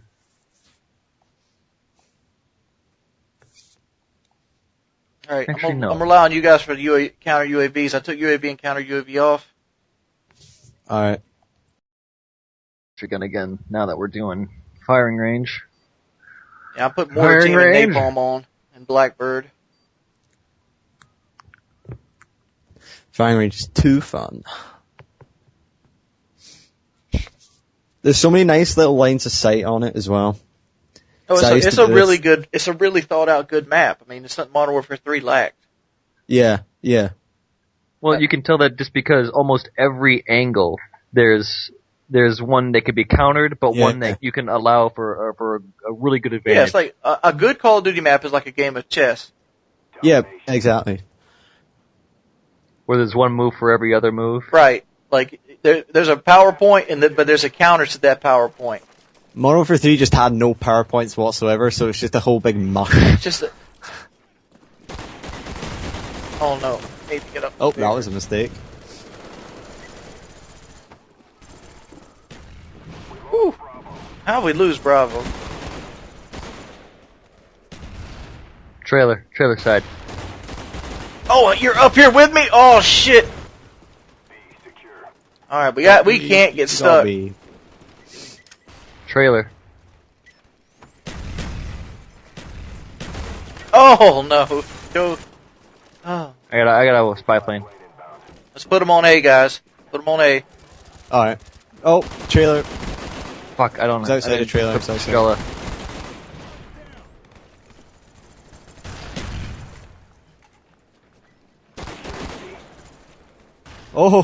Oh, that guy got shanked. Yeah, I saw that, dude. It's like, I was too busy not giving a fuck. Oh, save B. Another ghost on it.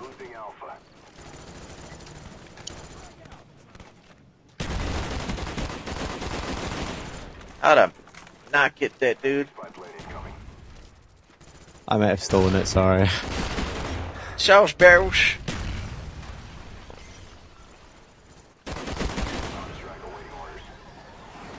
Ooh. Friendly napalm strike. Oh.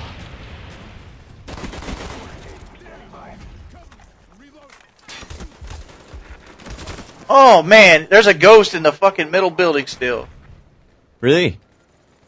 Alright, I'm in here. I should be able to get him. Oh yeah, he is. Oh, he's dead. He's dead.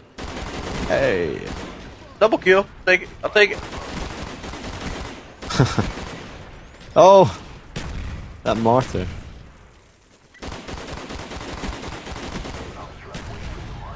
Ghost and wooden. Spawning airstrip. Or landing strip.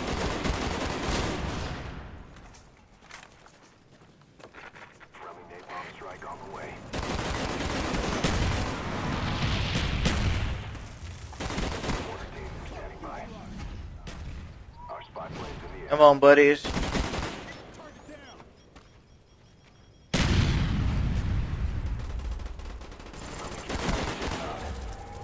Blackbird. I got my nice Blackbird. one.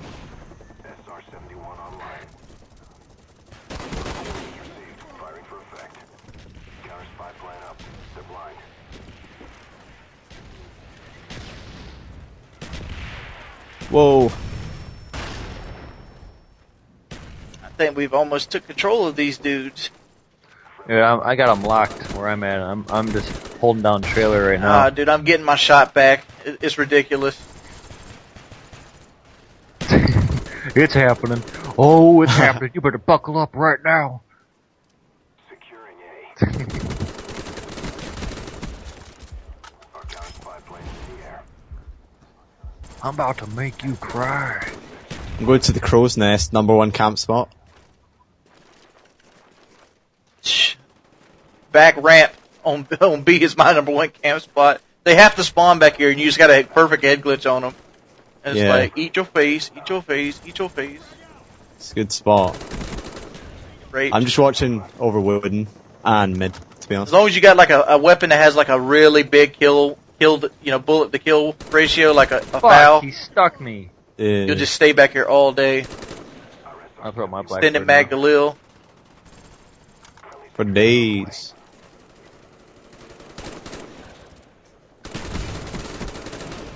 Yeah, I set up in that trailer, and it's just it's lights out.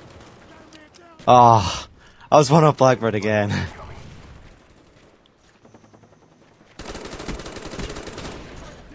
Get him. Go ahead, Stu. I'll follow you. Ghost on B. Woo! Woo! Got him. Oh, napalm save. My butt.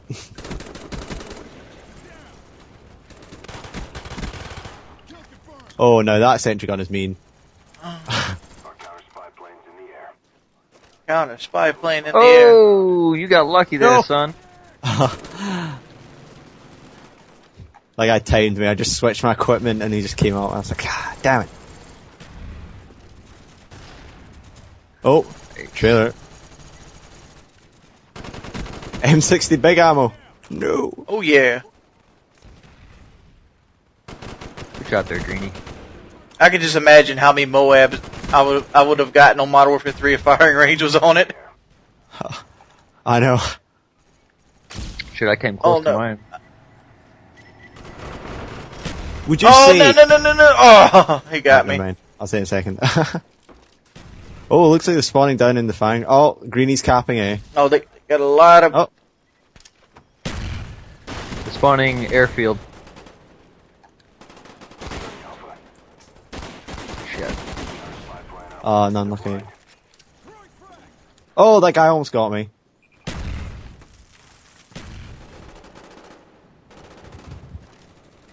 Oh yeah. Oh, they're spawning airfield again.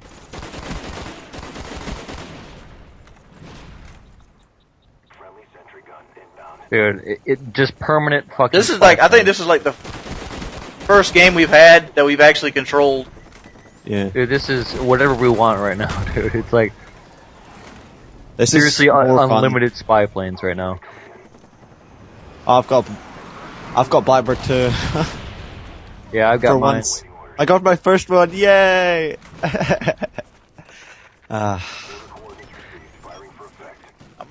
Come on, mortar team, give me one kill at least. You're a beastin'. Oh, they're teaming up on you. Oh yeah, they got a lot of people coming. Trailer. Yeah. I couldn't I got 11 bullets left. 3 of them in there. I'll stun them. All I needed. I got him. Give me the Galil.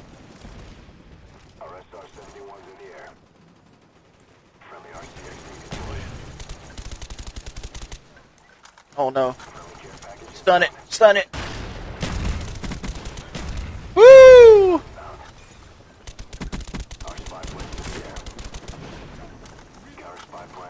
Oh shit, they're all spawning by me. Oh, make it over the trailer. Oh! Feel like I got cheated. Always stand back here, rape the shit out of the other team. Somebody tell me when the Blackbird's gone. Oh! Blackbird is not, never mind. Alright. There you go.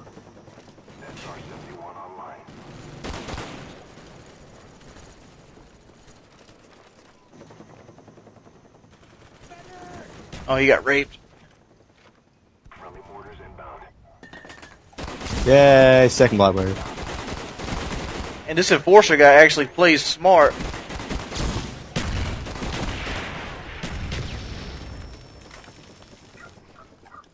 Alright.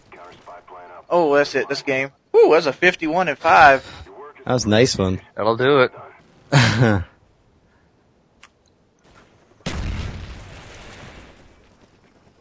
What the heck? He's a pimp! Oh, Twixer! Turn the dubstep on.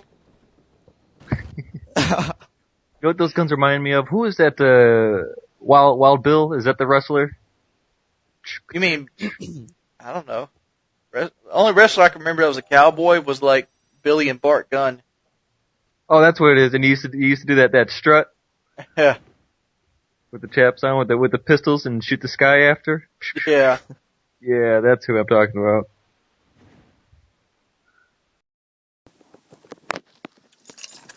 What's up, boy? It's your man Wings of Redemption, and I gotta go to Georgetown. Sitting outside of my house right now. Oh shit, look at that. You guys can see that. Fucking spider built a web on my damn truck.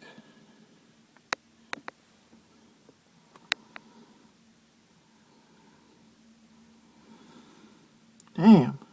Some cold-blooded shit. Let's see how long he lasts. That's kind of bad. I feel like a kid taking a magnifying glass to an ant.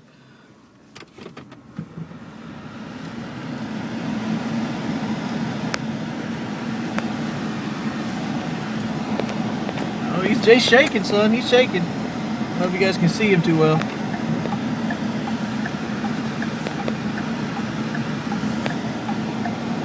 Oh, now it's time to keep the juice on him. Get that motherfucker go!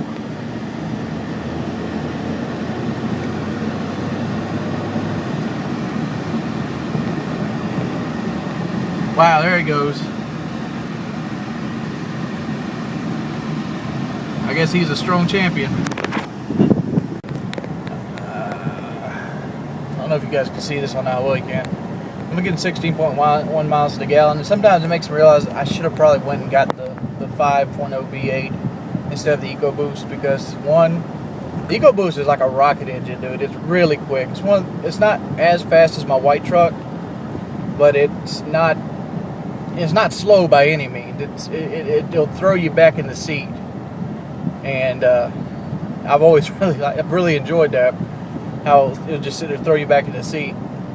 Thus, I drive it really hard. I mean, it's capable of getting 18 or 19, or, you know, well, I wouldn't say 19, but like 18.5 driving around town. But if you're like me, I'm just always gunning it.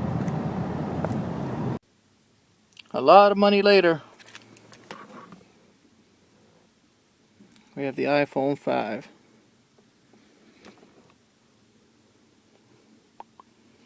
Now I gotta get it activated. I gotta say, this new iPhone 5, this camera's fucking beast. You can just walk around with it, just looking at it. It's not recorded with a potato anymore. They got some bad news though. For those of you know, I happen to have two places, and they're both on the same property. As you see over here, let's see, this is the single wide that we own. As you can see, there's Christine in the back. But the people came up when I got back after dropping a little bit of bones on the new iPhone. They basically said they're moving out. So we got to start the eviction process there. But it is what it is. Let's go see what else we can find. I'm really liking this new camera. Do a little walk. Let's go see. There's my baby, Christine. That's where she usually gets parked at. She gets stuck up under the shed. It's a power washer. This is where Bastard Brooke went to sleep at. I'm like a kid in a candy store. It's just what it is.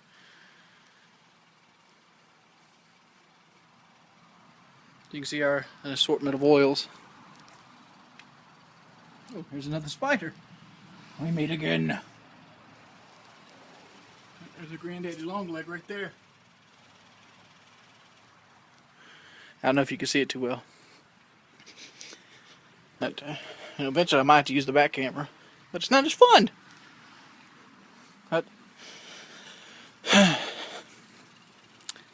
That concludes my iPhone adventure for the day. Oh, just to prove that all the chickens are gone. It's our backyard. We just got done power washing the house. All the chickadee chicks are gone. What's up, everybody? It's your boy Wings of And I'd like to go ahead and do some apologizing. it was a bad night tonight on me on Twitter, and I was feeling really low. And I said some things to some people on Twitter in the Bad Kid Show that, you know, I kind of regret now, but I didn't want to apologize when they asked me to apologize to them because I felt like it would be seen as a fake apology. And I'd like to say I'm sorry to El Presador and White Boy. I said some things that I didn't mean at the time, and they were said out of anger. And yeah, sincere apology. What I'd like to talk about in this video, though, is something entirely different. What I'd like to talk about is why I didn't pay my taxes. One of the big things I was talking about, like for most of you that follow me knows, I got in a little trouble with the IRS in 2011. And I'm in a kind of backtrack why I got into the why I got into trouble with the IRS, and you know, through mostly fault of my own. For those of you who've been following my channel for a while knows I used to have a girlfriend named Shalene live with me, and Shalene was what I consider my first real girlfriend. She wasn't my first girlfriend. That honor goes to a girl named Catherine Dew, but she was the first person I really, really cared about and just didn't want to like drive around with and have a hard dick on. I mean, I cared enough about her to look past everything she had and take her in, you know, kids and all, because I really cared about her as a person, and I still do to this day. I mean, I don't think I'll ever like lose that emotional feeling for her, even after everything was done. And what it ended up being is a burden on me monetarily that I couldn't fulfill. But I didn't want to seem like I was weak at the time. And a lot of this came through me not understanding how taxes work and learning as I go. I mean, before every other job I had before I took in the kids, Shalene and the kids, was something working for somebody else. I would basically, you know, have taxes taken out my check. And yeah, I'm trying to stop saying, you know.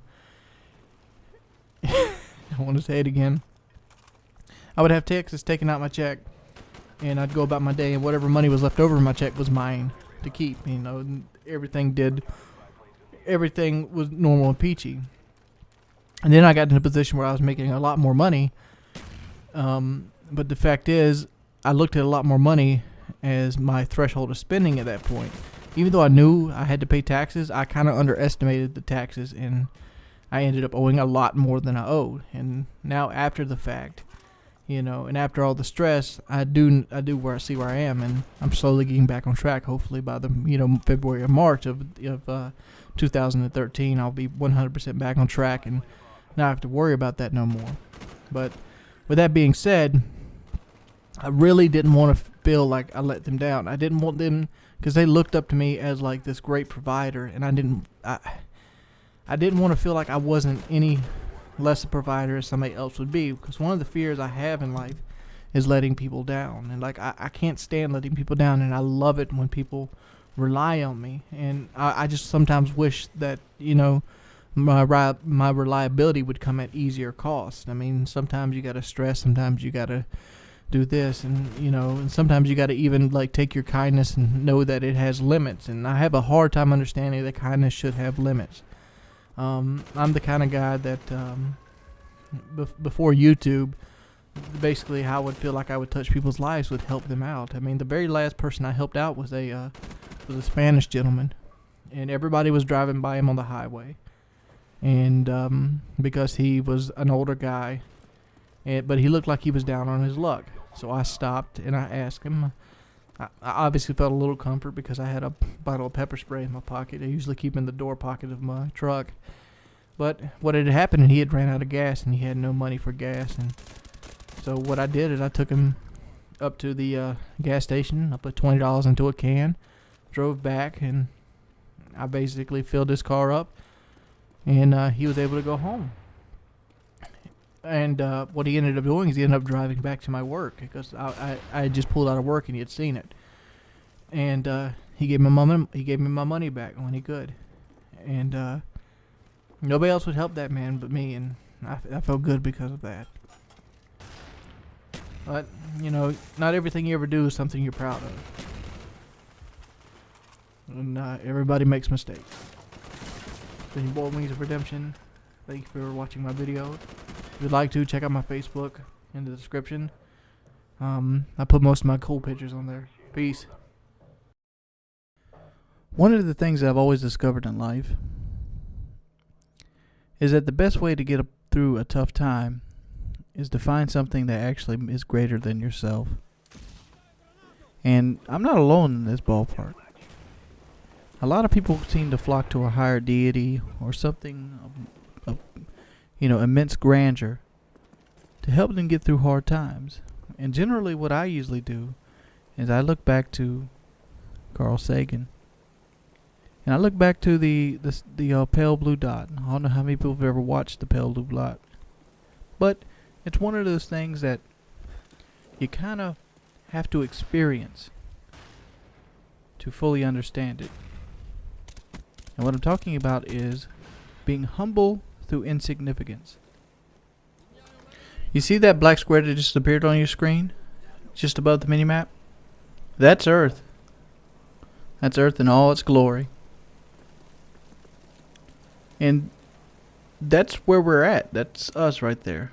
And I've talked about this. I generally talk about this more towards December. I usually do at least some rendition of the pale blue dot every December on the 25th. Or something to do with Carl Sagan. Last year I did the great denominations. But it always brings me back to the Valentine's Day picture of Voyager 2. And it's going to be right here. This is the picture that pretty much Carl Sagan wrote the pale blue dot off of. And the reason this is so significant is that it irradiates insignificance. Radiates insignificance. And the reason it is because if you see that little pale blue dot and you see that orange sunbeam around it, that's pretty much what the sun is. That's what the sun just, we're catered inside that little shell. In everything, all that blackness around it and all those little multicolors are other stars or suns way out in the millions of the galaxies or whatever. And that's just us floating there. If we were to move maybe an inch and a half up or inch and a half down on the picture, we would freeze to death. And we look so insignificant among everything else, or even in the sun's beam itself, is because we are. I mean, we're just a mote of dust suspended in a sunbeam, for lack of a better word. And through this insignificance, it kind of reminds you of how shit doesn't matter. Even though you might not realize it in the midst of chaos, that, what some things are just not important. It's not important how someone looks. It's not important if you can get that promotion on your job. It's not important that you pretty much, make $40 million a year. What really is important is how well you spend your time that you have on the pale blue dot. And, nothing that you ever will do can hurt the scheme or change the earth. I mean, people are so brass and naive that they think that they can hurt the earth. If we were to nuke ourselves to the point of oblivion, like we would wipe ourselves off the map, make earth uninhabitable for human life, you know what we would have done? We would have made earth uninhabitable for human life. Earth would not give up.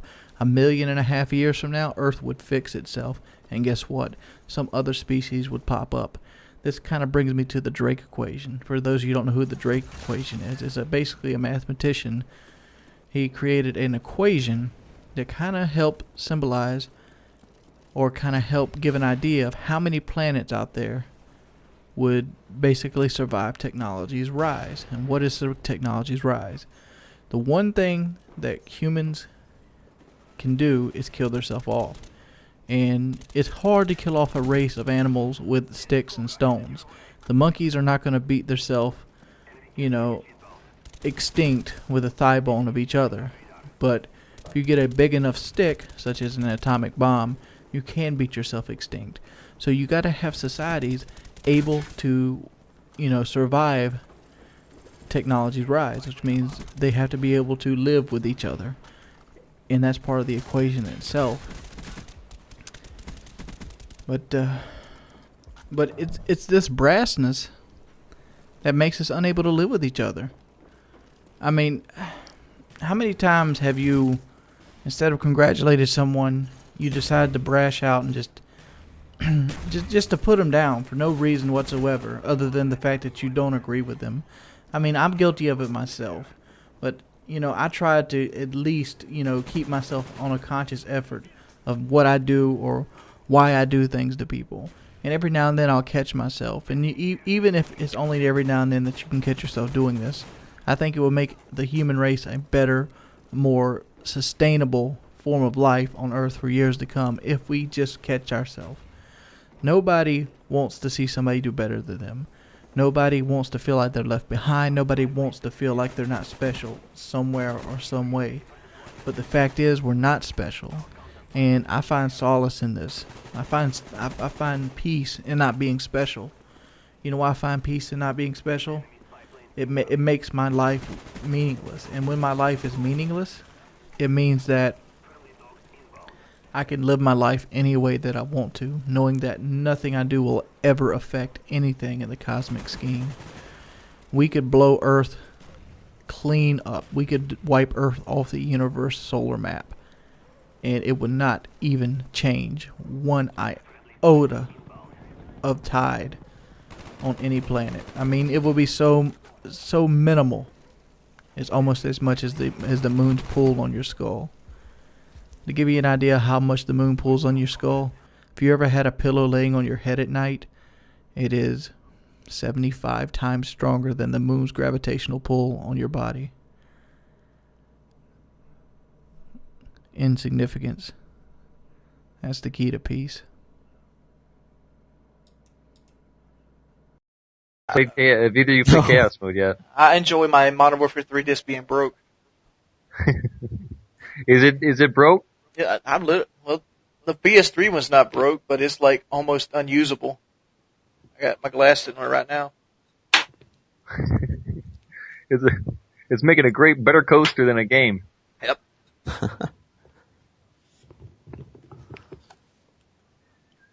Let's see if we can get my sniper rifle on. We had a pretty easy time last time.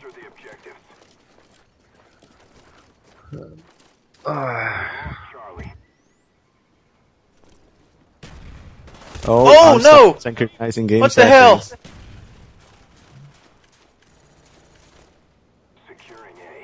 Dude, where the hell did that guy go? Oh, A again. Jesus. I think that's the first time ever I failed to capture our given. Oh! I almost failed to capture that one. Somebody sent me an and I'll just join because it kicked me out of it. Trailer.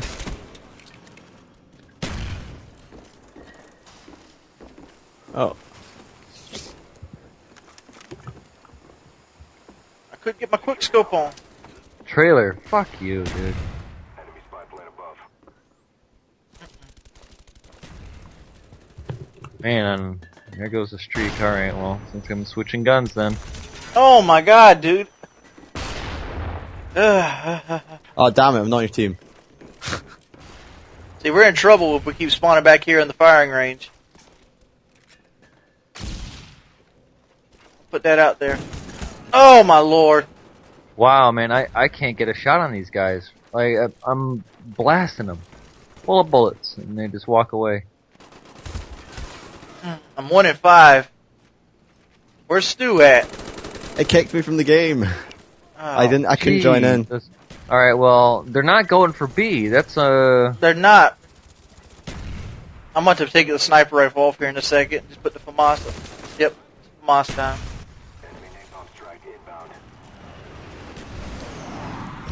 Says your game's full at the moment, so I'll just keep trying. Jesus, man, I'm getting. There's no use to even attempt for B right now. I just can't even. Yeah. Have they turned into MLG Watch Pros? my back. Watch my back. There we Come go. on, I got come on, C. got it.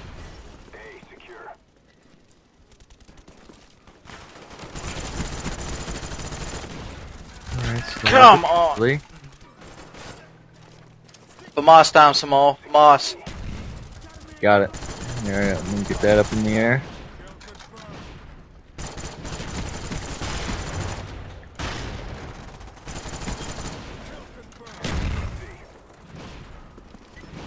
Damn it.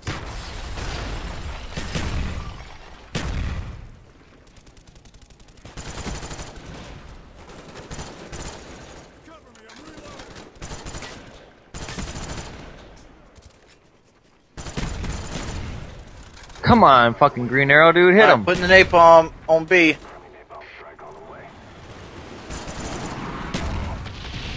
No! How the fuck did you get back there? We got it, we got B. Man. Yeah. We're losing. How are we losing B? I got napalm right on top of it. Flak jacket?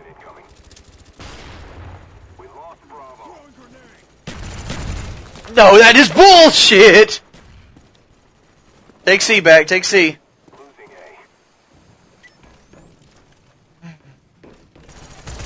This is gonna be so lame. We're gonna lose because the game decided to kick Stu. I know. Oh my god, dude! I'm just hammering that motherfucker full of bullets. All right. No! You fuck, dude. This guy has to have host advantage. I stunned him. He still turned around and beat me.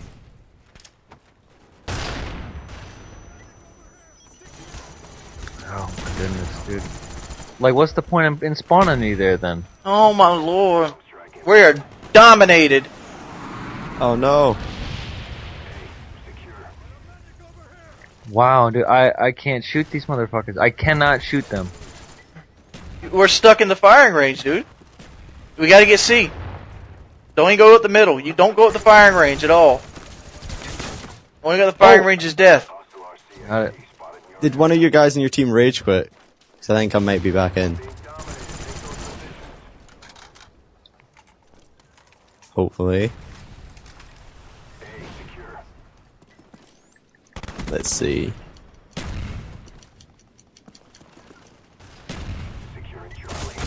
Oh my lord, dude. These guys got... Do they got Blackbird up yet? If they don't, they're soon going to have... Quit shooting! How is half our team sniping? Oh dear. Oh no, it's stuck in synchronizing game settings again. Are you kidding? Damn it, dude. Come a fucking green. Come on, dude. This fucking connection.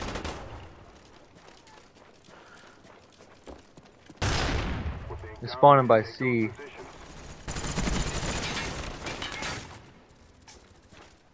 Come on, work.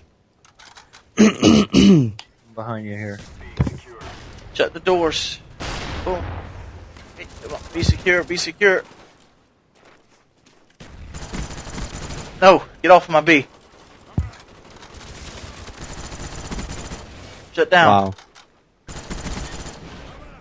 Down. Somebody in their team rage quit, so I'm in their team now. I'm just gonna leave until somebody leaves. Watch out. Make sure they... Alright, guard B, guard B. Alright, get position here. I got a mortar team, 2 all Blackbird. I got a spy plane. Spy plane up. Spawning airfield here.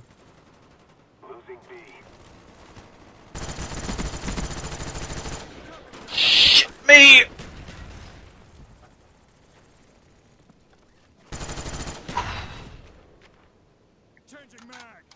Come on, come on. We got it, we got it. We just gotta hold the trap. Alright, I got a Blackbird. I got a Blackbird. I got a Blackbird. You wanna call yours in? I'm gonna wait till I die.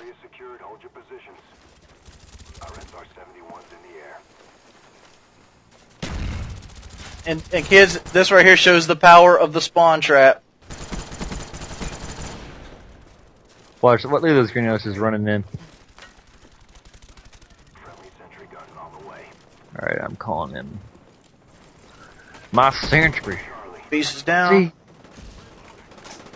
Oh my goodness, dude. These guys on our team are more concerned about trapping me into a corner. Alright. Getting too heavy on A. We can't, don't take A. Don't push an A, team. Securing Fuck you. Seriously. Oh, God. Somebody needs to get that. SR-71 ready for launch. SR-71 online. We're losing B. We're losing B. I got B. Friendly care package on the way. Friendly spy plane inbound.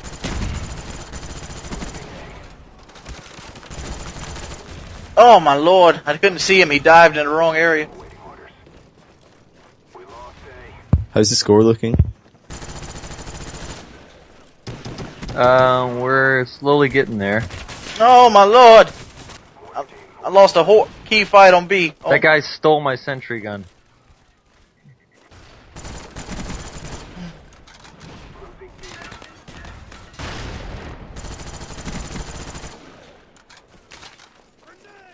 Well, we're in the lead right now, 135 to 120. Ah, nice.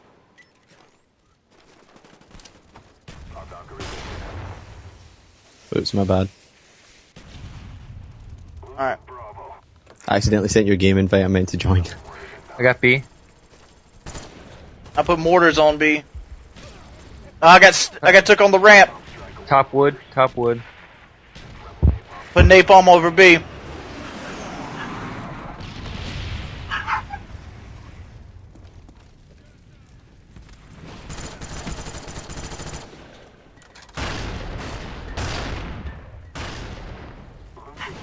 C, and they are laggy.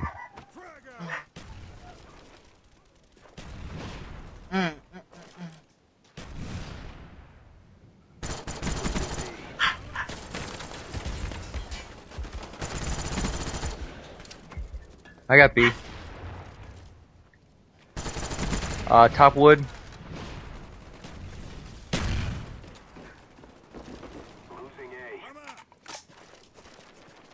What just happened?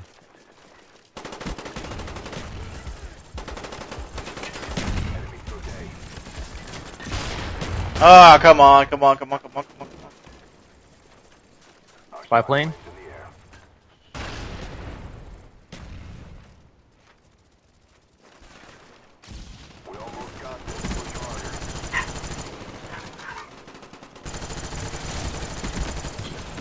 Ah, I think we're gonna win. I think we're gonna win. Yeah, I think we got it too. Oh God, Ghost, Ghost.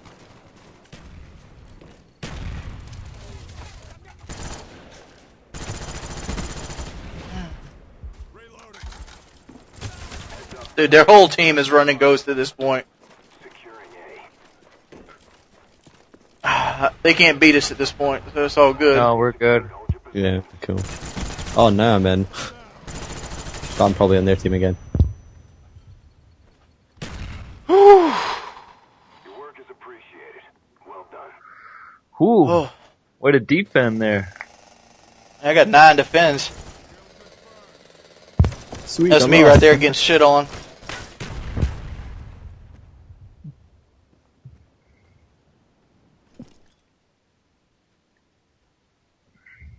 I think I'm gonna call that one for this session. That's an hour and 10 minutes worth. Alright, cool, cool. That was actually quite fun. Not bad at all. Not Alright guys, let me get this rendering. Now it's just to see whether the audio's alright. Yeah. I've done that before. I've actually recorded an hour's live com and it's just... I haven't pressed record. Just guard. What's up, players? I don't know if you know this, but I actually went and purchased the iPhone 5. And, you know, it puts out this wonderful, luxurious video right here. Looks a lot better and sounds a lot better than the webcam platform that YouTube does. That's why I'm doing it this way. Oh, gotta remember not to cover the camera. But, there is a problem. For those of you who don't know, I've carried the iPhone 4 for a long time. I didn't even upgrade to the 4S because I didn't really need Siri. And I didn't really need 4G. But the iPhone 5 really caught my attention because of this front camera that we have here. And it's great. It's a great phone. I really enjoy the iPhone 5. It sounds good. It has a really good speaker. It almost can pass for a radio. The speakers are so well on it. It does everything faster and better than my iPhone 4. But it has one major problem that my iPhone 4 did not have. It can't get fucking service. I can sit this motherfucker right here. Right there. I can sit it right there. And it will go from 3 bars to 2 bars to no service. And it's been stuck on no service for like almost 90% of the time I've had the phone. It works great anywhere out there. Like I drove to Georgetown today to get a new SIM card. I haven't got it changed over yet. I'm gonna probably do that tomorrow. But I drove to Georgia to get a new SIM card, and it worked fine. But the fact is, like as soon as I walked into the AT&T store, bloop, no service. Like every time I walk into a building, the thing drops to no service, and I'm like, why is this happening? Is it the phone? Is there something wrong with the phone itself? But I go on these forums, and I'm looking on these forums right here.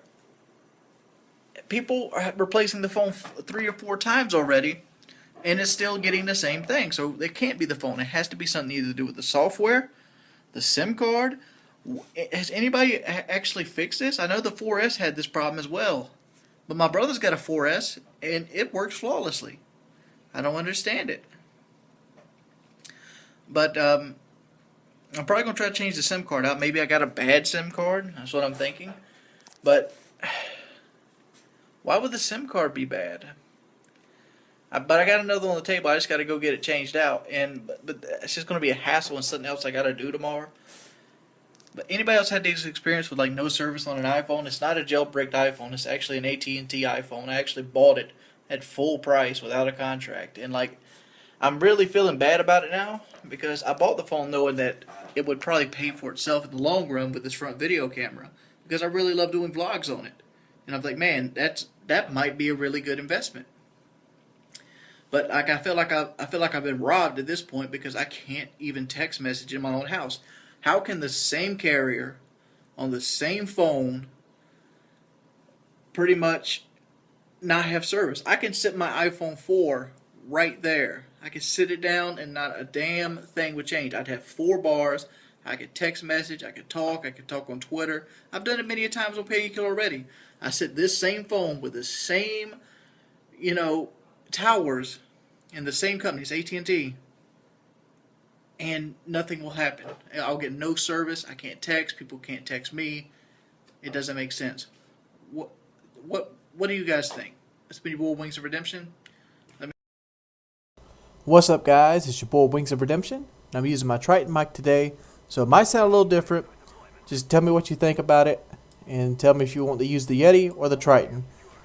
Other than that, gameplay is by R7 Response Gaming, and the commentary is by yours truly, Wings of Redemption. A lot of people really enjoyed my Insignificance is Happiness commentary. So I figured why not go ahead and do another one, kind of along the same line as my Insignificance is Happiness commentary. And what I want to talk about today is it's not really talking about, it's more like bitching about intelligent design. What is intelligent design? Well, intelligent design is basically the counter of evolution. It's basically what the church wants to be taught right beside evolution in class, because evolution is a theory, but so is intelligent design. It's also a theory, but it's a stupid theory. It's a theory that has like no scientific qualms with it whatsoever, and they'll always show that same picture. You know what the intelligent design picture looks like? Let me show you. Now this is that picture I'm talking about. This is called a flagellum. It's basically they want to call this thing a biological nanomachine, but basically it's a small bacteria-like organism that basically has a tail that propels itself to swim around. And that's what they use against, creationism, or the Darwinism, or whatever the fuck you want to call it. Basically, the evolutionists that say that we evolved from animals, and as we strive, we keep evolving. And this is their answer to intelligent design. Like, this thing was designed this way for a reason. It has the tail so it could propel itself. Dude, that can come through evolution as well. Let's go ahead and make this a little bit more of a comedy, and let's go ahead and list some intelligent designs that we've had with the human body. Alright, you might think the human body is really smartly designed. You have 2 eyes, so you have depth perception. You have 2 hands, so you can hold things. Your back is the center point. It's the core. You have 2 knees. Your knees don't bend just like your arm. Your arm can go, 180 degrees, 360 degrees. It doesn't fucking matter. The rotator cuff is so perfect, but the knee will only go a certain way. All right. Well, let's go ahead and pick apart some of the intelligent design with the body. Yes, it's a nicely designed thing, but it could happen by chance, and we're not the only creature out there designed like this. Let's look at our closest relative, the monkey. I don't know why people have such a hard time thinking that maybe we came from monkeys, or maybe they just don't want to feel like they're anything less than another animal that just happened to have a big brain. But let's just go ahead and do this. What is the worst design aspect in the animal kingdom? Anybody give up? How about a fucking penis? You'd be like, oh man, Wings, no, not my penis, dog. Not my penis. My penis is my gift. But think about it. Let's seriously think about the penis. I know there's somebody going to be dropping some gay shit in the comments right about now. But the penis is like a sewage system / party in one package. It's like somebody took a barbecue and decided to have the barbecue in the fucking sewer. You piss out of your penis, but you also reproduce out of your penis. Who the hell came up with that? How is that intelligently designed? I mean, like I said, that's just like having a pool party in the fucking sewer. Not intelligent design at all. How about this for some intelligent design? Almost every part of our body requires oxygen. Well, muscle-wise, oxygen goes into the bloodstream, the muscles, whatever. We run off oxygen. That's pretty much a given. But why is our breathing system so poorly designed that only 10% of the oxygen that you actually bring in actually goes inside of your body? 90% of every breath is expelled through your mouth. You just lost 90% of the oxygen you took in. Would you buy a car that only used 10% of the gallon that you put in? No, it's extremely inefficient. That's not intelligently designed at all. So let's go ahead and get to the root of this problem. And let's just go straight to what most people like to call the appendix. The appendix is part of our body that pretty much does nothing. Let's go ahead and do some quotes here. This is quoted from an encyclopedia. That's not Wikipedia. However, most physicians and scientists believe that the appendix lacks significant function and it exists primarily a vestigial remain of a larger cellulose digestive cilium found in our herbivorous ancestors.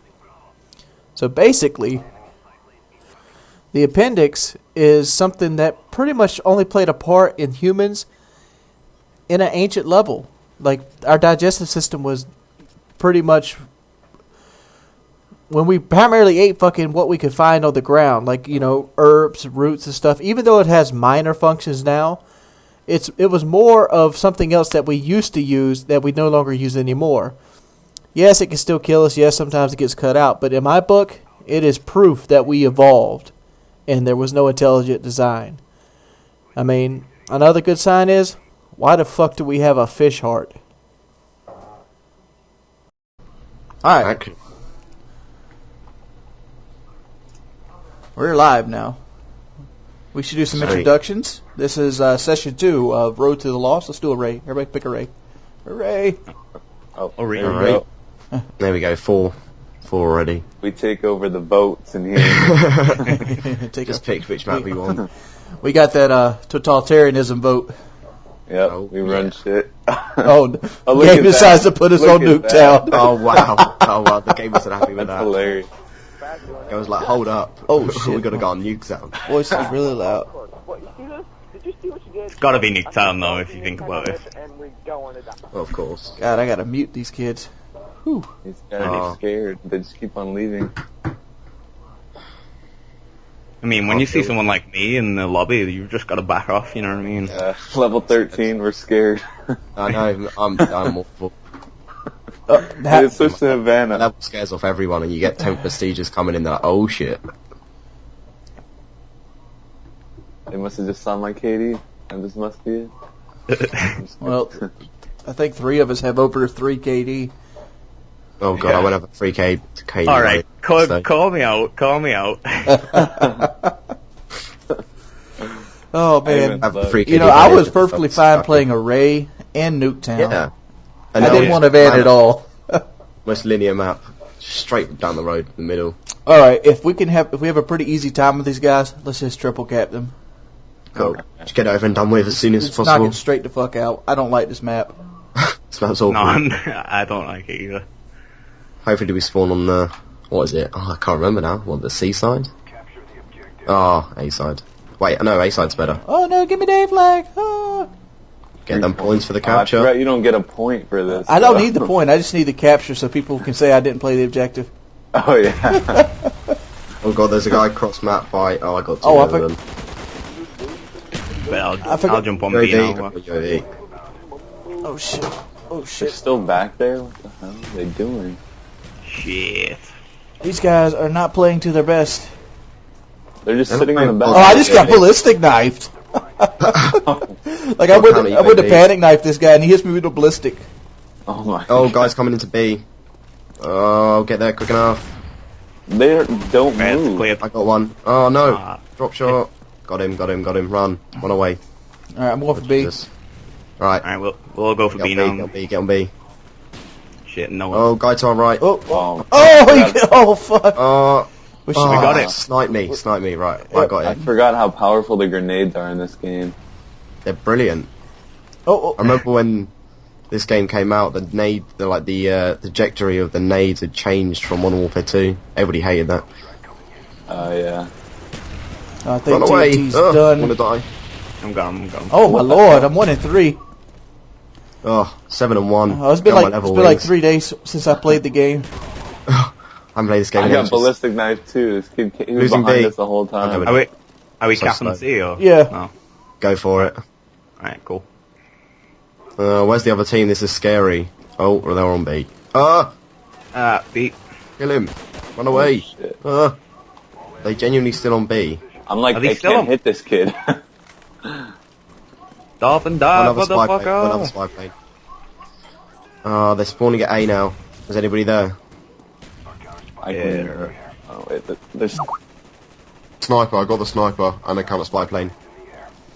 Oh god, I'm just running around with a chicken like my head cut off. It's not working. That's my playstyle. What now they're at C. Oh man, you ever try rushing with a FAL with a shitty connection? It doesn't work. Mate, I'm from the UK. I've got a 2-bar. Get on my level. Talk about shitty connections. Oh yes, run away. How about this for a shitty connection? I have the local host only on, and I still get a 3-bar. Oh my god, I got sniped around the corner. Like I was clearly blatantly around the corner, still get sniped. Whenever I try to play ground war in this game, I can never get 4 bars ever. Oh yeah, ground war just fucks me off big time. Like. Right. Oh wow, they spawned right at the back. They just sit back there, dude. Look at this guy, all the way in the back. Oh, let me get a snipe. Let me get. Oh, never mind. Oh crap. Yeah, I like stopped shooting. Ah shit. Claymore gun. Let's Counter go. UAV going up. They don't move in their spawn. They're just like staying still. Oh, we're losing B. Oh my! I just got sniped. There's a guy top white. Oh, someone got him. Took my kill. Oh, I got another UAV. I have not got a UAV yet. I'm embarrassed.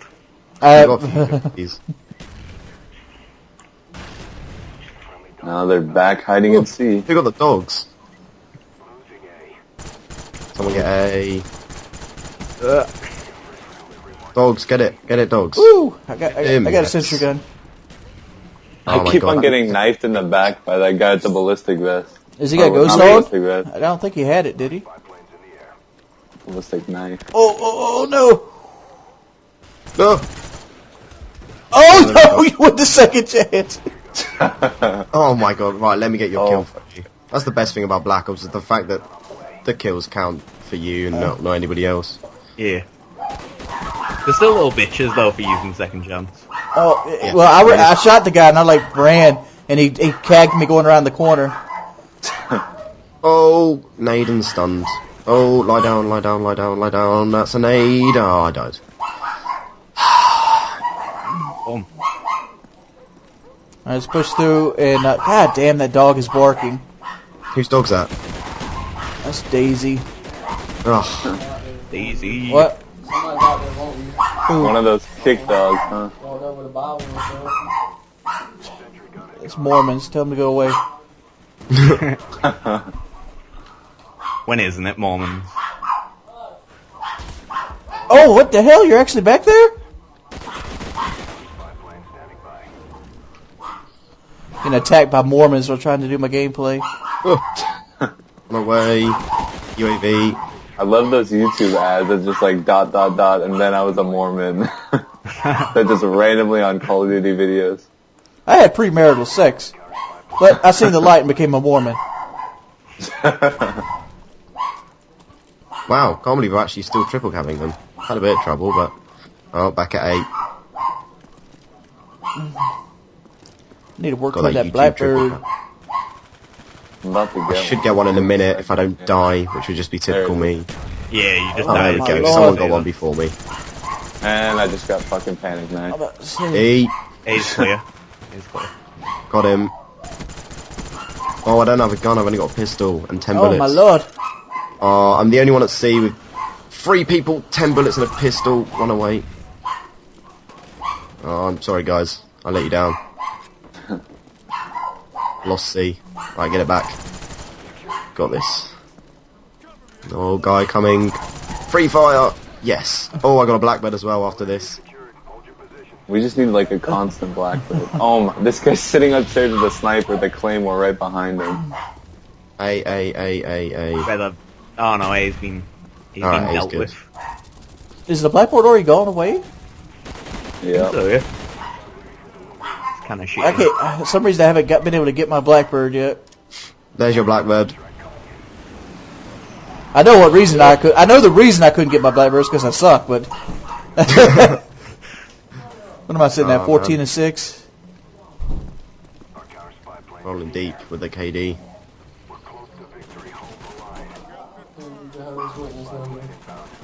Was it Jehovah's Witness this time? Okay. I don't know if you get Jehovah's Witnesses in the UK. Request I've of never had one prayers. to my door. I haven't either. Maybe that's because Oh every no! time one comes round, I No, you ghost! I behead them and You're then too blunt. We're just like, fuck off. Thank you. I just kill them and then. Yeah, they're all at it. I got put an his Ipney body- for Moss. Killing's probably a bit extreme, Oh. but you know, probably time to Yeah. tell. Like, pleasantly Oh, leave my they property. took my citric gun, the dirty bitches. Oh no! Oh, I got him for you. Sorry, it was a bit late, but you know.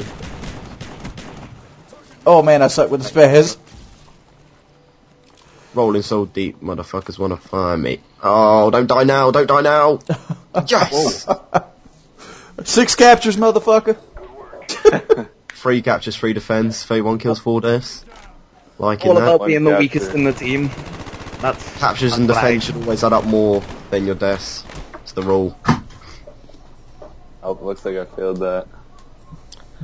Oh god. I'm ready for Yeah. that Black Ops 2. Me Oh, too. man. Black Ops 2 should be really good. We got Think we Pete all Romano. He got his phone number and a local Jehovah's Witness. Oh, I got the FAMAS. Time for abusing. I got the AK. Just make it Yeah, I Just FAMAS. Jeez. Hard life, having to use the MP5. I'm just gonna beast with the FAMAS now. Yeah, now I've got it. I'll just use the FAMAS a bit more. Just get the 3 caps down. How long was that game? That must have been really short. The what? How long was that game? It felt really short. But I have no clue. We're 11 minutes into the series. So it must have been pretty short. I wonder if it's in my recent games already. Oh my lord! Oh, mine. Can you shut those dogs up? Break their back or something? This is why you have cats. Break their They backs or ignore you. something. They just, you just all you have Take to the do- nails. Just get the little stripes to shut. No harm in taking a few teeth. Only dogs could speak. Wonder who sent me a Jehovah Witness. That'd be funny if like people send people pizzas if you could just send Jehovah's No, Witnesses. no, they do. They do. I get Oh, really? I get a Mormon like every other day. Screw SWAT team when you can send Jehovah's Witnesses. They're just as annoying. If not more. It's like, would you like to pray? Not give up. I'm gonna record the next Jehovah's Witness I get. You should. That's a great. That would be a good video. That would be a great video. Just trolling. So funny to watch, yeah.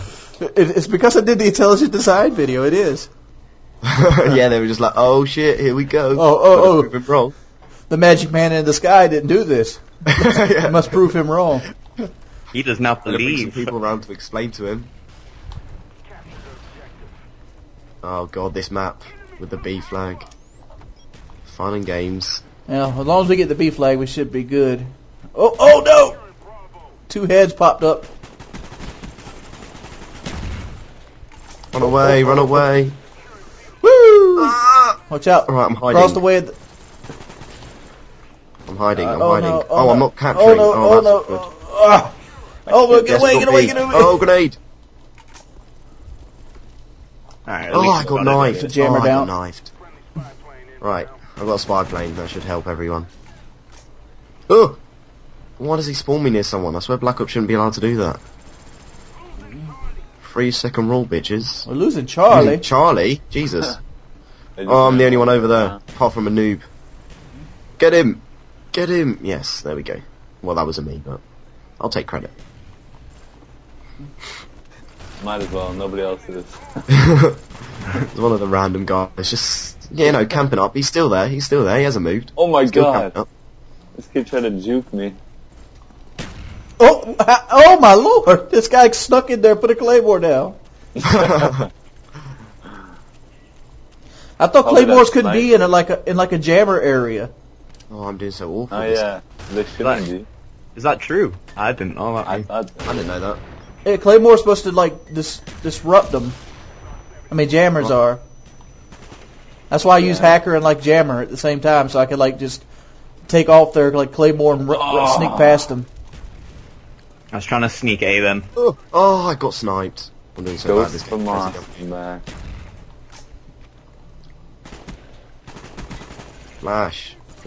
Flashes are the worst thing when you're playing against them. When you're playing with them, they're the best. Oh, I can't stand flashbangs. Yeah, flashes are Can't the be a worst. flash to the face. Come on, buddy. I know you're coming up here. Oh, no, you're not. You got black. You're right in a corner with a sniper rifle. You ain't Grizz, baby. We got an A here. Come on, lightweight. Come on. Oh, no. Yeah. Move. Oh, I nazed it over. I'm gonna get it. No. No. Oh, fuck. Ah, random. Fucking nade. Now where are they gonna be? Yeah, it's like roulette wheel of which spawn they're gonna spawn at. Oh, man. Oh, I got the one at A.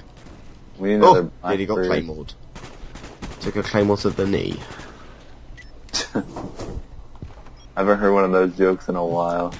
I haven't. I never even played the game. I just Me the neither. internet taught me them jokes. Yeah. Didn't play the game. Still got arrow to the knee. Anybody at C? Oh, did I get a triple there? Nade on it. Oh, no, I didn't. No, I didn't. Please don't kill me. I got him. Oh, there's more. Pistol. Oh, only assist. This is Pistol why. whip that bitch. Except from I didn't get the kill. Disappointment. B. Just go prioritize Oh, B. another one. Oh, no. Oh, every time. B is just awful. Always die on B. Who's 15 and 1? Jesus. I'm not. Yeah, it's not me. I can whittle out who isn't 15 and 1. I can count to 15 and 1, but I can't get that score. Counting will do. Oh my lord! Look at all this sexy assists I got. What am I at? Oh, I can't tell. It's because Domination. you're just a giver. You're just a 100% giver. I'm a taker, if you know what I mean. Oh god. Oh, that escalated quickly. Oh, overgas. Where are they hiding? Oh, I got a sentry gun now. I just followed some guy and he's disappeared. I think he went. Oh, there he is. Oh, I didn't kill me. Jeez. Crazy. Alright, trying to jump on this. Oh, thank God for that. My saviour. What the fuck? Guy going to C. Yeah. There's one just all the way in the back. Oh, my aim is Thanks for the awful. flash. Thanks for the flash. So we're top of the team first game, and now I'm probably going to end up bottom at this rate. I'm doing so bad. Oh, I'm second place, son. Get on my level. Oh, you're overtaking me. It's not fair. Oh, look at that legendary grenade over the building. Oh, look at that. Oh my And god. the dogs. Quad feed, put that in your montage. Yeah. Oh no, oh no, oh no, please die. I'm too sexy to die.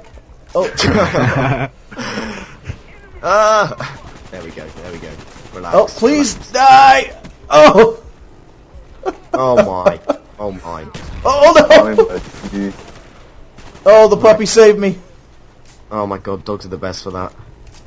Apart from when they bark during commentaries. Yeah. They only need to bark when they're killing someone. Yeah. Especially trained attack dogs. What do? Bark the entire time. Exactly. You'd think you'd like train them not to bark. You get some stealth dogs. Yeah. Yeah, that's it. Black Ops 2. Stealth dogs.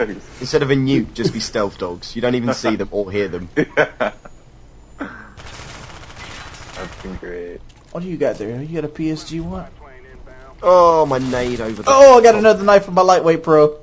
I'll take it. 34 on 1. You need to just go away. I can't deal with that. I can't even find 34 people. Oh. God, I can't hit a person standing still. I'm a beast. Oh, I've died so many times now. Because you wouldn't expect them not to move, so they're just tricking you out. Double bluffing you. That guy would have killed me 3 times unless I Damn, killed him dude. there. I'm in second place still. And That's because you haven't got any deaths. I just got a crazy UAV then. Hitting it up big time. Yeah. Come on, why the hell would you not go Oh up my there? god, I'm so bad. Nearly killed myself with my own nade. Counter. Boom. Oh, it's coming together now. Counter UAV. Oh, hitting up that 4 kill streak. You know it. Messing around now. Next up, Moab on Black Ops. Anything's possible. Let's not go too PSG far. one. God.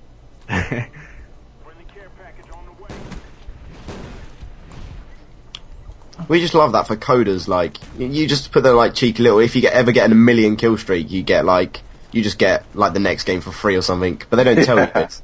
There must be something there. Like, really, after all of this, they're not going to piss around and maybe give you something. I know. But nobody's ever got there, so you never know. I'd love to do that. Oh, come Maybe on. get something like that in this game. Oh, I did so bad in that game. I didn't exactly do good. 10. I got cold-blooded pillagers fucking power drived them in their own front lawn. But I didn't get any captures, so therefore I suck.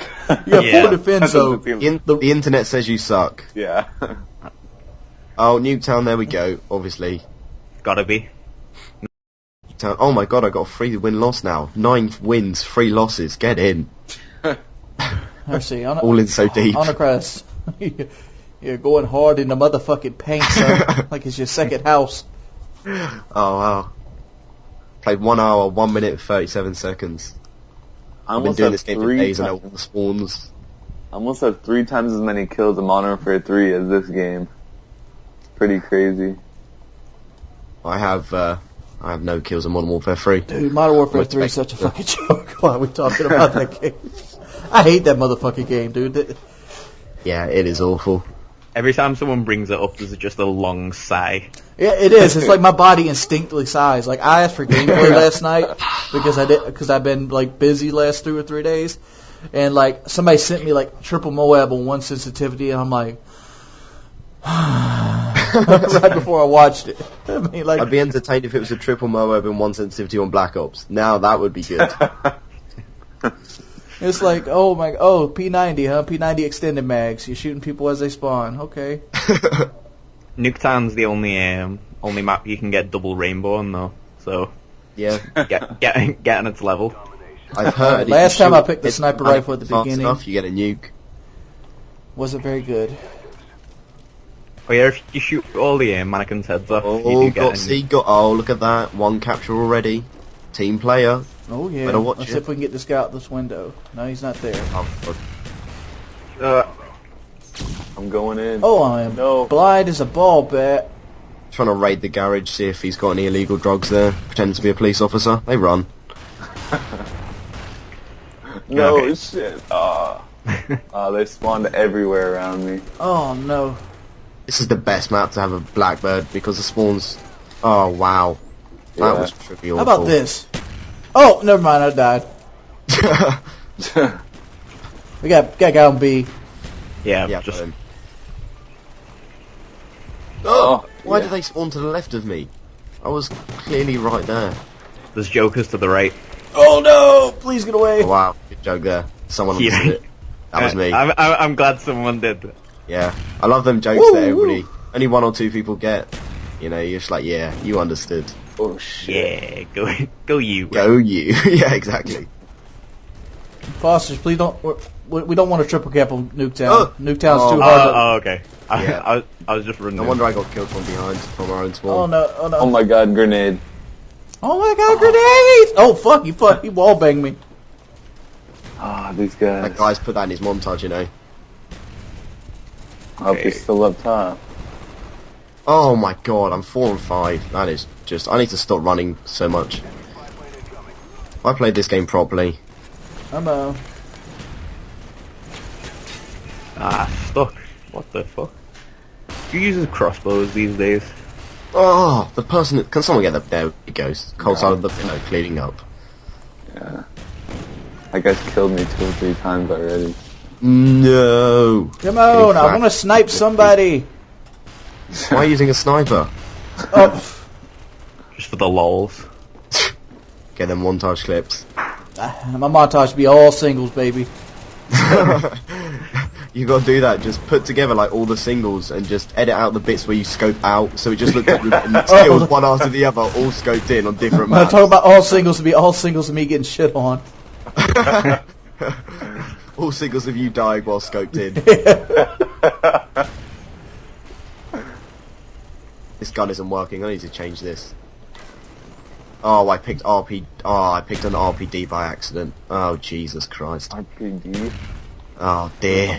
Where, This is like where running. is the enemy team at? What? Oh my god! They're using this RPK. jammer I shit. don't even know what it's called. Ah! Jesus. Every time I pull my jammer thing out, it just like kills me instantly. So much recoil. Now they're making a push to B. Red. Fuck them off, B. This gun is so bad.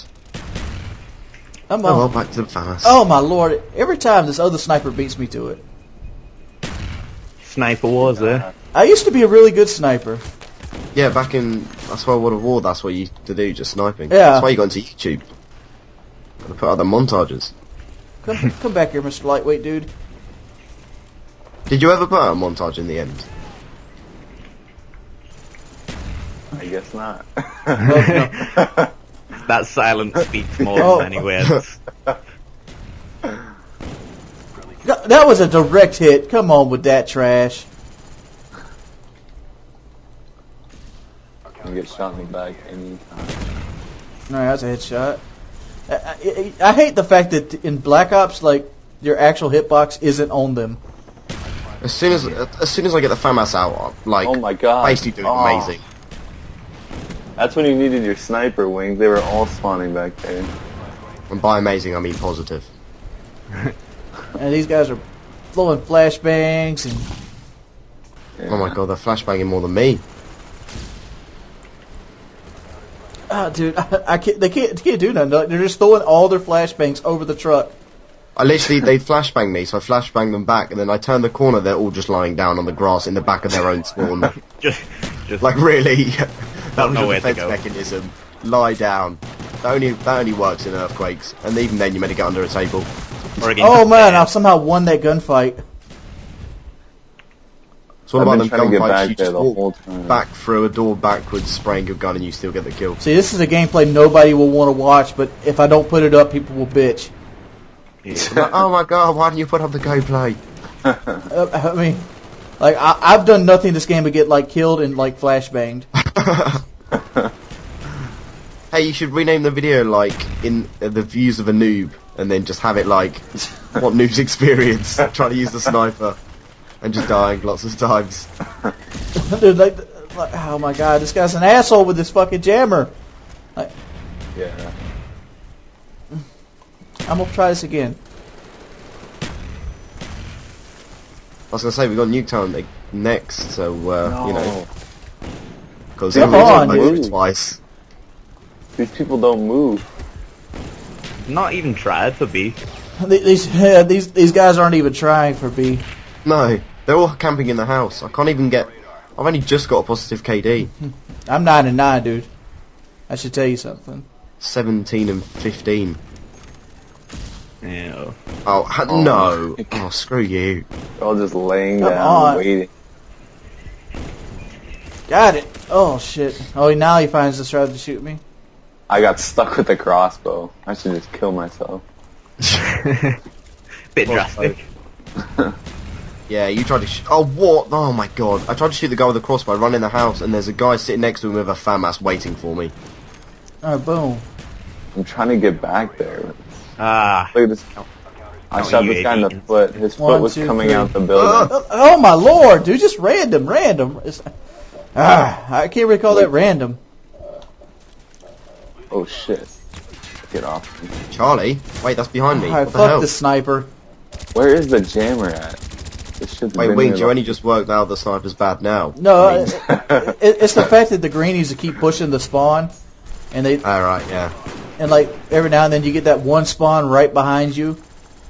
Yeah. So annoying. Or the ones you get to the side are the worst. You'll be like standing back and they'll spawn to the side of you. Like what the hell? Like, I can hear them throwing the grenades. All I hear is just explosions and I die. This no, kid. Crossbow. Fucking All I hear is ghost the from crossbow mom. like beep beep beep beep beep beep beep. I just literally just walked right by there to jump in the middle. Alright, I'm just gonna put the Olympia on. Fuck this. BB. Falling so deep with the Olympia. Is the Olympia good? I've never really used that one. Always went to I'm these. standing at 13. Fuck it, you want to push spawns? Let's push spawns. Oh. This is such an embarrassing game. And I get snow scoped.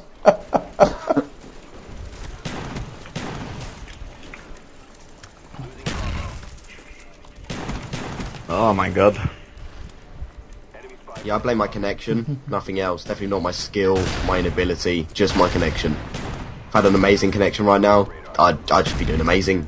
You wouldn't even notice. I'd be like going 100 and 0 every game. I blame the children of the future. I blame society and the government. I blame the government for taxing my money. That's why I'm doing bad on backups.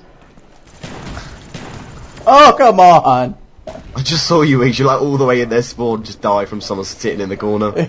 Yeah. The usual. I'm 15 and 16. Look at that, dude. I'm beasting. Even Foster did better than me. Oh, God, that's a Me as well. Even cold side of the pillow couldn't even knock out a 2KD.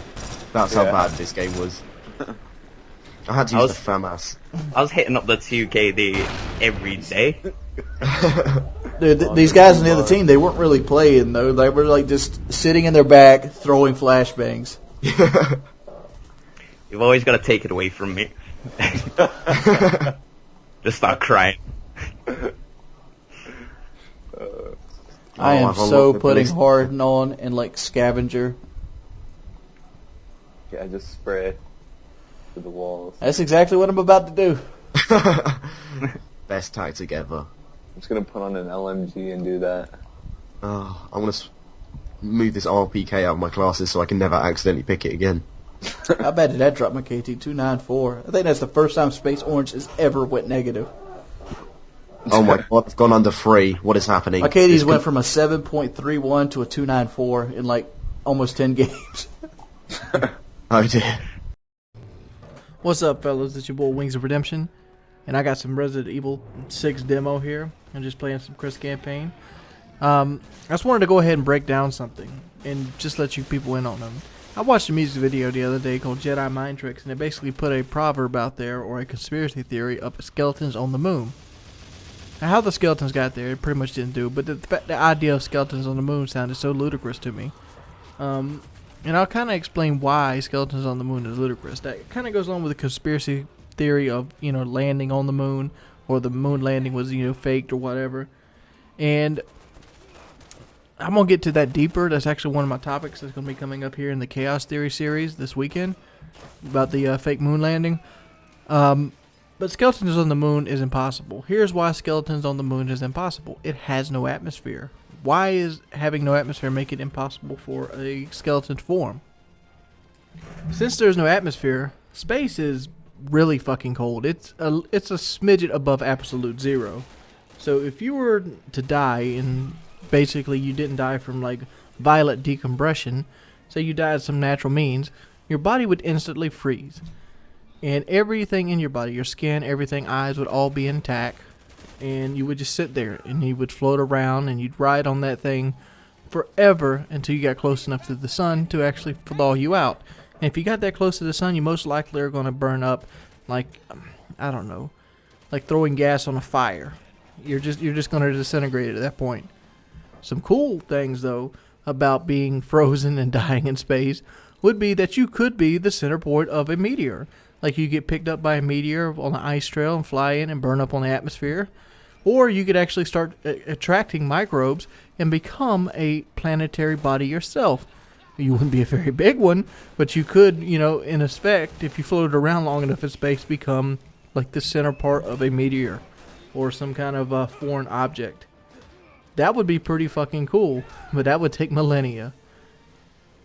So there's only two ways you can go in space. Violent decompression, where your body blows up basically because it was decompressed at such a rapid rate, or you freeze to death instantly. That's the two choices that you have. Oh, you have burning up too. But would you, if you died, would you become a skeleton on the moon? No, you wouldn't. You would be ice. That's all you would be. I mean, I don't know how many movies you watch, like Apollo 18 or all these conspiracy theories, but no, you can't decompose in space because it's too fucking cold. Hell, you probably couldn't decompose in the, you know, in Antarctica because of the just how cold it is. Your body would freeze instantly. It's like, it's the same idea as you know, Walt Disney being cryogenically stored, or John Wayne waiting to get thawed out so they can cure his cancer. It's silly, and it's a stupid conspiracy theory. I don't know how many of you guys knew about it beforehand. Now you do. Now, if some asshole tries to preach about we found skeletons on the moon, you could tell them they're a dumbass. D-U-M-B-A-A-S-S. Dumbass. Really excited for Resident Evil 6, dude. What do you guys think about it? What's up, guys? It's your boy Wings of Redemption, and I just got some shit to get off my mind. I mean, I've been on this Twitter drama all fucking week, dude. It's fucking annoying. I just want to go over a bunch of stuff right now that people misconstrue. Alright? I just got into a debate with NASA and Trump talking about how I always play in a party. The reason I play with a party mainly is, one, people started bitching at me because I had a bad win-loss, so I went and got a good win-loss. Alright? So now the other people aren't happy because I never play solo. Alright? And then they bitch at me about camping too much. I've always camped. My channel was called Intense Camping Productions. I did a 100 million view video, and should I had 6 intros with my fucking company name in it. The reason I camp, 120 ping. Why don't you run a speed test right now and see how much ping you have? You probably have around 16. I have 120 ping. That means I'll have a 3-bar on some of the best connections I can get. And that's going to happen all the time that way. That's just how it is. That's how I have to play the game. And what that means is when you put lag compensation in there or stuff like that, when you come gun on gun against somebody, I don't have too much of a damn chance to gun on gun straight up gunfight. I can't do it. And does that make me a bad player? No, I'm not a bad player. I have proved time and time again. I have played multiple play styles. I have done playing the win, playing the objective, playing this, blah, blah, blah, blah, blah, blah, blah, blah, and I've always ended up with like a 3 KD, and like I have a 10 win-loss at this point, and I don't understand why people consider me this horrible player. I don't cherry-pick my games. I'll play for like I'll play like 5 games and pick the best one out because I don't have time to cherry-pick my games. I don't have 3 weeks in between every upload where I can just play and play and play and play and play and get this one game where it looks like I'm a fucking monstrous beast. I don't have that luxury. I upload 3 videos a day. 3. And you know, so we'll upload less video. If I upload less videos, guess what? Nobody fucking watches them because the YouTube algorithm fucks long tail. A video is dead 4 or 5 hours after it's uploaded. Period. Just straight up dead. The only way a video will keep being alive at that point is ratings, which a lot of people have been doing. I've been doing really good in ratings lately, but yesterday I did really poor in ratings. Either ratings or people constantly be like, did you see this video? And that's the two aspects that you have to get, and there's only a couple ways that you can get that. The strongest thing I've ever discovered is having a bad title. What was my best video this month? Why I like racism. And the reason it was the best video this month is because people were mad and they clicked on the video. And the follow-up video was something else that had racism in the title. Look at my video that did well yesterday. Why I lost faith in Jesus. Another very, shocking title. That's how I pretty much have to get my views at this point, because the following just isn't there no more. And it just pisses me off. And like people ask me today, why don't I do videos that I want to do? Look at the video I just put out, Skeletons on the Moon.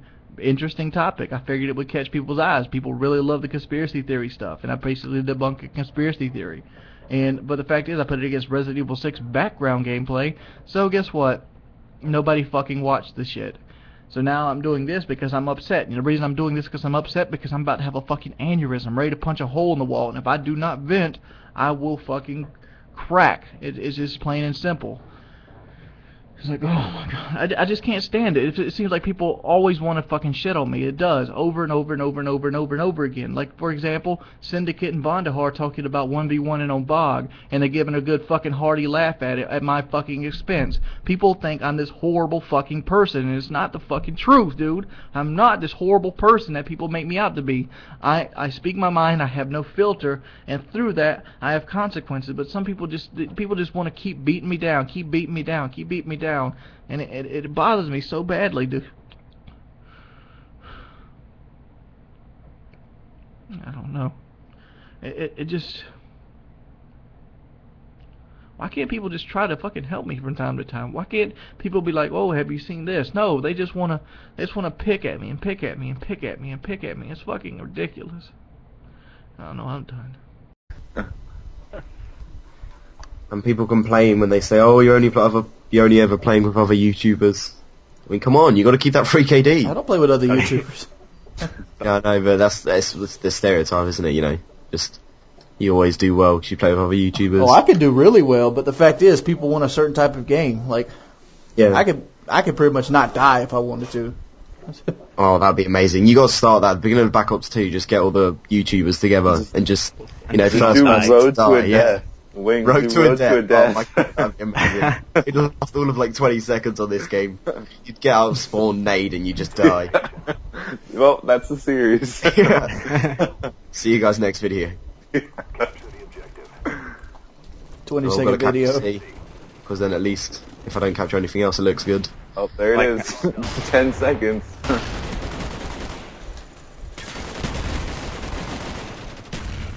Let's play this a little more serious. Yeah, I got you. No pushing the spawns unless you're a noob, and even then, it's not allowed. Yeah, it's forbidden. Everybody's on B. Everybody's on B. Look, they got claymores in the house over there. Seriously?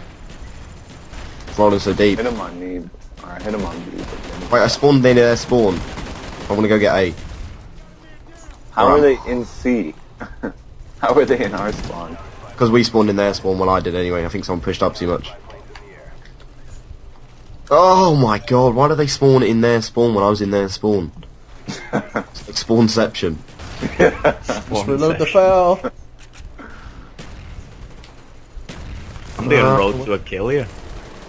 Road to a kill, yeah, that'd be even better. God, Modern Warfare 3 just road to a kill. That video would be like 40 or 50 seconds sometimes for me. For me, it'd be like 10 minutes, Running out, die, running out, die. I guess we should actually try and get the B flag here. Yeah, it's a guy running outside. Got him. I'll revive you. Run. Oh my god, random guy died. I was trying to revive him. Since I'm not trying to maintain a KD, I guess I'll take the hit. Yeah. I tried to take the hit, but the hit was taken too early. Oh no, oh no. Get away. He's going to throw the grenade. Oh, I need to put. Oh, I'm putting on my flak jacket. Put on the flak jacket class. I can't deal with the nades. Reload the Enfield. Enfield's a great gun. Underrated. I'm doing awful. What is this? Oh, reload the Enfield. This is Sparta. This is B flag.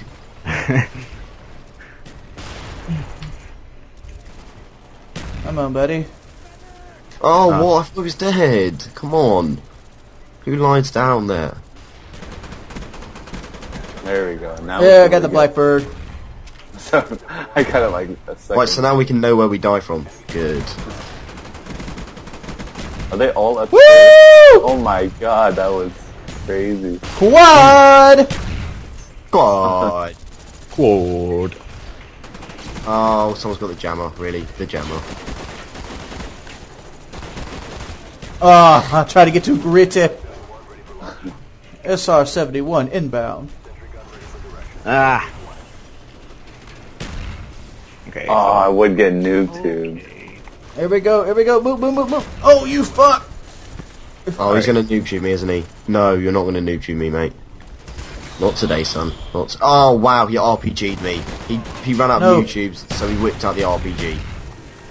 Serious questions need to be asked about his virginity.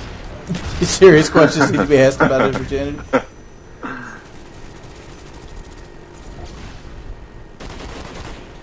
Alone. You still using the sniper? No, me. I'm using the FAL right now with Harden and a Scavenger. Crazy. I'm actually one of those people that actually really likes Deep Impact. Oh, newbies are captured. Yep, I'm getting shot in the ass. They're in the C building. I got him. Oh my god, there's a guy standing in between the couches. He's like invisible. I know, I just saw him, man. He got me again! I got him. Oh my lord. Oh my, there's a guy in the refrigerator. Where is the fridge? When you've no time for snacking. Oh no, oh no, oh no. Oh my god, the Python. No, nobody's up here. Where are you at? Okay. Oh, B. Oh. I got him. What the hell? It's like you got shit upon, dude. My KE just for the wins. Whoa! See, that's right there. I don't understand at all. He is such a massive beast. Why'd I even test a player of his caliber? That's what I'm saying. Oh my god. I have extended mags, this thing only has 60 bullets.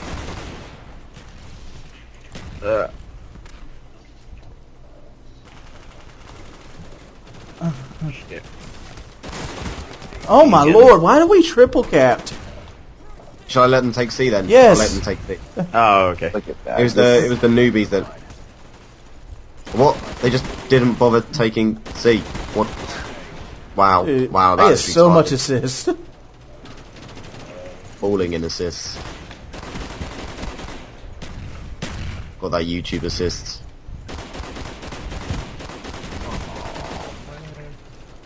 Oh, counter UAV. YOLO. Oh, knife. Yes, there we go. Reload. I don't even know how these kids see me. Oh, I got a blackbird. Please use it. I feel so Please good. use it. There you go. You know where you're gonna die from now. Sweet one. Ah! I'm playing like ass. Oh, God. I'm just getting shit on by kids with FAMASas. Hey, there's no need to diss kids with FAMASas. We're respectable people of the community.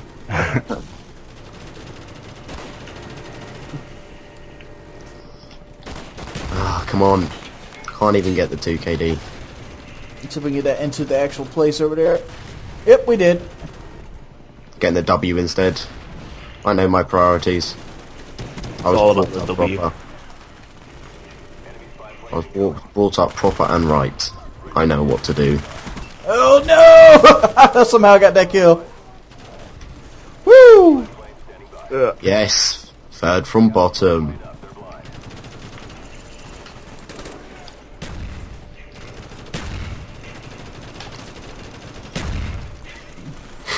No, get him! Oh my god. They just let him come right to the middle.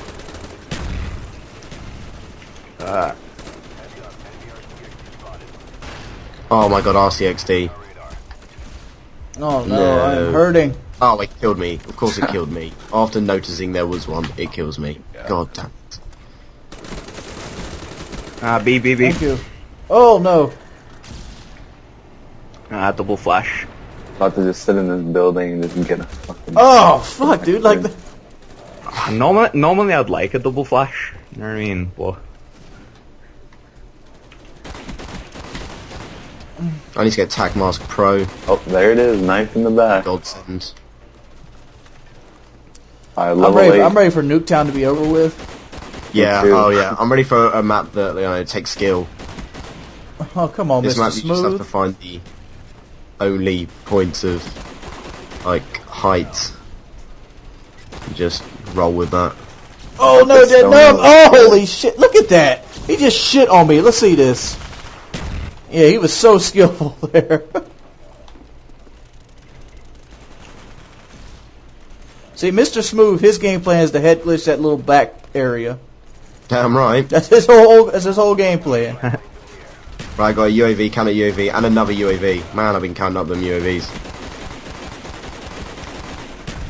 Alright. Boop. Reload.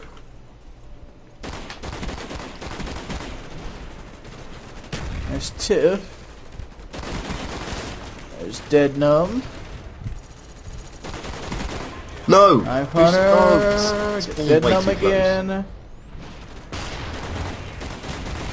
Yep. Oh, there's Mr. Smooth. He got me. Oh, Wings, you beat me. May have severely more deaths than you, but I only count the kills. Deaths doesn't matter. that was mayhem. We won the game though, it's all that matters. I'm too smooth. I'm 26 and 33. I never left my spawn. Yeah, that guy's pretty bad. Never understood them people that go like 1 and 27 and stay in the game right to the end. Like, what are they thinking? Like, yeah, got one kill. They're thinking beast mode. Just beast mode engaged. That video is sick. That beast mode engaged. This guy's clan tag, you suck. His favorite weapon's a sniper. Oh my god. Grid, I suppose if everybody wants grid. Oh no, I'm non-mainstream, going for random. Yeah, this guy, he has lost like 5,000 times. Oh man. What's up everybody, it's your boy Wings of Redemption, and we're back with Chaos Theories with... You told me not to call you Mister, right? With the Chaos Math. Yeah, I had to stop myself there. Yeah, I'm telling you, I don't know what it is. I don't know what it is. For some reason, the Mister thing is sticking around. I think it comes right off the tongue. It's like Mr. Chaos Math. I guess, yeah. It's almost like you're a blue blood of some sort. You know, I could kind of picture with like a ponytail and like a corsair. What's that thing's called? I just butchered it. I did have hair down to my ass when I was a teenager, so I don't know. Down to your ass, down the spine or down the chest? Down the back. I had big time headbanger, man. Oh, you talk about actual hair. I'm thinking about back hair. See, we're in two different. Oh no, I'm German, Swedish. Oh. Yeah, no, I'd need that Mediterranean blood for braided back hair. Have that red, white, and blue braided back hair. Well, it's kind of funny that we're talking about the red, white, and blue because our theory this week is actually based in the United States. We're going to talk about the Bermuda Triangle. Crazy shit. Crazy shit. You know, when I think about the Bermuda Triangle, the first thing that pops in my head is Flight 19. Yeah. You know, the bombing run or the practice run or whatever the hell it was, and they all disappear, and then they send that was a whole squadron, wasn't it? Yeah, it was a whole squadron. They got lost, and they never found them. And I think, wasn't that the first case of like an actual airplane getting lost in the Bermuda Triangle versus a boat of some sort? Yeah, I think for most part it's all ships, but then when that came along, and yeah, what a way to get into planes for a whole fucking squadron to go missing. I mean, that's kind of weird. Definitely. They came out of Fort Lauderdale. They had to go 141 miles north for 73 miles, then back over a 140-mile leg, and they never returned to base. So the fucked up thing is they sent another plane out after them, and they never came back either. Yeah. It had 13 men on that plane too. It's like, I wonder if, like, obviously they were training pilots. They were not like experienced pro pilots. But on the other end of it, the rescue crew would have been experienced pilots. Or at least I'd like to think so. Yeah, sure. And the thing is with the Flight 19, sure that maybe they were training, but they're not fucking geese where, like, you know, there's one in charge and everyone just will, you know, fly into a turbine engine of a jet if that's where the other one's going. I mean, for all of them to have no idea where they were going and all disappear seems really unlikely. You make a good point. I actually never thought about that. I've actually thought about this a couple times and be like, all right, maybe the, you know, the wing pilot or whatever they call the head, the ace, would have, you know, made a decision and they ran out of gas and crashed into the ocean. Yeah, somewhere. no, this is all, you know, unique minds. It's hard to believe that, you know, 13 of them. I was like, I think 13 of them all were like, yep, this is where we need to go, and no, I don't know what to do now, so I'm gonna, you know. It makes a lot of sense. It's like whenever I'm like, you ever got to that point where you're almost out of gas and you don't quite know where you're going to find a gas station at? Dude, I do that way too much. And you're like almost in panic mode, like, okay, next gas station. It has to be me in it. Oh, like, dude, I've turned that into an art form where, like, then you go up a hill, and then you're like, oh shit, like, and then you see just how bad it is, and then you start going down a hill, and then it looks like, I'm okay. Oh, I'm just saying, like, that feeling alone, just imagine what that feeling would be like in an airplane following somebody that didn't know where the fuck they're going over the ocean. That's a fucking stomachache. I mean, like, you'd have to eventually, like, almost like mutiny would go in your head, because you don't want to be an insubordinate. But at the same time, you don't want to crash into the fucking ocean and drown. No, that's a horrible way to die. Absolutely horrible. I mean, even if you didn't die, and let's say you broke like both your broken arm and a leg, and you're sitting there swimming with one arm, holding onto like a plane fucking piece, that would fucking suck. Just to get eaten by fucking sharks. I mean, there's no way out of that. Like, if you're in the open ocean in a plane, yeah, if you do happen to survive the landing, you're fucking fish food. Or you're going to freeze to death. I mean, there's 9 ways to die, but none of them are very pleasant. Yeah. But anyway, yeah, I mean, the fact that they all would have just got lost seems really, really unlikely. It does seem unlikely. I mean, I always put it like that. I always wrote it off like, yeah, they just got fucking lost and they crashed the ocean. But I never thought about, like, they were all unique minds. I mean, like, you know, like the Carol A. Deering and all the other ships before this, that's obviously pirates. You know, somebody got their shit raped and raided and they threw them all overboard, burial at sea, whatever. Mm-hmm. But the aircraft, like the next one was like the Douglas, which was 1948. And like, one thing that I'm noticing, after like 1960, shit quit disappearing in the Bermuda Triangle. You have any theories on that? Why would stuff stop disappearing? Well, I don't know, because again, I guess the crux of this question is like, what the fuck is the Bermuda Triangle? Like, what is down there, or what is it about that area that's what's going on? I mean, a lot of the theories revolve around the fact that the compasses don't work and there's something with magnetics and so maybe there's something going on there. But yeah, I mean, for it to stop happening, I don't know. I guess I would say that's where the skeptics could come in and say, well, you look at the advances in navigation, the advent of GPS and improved radar and all that sort of stuff. Because if you look at the timeline, right, I mean, post World War II is when all that stuff really, the technology really started to pick up, communication started to pick up. So I'd have to say the fact that it's stopped since the 60s sort of, gives more credence to the skeptics saying that, it was just coincidence. Well, I think it's funny that you put that. Because the Devil's Triangle is a whole nother ball, all the beans. So for those of you who don't know what the Devil's Triangle is, it's pretty much the Pacific Ocean's version of the Bermuda Triangle. It's just outside the Japan and the Philippine Sea. And its big claim to fame is after World War II, the Japanese in 1952 to 1954 lost 5 military vessels totaling 700 people And a military vessel is going to have some type of, competent navigator on it. Well, yeah, you don't get to pilot a giant ship unless you know what the fuck you're doing. It's the same thing with planes. I forgot to bring it up, but you don't get to be in a pilot seat of a plane until you're classroom the fuck out. Yeah, I think I would rely more on a navigation skills of a seaman than a pilot, because a pilot is really nothing without his instruments.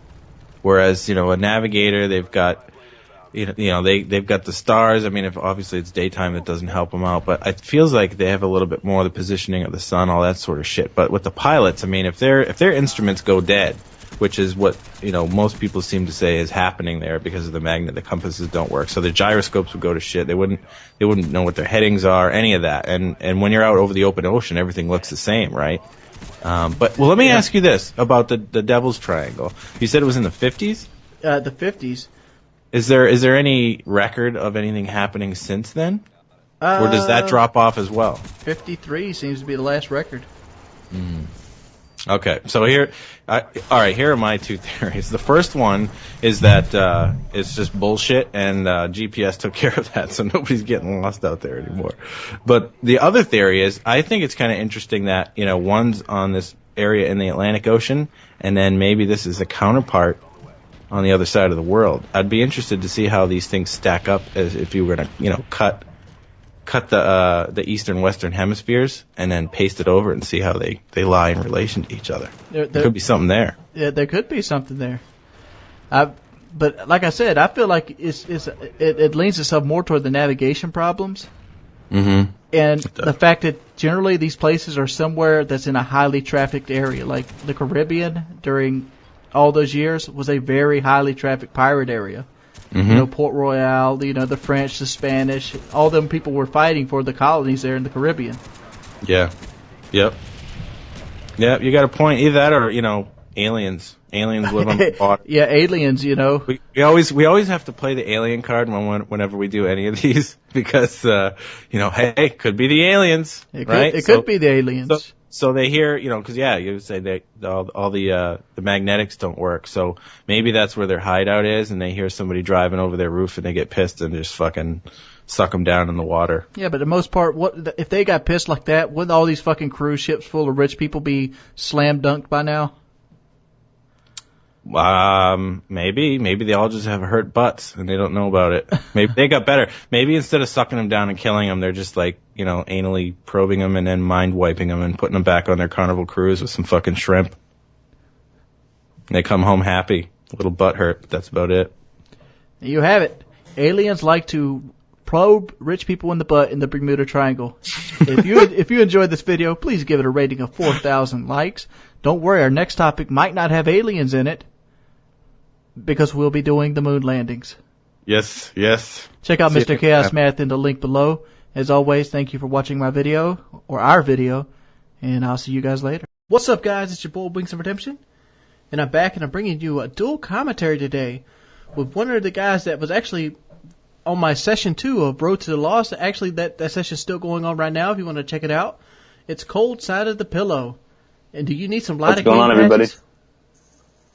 Need a lot of what? Do you need lidocaine patches? Oh, no. I mean, you pretty much carried our team through session 2, but like I said, I was fucking around through most of that session trying to snipe and stuff. Yeah, you were using some pretty odd guns in that series, which you have to do since Black Ops, since it's so old by now. I use it just to keep it fresh. I'm one of those kind of guys that I can't stand using stuff like, if I put the FAMAS on, I know a game's coming. Put the M16 on, yeah, I can get a gameplay. But it's you gotta keep it interesting. And I see you're using the M16 here, and this is before the patch, if I remember correctly. Yeah, it is actually, and it's also one of my first times. I didn't really use the silencer on it because usually I was like a red dot rapid fire type of player because I felt like it needed that rapid fire to keep up with like the Type 95. But it actually worked out well for me in this game, obviously by the score. I was never a rapid fire guy on the M16. I don't know if you know this. M16 is my main gun on Modern Warfare 3 and Black Ops. But it never felt like the rapid fire gave me anything. Really? I guess that's the only thing I really even tried in the beginning. I always felt like the 3-round burst guns needed it. Like, that's what I even used on the Type 95 when I first started it. Keep on wanting to say Type 25 because that's what's in the new Black Ops gameplay. But, yeah, I don't know. I just Type always 25? felt that way. There's going to be a lot of 3-round burst guns in the new one, though, isn't there? And then they got the select fire. Well, yeah, with the selective fire attachment, I think almost pretty much every assault rifle can turn into that. I don't know how beneficial that attachment's really going to be, but I guess we'll find out. I seen in that first trailer that I broke down, they had a 4-round burst assault rifle called the XM8. And I'm like, that is what I want to use right there. I want the 4-round burst gun.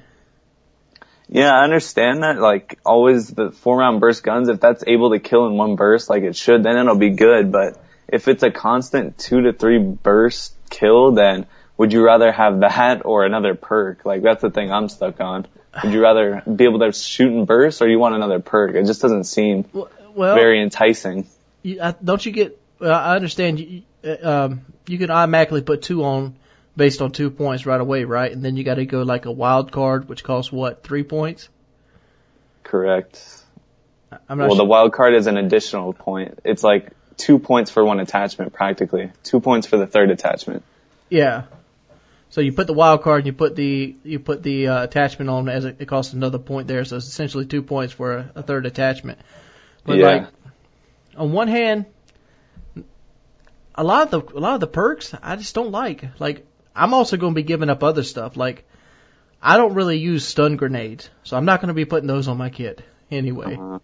You know, stun grenades and stuff like that. I mean, I might not even run a pistol just so I can have That's what I was thinking about. If you have scavenger, and what's the point of running a secondary?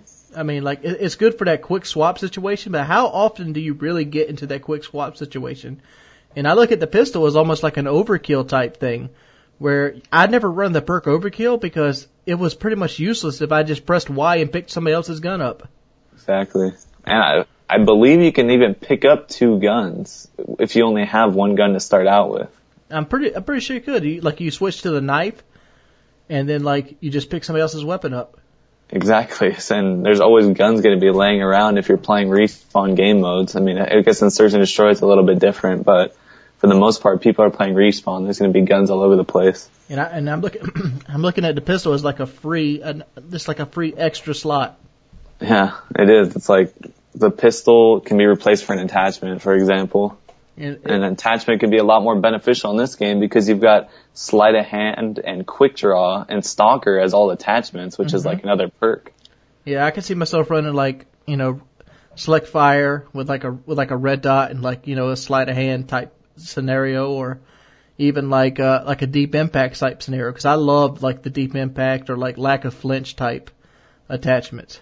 What's going to be putting on lack of flinch? I haven't really followed Black Ops too much. Well, there's no pro perk, so I'm guessing it's going to have to be another type of attachment because, as they said, it's like all the stuff that has to do with your gun and how your gun is used, it's all attachments. I haven't seen particularly a perk or an attachment like that, but I'm sure there's got to be one. Yeah, but they have to be, because I've got accustomed to that. Like, I use Harden in Black Ops 1, and I use Focus in Modern Warfare 3 almost exclusively. Yeah, I mean, it affects you a lot of the time. It's always a gun-on-gun. It's a gun-on-gun game, so it's going to affect you a lot, which makes it a good attachment or perk in this case. Well, won't you go ahead and tell us about yourself? I mean, we don't want to take the whole dual comm up talking about M16 and Black Ops 2. Got carried on there a little bit, but yeah, my channel's Cold Side of Pillow, as we've said before. I'm 18 years old. I'm a full-time college student as well. I work part-time as a cashier at a grocery store. So that's basically where I get my spending money from, where I'm able to get the PVR and all this kind of stuff. And that's what I like to do in my free time, you know. I really enjoy YouTube. That's pretty much the only reason I even play the game anymore, because that's just what I find fun about it now. I mean, you think I really like fun about YouTube? I just like people reacting to your videos and just getting the feedback. And you like the comments? Yeah, I definitely like the comments. I used to love the comments. Yeah, it's really You're probably sitting in that situation. Gratifying. You're probably sitting in that situation where like your channel's at the point where you want to read comments, but they come in like 1 per hour. Yeah. I remember that so vividly. I remember being like so excited for like 25 comments. And I'm like, fuck yeah, 25 comments. Like whenever I see that new comments tab on my homepage, I'm just like excited to see what it says. Oh, dude, that believe it or not, you're right now in the best time to have a channel. Like, that was my favorite time having a Call of Duty channel, when you got excited to read those new comments. Yeah, it's definitely fun. And just checking on, like, the views and the likes and stuff like that as well. Just to see, like, what percentage of people are actually liking it. And basically, like, at this point, before the new game comes out, which I really want to, like, put out my best work, I want to figure out how I can make myself the best possible commentator, or not, but best possible me I can be in this situation. I really wouldn't worry about that, dude. I mean, to basically build your channel, you just gotta have fun with it and just hope somebody notices. I mean, that's pretty much all you can do. But I mean, I find it fun to improve, you know. I like for example, the video I just did today was the Black Ops 2 tweets, you know. I've got like some editing in it, you know, where I've got the tweets like whirling on screen and stuff like that. I like working with the editing. You found transitions? Yeah, transitions are fun. I recently started doing transitions too, man. It's just fun, you know, just seeing like what you can create as just an amateur video designer or amateur editor. So what made you actually buy the PVR? The PVR, I felt like I was a good player, you know. In World at War, I actually started my channel, and then I kind of hit that, like, mid-high school life crisis, you would say, where it's like, oh, I can't be playing video games, you know, that type of thing.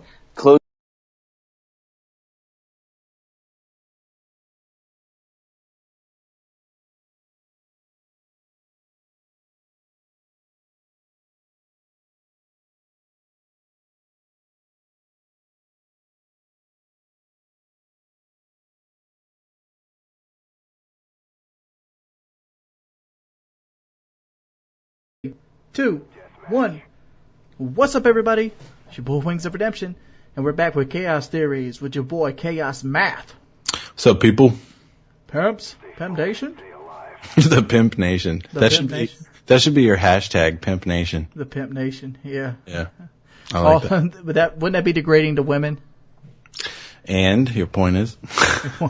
Because there's so many women watching these videos, right? Yeah, that 3%, which half of it's probably a guy.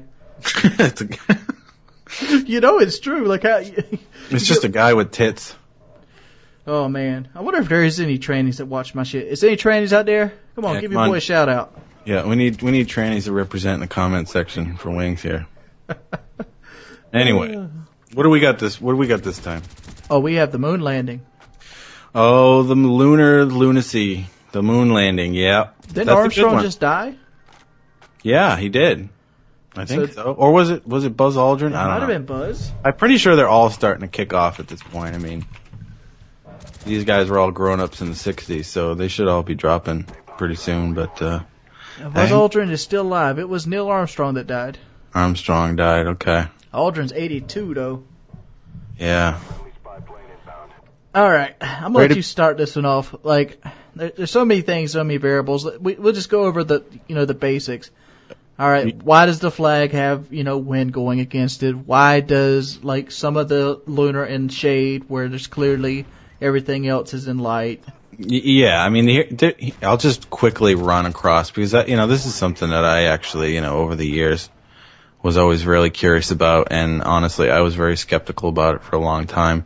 But yeah, the biggest thing that people picked up on was inconsistencies in the photos, right? So, like you said, the flag appears to be moving. Some of the hashes on the pictures appeared to be superimposed or actually behind some of the images in the pictures.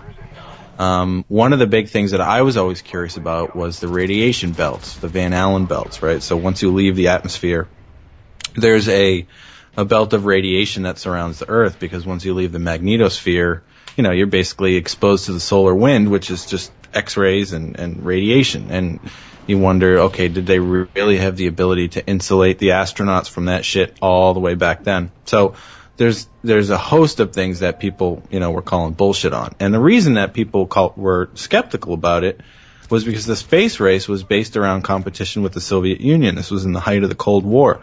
So that they would do something, we would do something, we'd build more nukes, and then we were always trying to outdo each other with the space race.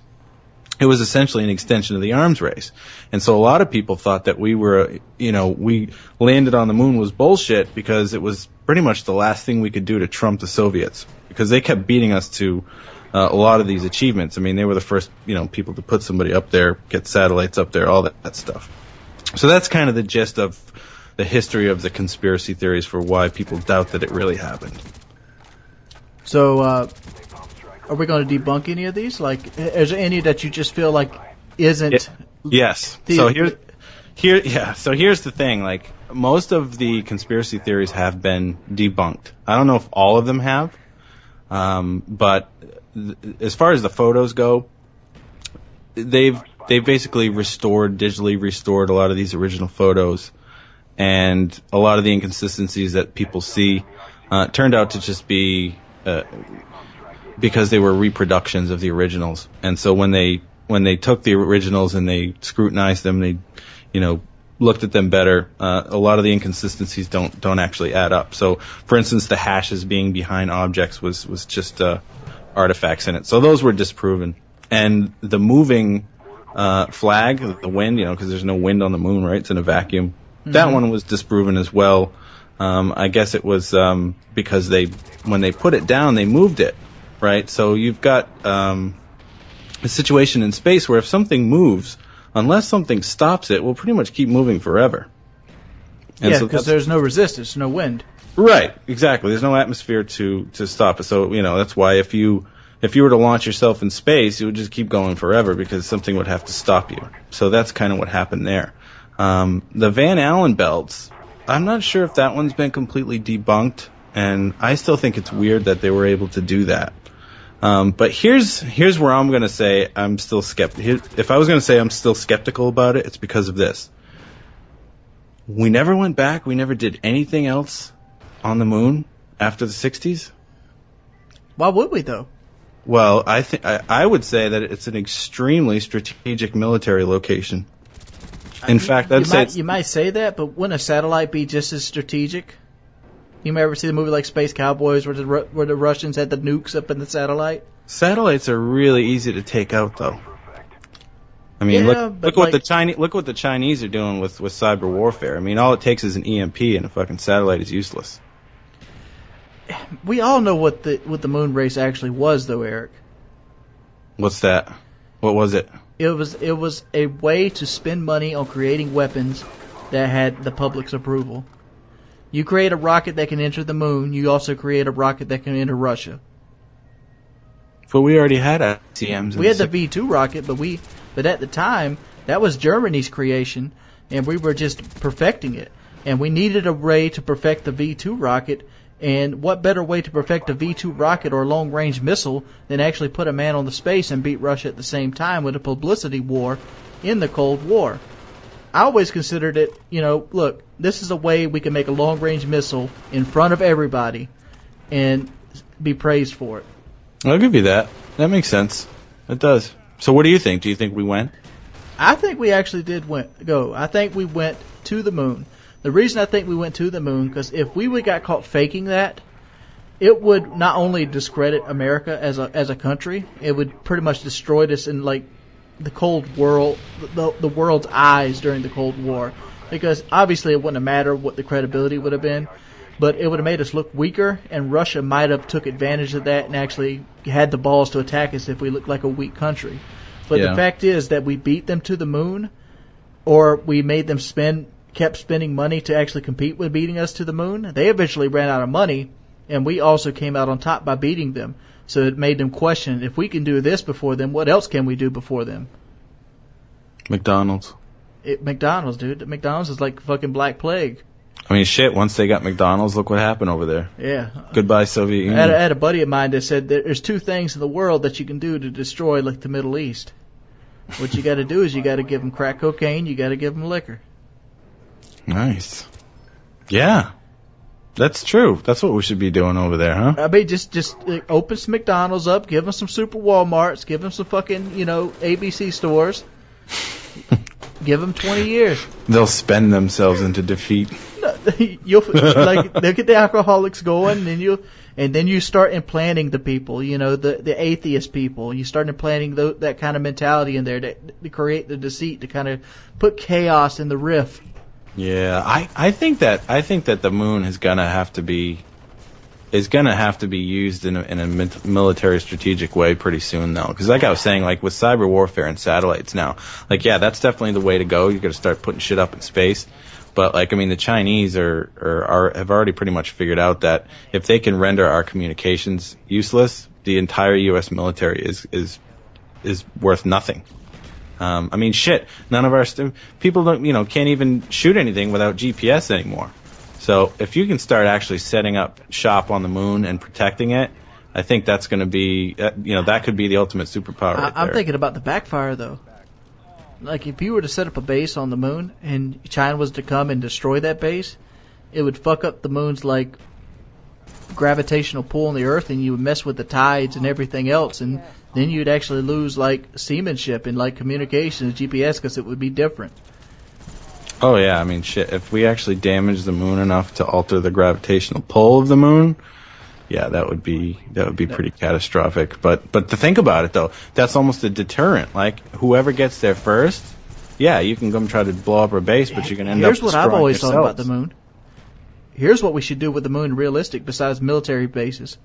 We should use the moon as a staging ground or like a playground to actually create our artificial atmospheres. Terraforming. Yeah. Terraforming. If we can terraform the moon, we could terraform other planets like Mars. I don't think we can terraform the moon though. I don't think there's enough there to work with. I don't know what's there the moon, wise. Well, the moon doesn't have an atmosphere. It has an atmosphere. It's just a really thin one.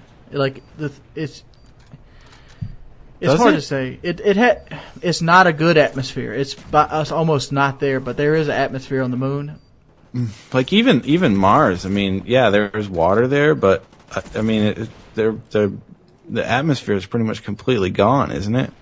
I mean, I think to do terraforming, I think you need a little bit more to work to start. Yeah, that's why I said artificial atmosphere. Yeah, but you need, I can picture like a generator being set up that actually projects an atmosphere around the Earth or around whatever you're doing, or like a dome, like like in Atlantis, you sit it down on the planet and it creates this huge dome. I don't know that you can create artificial atmosphere to keep like solar winds and stuff like that out. I guess I need to work on my faith in humanity because like I can realistically see us using the moon to blow the fuck out of each other, but I'm not sure. It's more likely because like what's the spending ratio? Exactly. I mean, military's think about what 96 trillion versus 2 trillion. Yeah, I mean we don't even have a space shuttle anymore. If we want to get to space, we have to ask the Russians for a fucking ride. I mean that's what it's come to. NASA's pretty much shut down at this point. Yeah, they have nothing. We have no money for it. We need bombs and we need healthcare. I mean it's about all we have room for. Yeah. But that's the moon landing. What do you guys think? If you could leave 4,000 ratings on this video, you always check your boy Chaos Math out in the description. He does really good videos, and he has one of the best Minecraft Let's Plays out there. I'll see you guys next weekend. Yeah, give us some suggestions on the next one, too. Oh, suggestions are good. Yeah. Peace. Later. L96A1. Obviously, people suck. If you talk to him, it's not him, it's his brother. His brother plays on it all day. He never lost 5,000 games. He's amazing. He'll one you and beat you. 1v1 you throwing knife versus assault rifle. Shit all over you.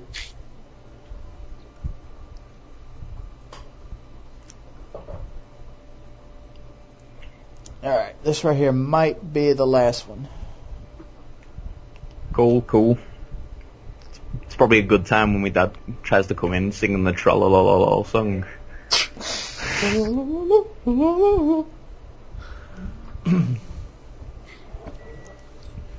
Is that smooth guy still in here? Most likely. Using the Enfield. Great gun, underrated. I got a triple spray, a 4-man spray. Yeah, you got a quad with that in the other game. I picked it up. It's like da da da da da da da. It's got a really slow rate of fire, but it's great. It's good for pounding hoes in the butt. They're smooth, just fucking eating 3 bursts.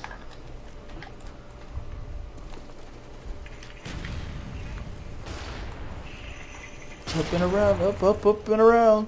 Get B, get B. B.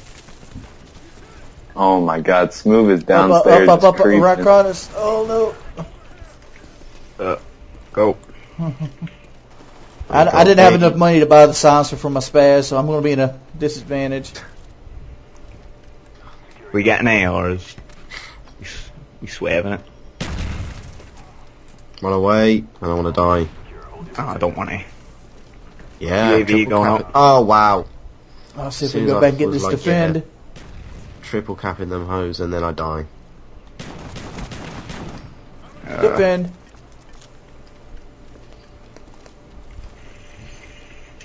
Okay. Where do we want them at? Oh, I don't want to do that. Do we want to triple cap them? I think we do. Red, I've got A. B. I was hoping we were going to run into like a full party or something, so it'd actually be competition. It was. We ran into that kind of stuff last time. This guy's got extended mags and a silencer on his Spaz 12. Someone see a UAV ASAP. I don't know where they are.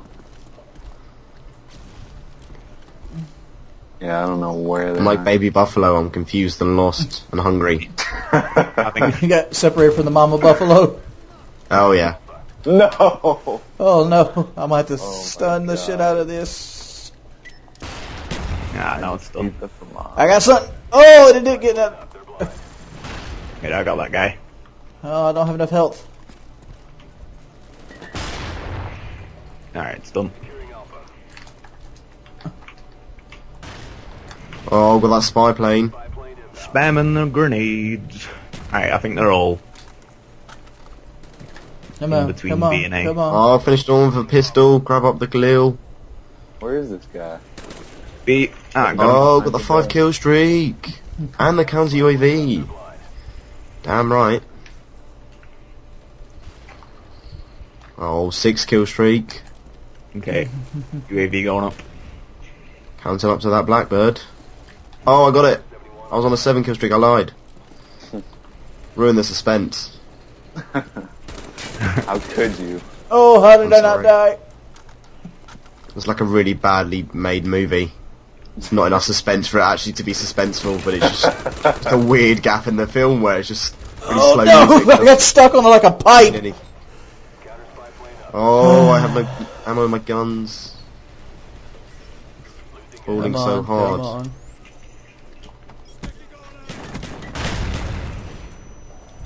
No, I didn't have enough time to get there. Right, I'm capping again. Oh, I'm doing well this game. Jesus, this is a miracle. Alright. Mr. Smooth? Look at this guy. This guy's still in the corner. Like, come on. Oh, what? I was lying down. Clearly did not. Yeah. We're losing A and B and C. The little A, B, C. It's I'll easy go as B. 1, 2, 3. Apart from that bit where we lose all of them. God damn it. Alright, we'll get B. I've got a bunch of capture, son. I'm obviously doing the best on the team. Clearly. Oh, I went on C and I just got claymored instantly. Woo! I might. Oh, what the guy? Oh, yeah. Got the guy on A. Got the guy on A. Okay. Right, I think they're all. There's people spawning near A again. I'm there though. Yeah. Hopefully I can kill them. Oh, Colt's out of the pillow, just carrying the team again. Cult of personality. They're all inside that big building. Never mind, they're by B now. Alright, let's put the Spaz back out. Colt's out of the pillow. You might need to go to the doctors tomorrow. I'm bad back from carrying the whole team. With my 0 captures and all. Also, how do you walk? They can't capture it if they're dead. I mean, I've never seen a team win by never really spawning in long enough to capture a point. Not with dogs and a chopper gun out, anyway. Shit. I can't get to people. The helicopter kills them too fast. Yeah, exactly. Makes I'm us at all look 7, bad as dude. well. Are you talking 7? Hey, at least you got a positive KD. It's all going well. Now it's all going well, and I've got a 2. Here we go. This guy's me. No. Pistol whipping for days. Is that our napalm or theirs? I can't remember. No, I can't either. Oh god, so you want me to find out? Okay, I didn't run into it. I'm good. It did burn your balls though. Which isn't. Oh, come on. I am lagging so bad. Yeah, there's everyone's pretty much on D. Oh! Oh, Jesus, that scared the shit out of me. I didn't even expect him. Just stand there, minding my own business.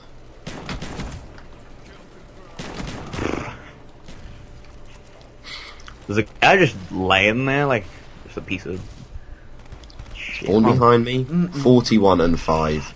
Wow. He's something for. Oh my god. No wonder I can't kill anyone. Alright, they're spawning just where I spawned. Oh, come on, Smooth. I gotta say, this has probably been one of the worst connections I've played on in a while, though. Yeah. That's a 228. That's a real nail biter right there. We didn't get the was it the underage challenge? Mm-mm. We only got 20. under midlife crisis challenge. So there we go. I still might go out and buy a sports car though. Yeah. Foster beat me again. God damn it. Oh god damn it. Alright, we gotta play one more. This is injustice. Oh, look at that. I've swapped my 3 KD for a 2.5 KD, but I've got a 4 win loss. What we playing until I'm on the bottom of everyone. I gotta put my M16 on for this shit. I honestly don't think this series will ever end. It's like impossible to lose if you're in a party. Yeah, if you have decent players and you're actually talking. Yeah. We've already had 2 close calls. Yeah, that Nuketown close calls. We were just giving them a chance, making them feel a bit happier. No, I'm talking about the first series of games. Right, yeah. Alright. That's because you just didn't have such gifted players like us. You gotta put the cheese in the trap though, I suppose. That was something that no one understood. I heard cheese and it confused me. Oh, great again. What's up, everybody? We're back, and it's your boy Wings of Redemption. I'm bringing you a little bit more gameplay. This is gameplay from Cold Side of the Pillow. Seemed a lot of people were confused on the last game. You can check him out in the description below. And guess what? He's also on the commentary with me today. We're going to continue on with our commentary we had yesterday on the 101 and Arrow gameplay. Now he's going to do some PM9 beasting. Yeah. Yeah! Best SMG in the game, right? Best SMG. Technically, maybe. Like, I see somebody's video where they actually talked about how the PM9 theoretically is the best submachine gun ever to be put in a Call of Duty game by stats. I mean, the rate of fire is good, but the iron sights are horrific. And they did a great job with the patch with reducing the recoil, but other than that, no. This gameplay we're looking at, is it post-patch? No, this is way long ago. It was like almost the same time I got my M16 one. Oh, so you got all these good-ass gun gameplays with the shit variations of them. Yeah, basically. I mean, because now if I use the PM9, I can use extended mags and silencer, the attachments proficiency, where in this one, I felt like I had to use kick with the silencer, so that was one thing that you're actually able to attachments now. You don't have to use kick.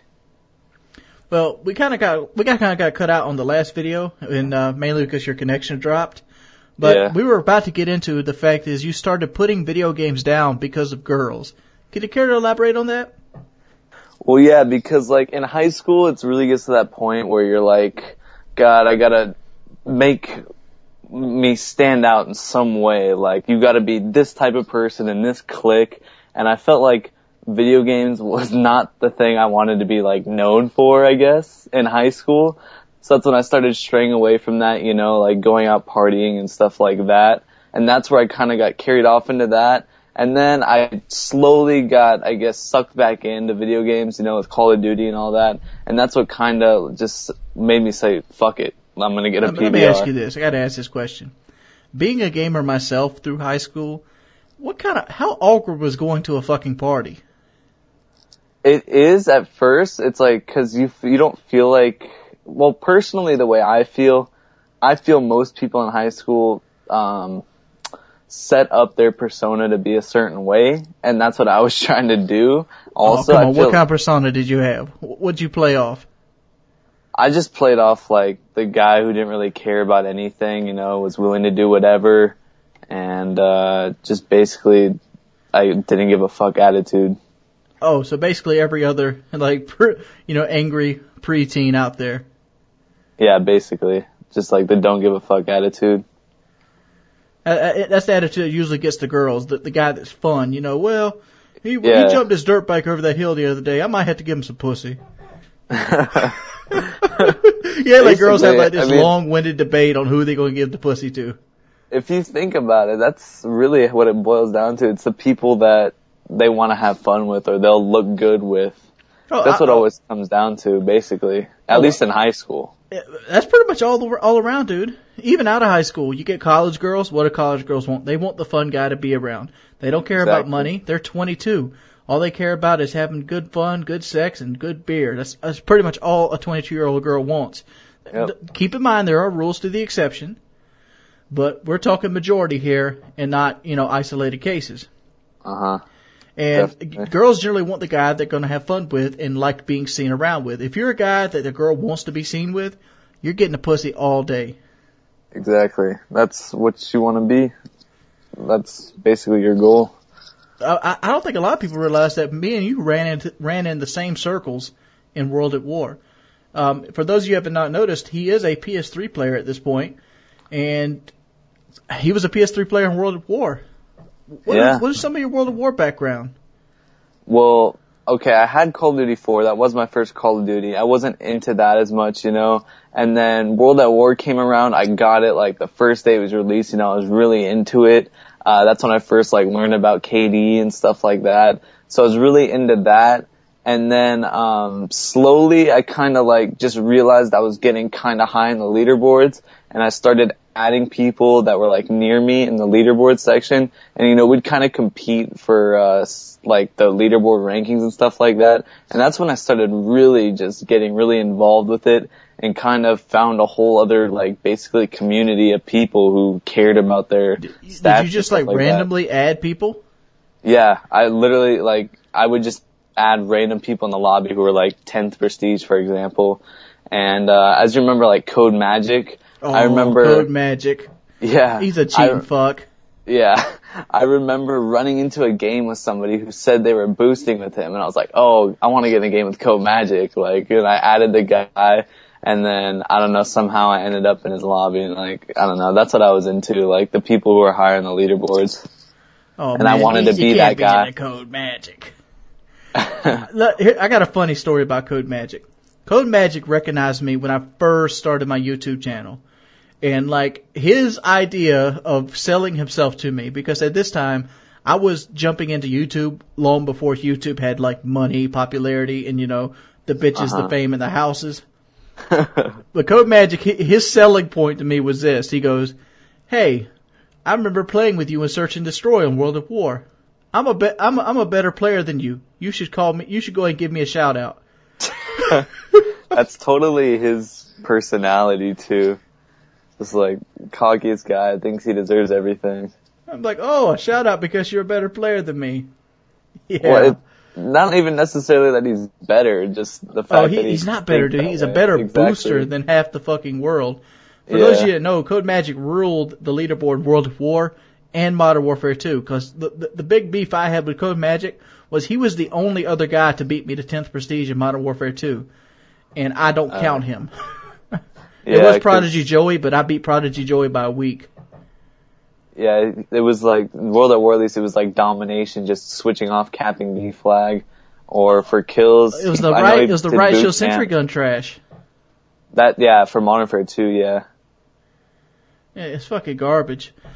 It's been cold side of the pillow. He is a fucking beast. He has how many 100 kill games you got on your channel?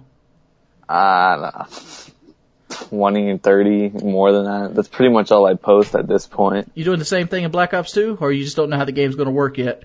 Black Ops 2, yeah, definitely going to be going for 100 kills, just seeing how it works. And I kind of want to get into a little bit of the tips and tricks too, like more in-depth stuff. Like, I realize that T Martin does like the basic stuff, like class setups, but I really want to like get deep into depth, you know, like taking it to the next level overall, not just like, oh, you should use this with this gun, that type of thing. Well, there you have it. If you want to know what the next level is past T-Mart, subscribe. His channel's going to be in the description below. And this has been Spotlight. This has been the weekend Spotlight. This is for Cold Side of the Pillow. Almost missed your name up there. And this is a series I will be doing every weekend. Hopefully, I don't know if all the players are going to be as beast as Cold Side of the Pillow is. I met him when he pretty much carried our team. A lot of king patches all around. It's been your boy Wings of Redemption. I'm Audi 5000. Peace, pimps. Peace.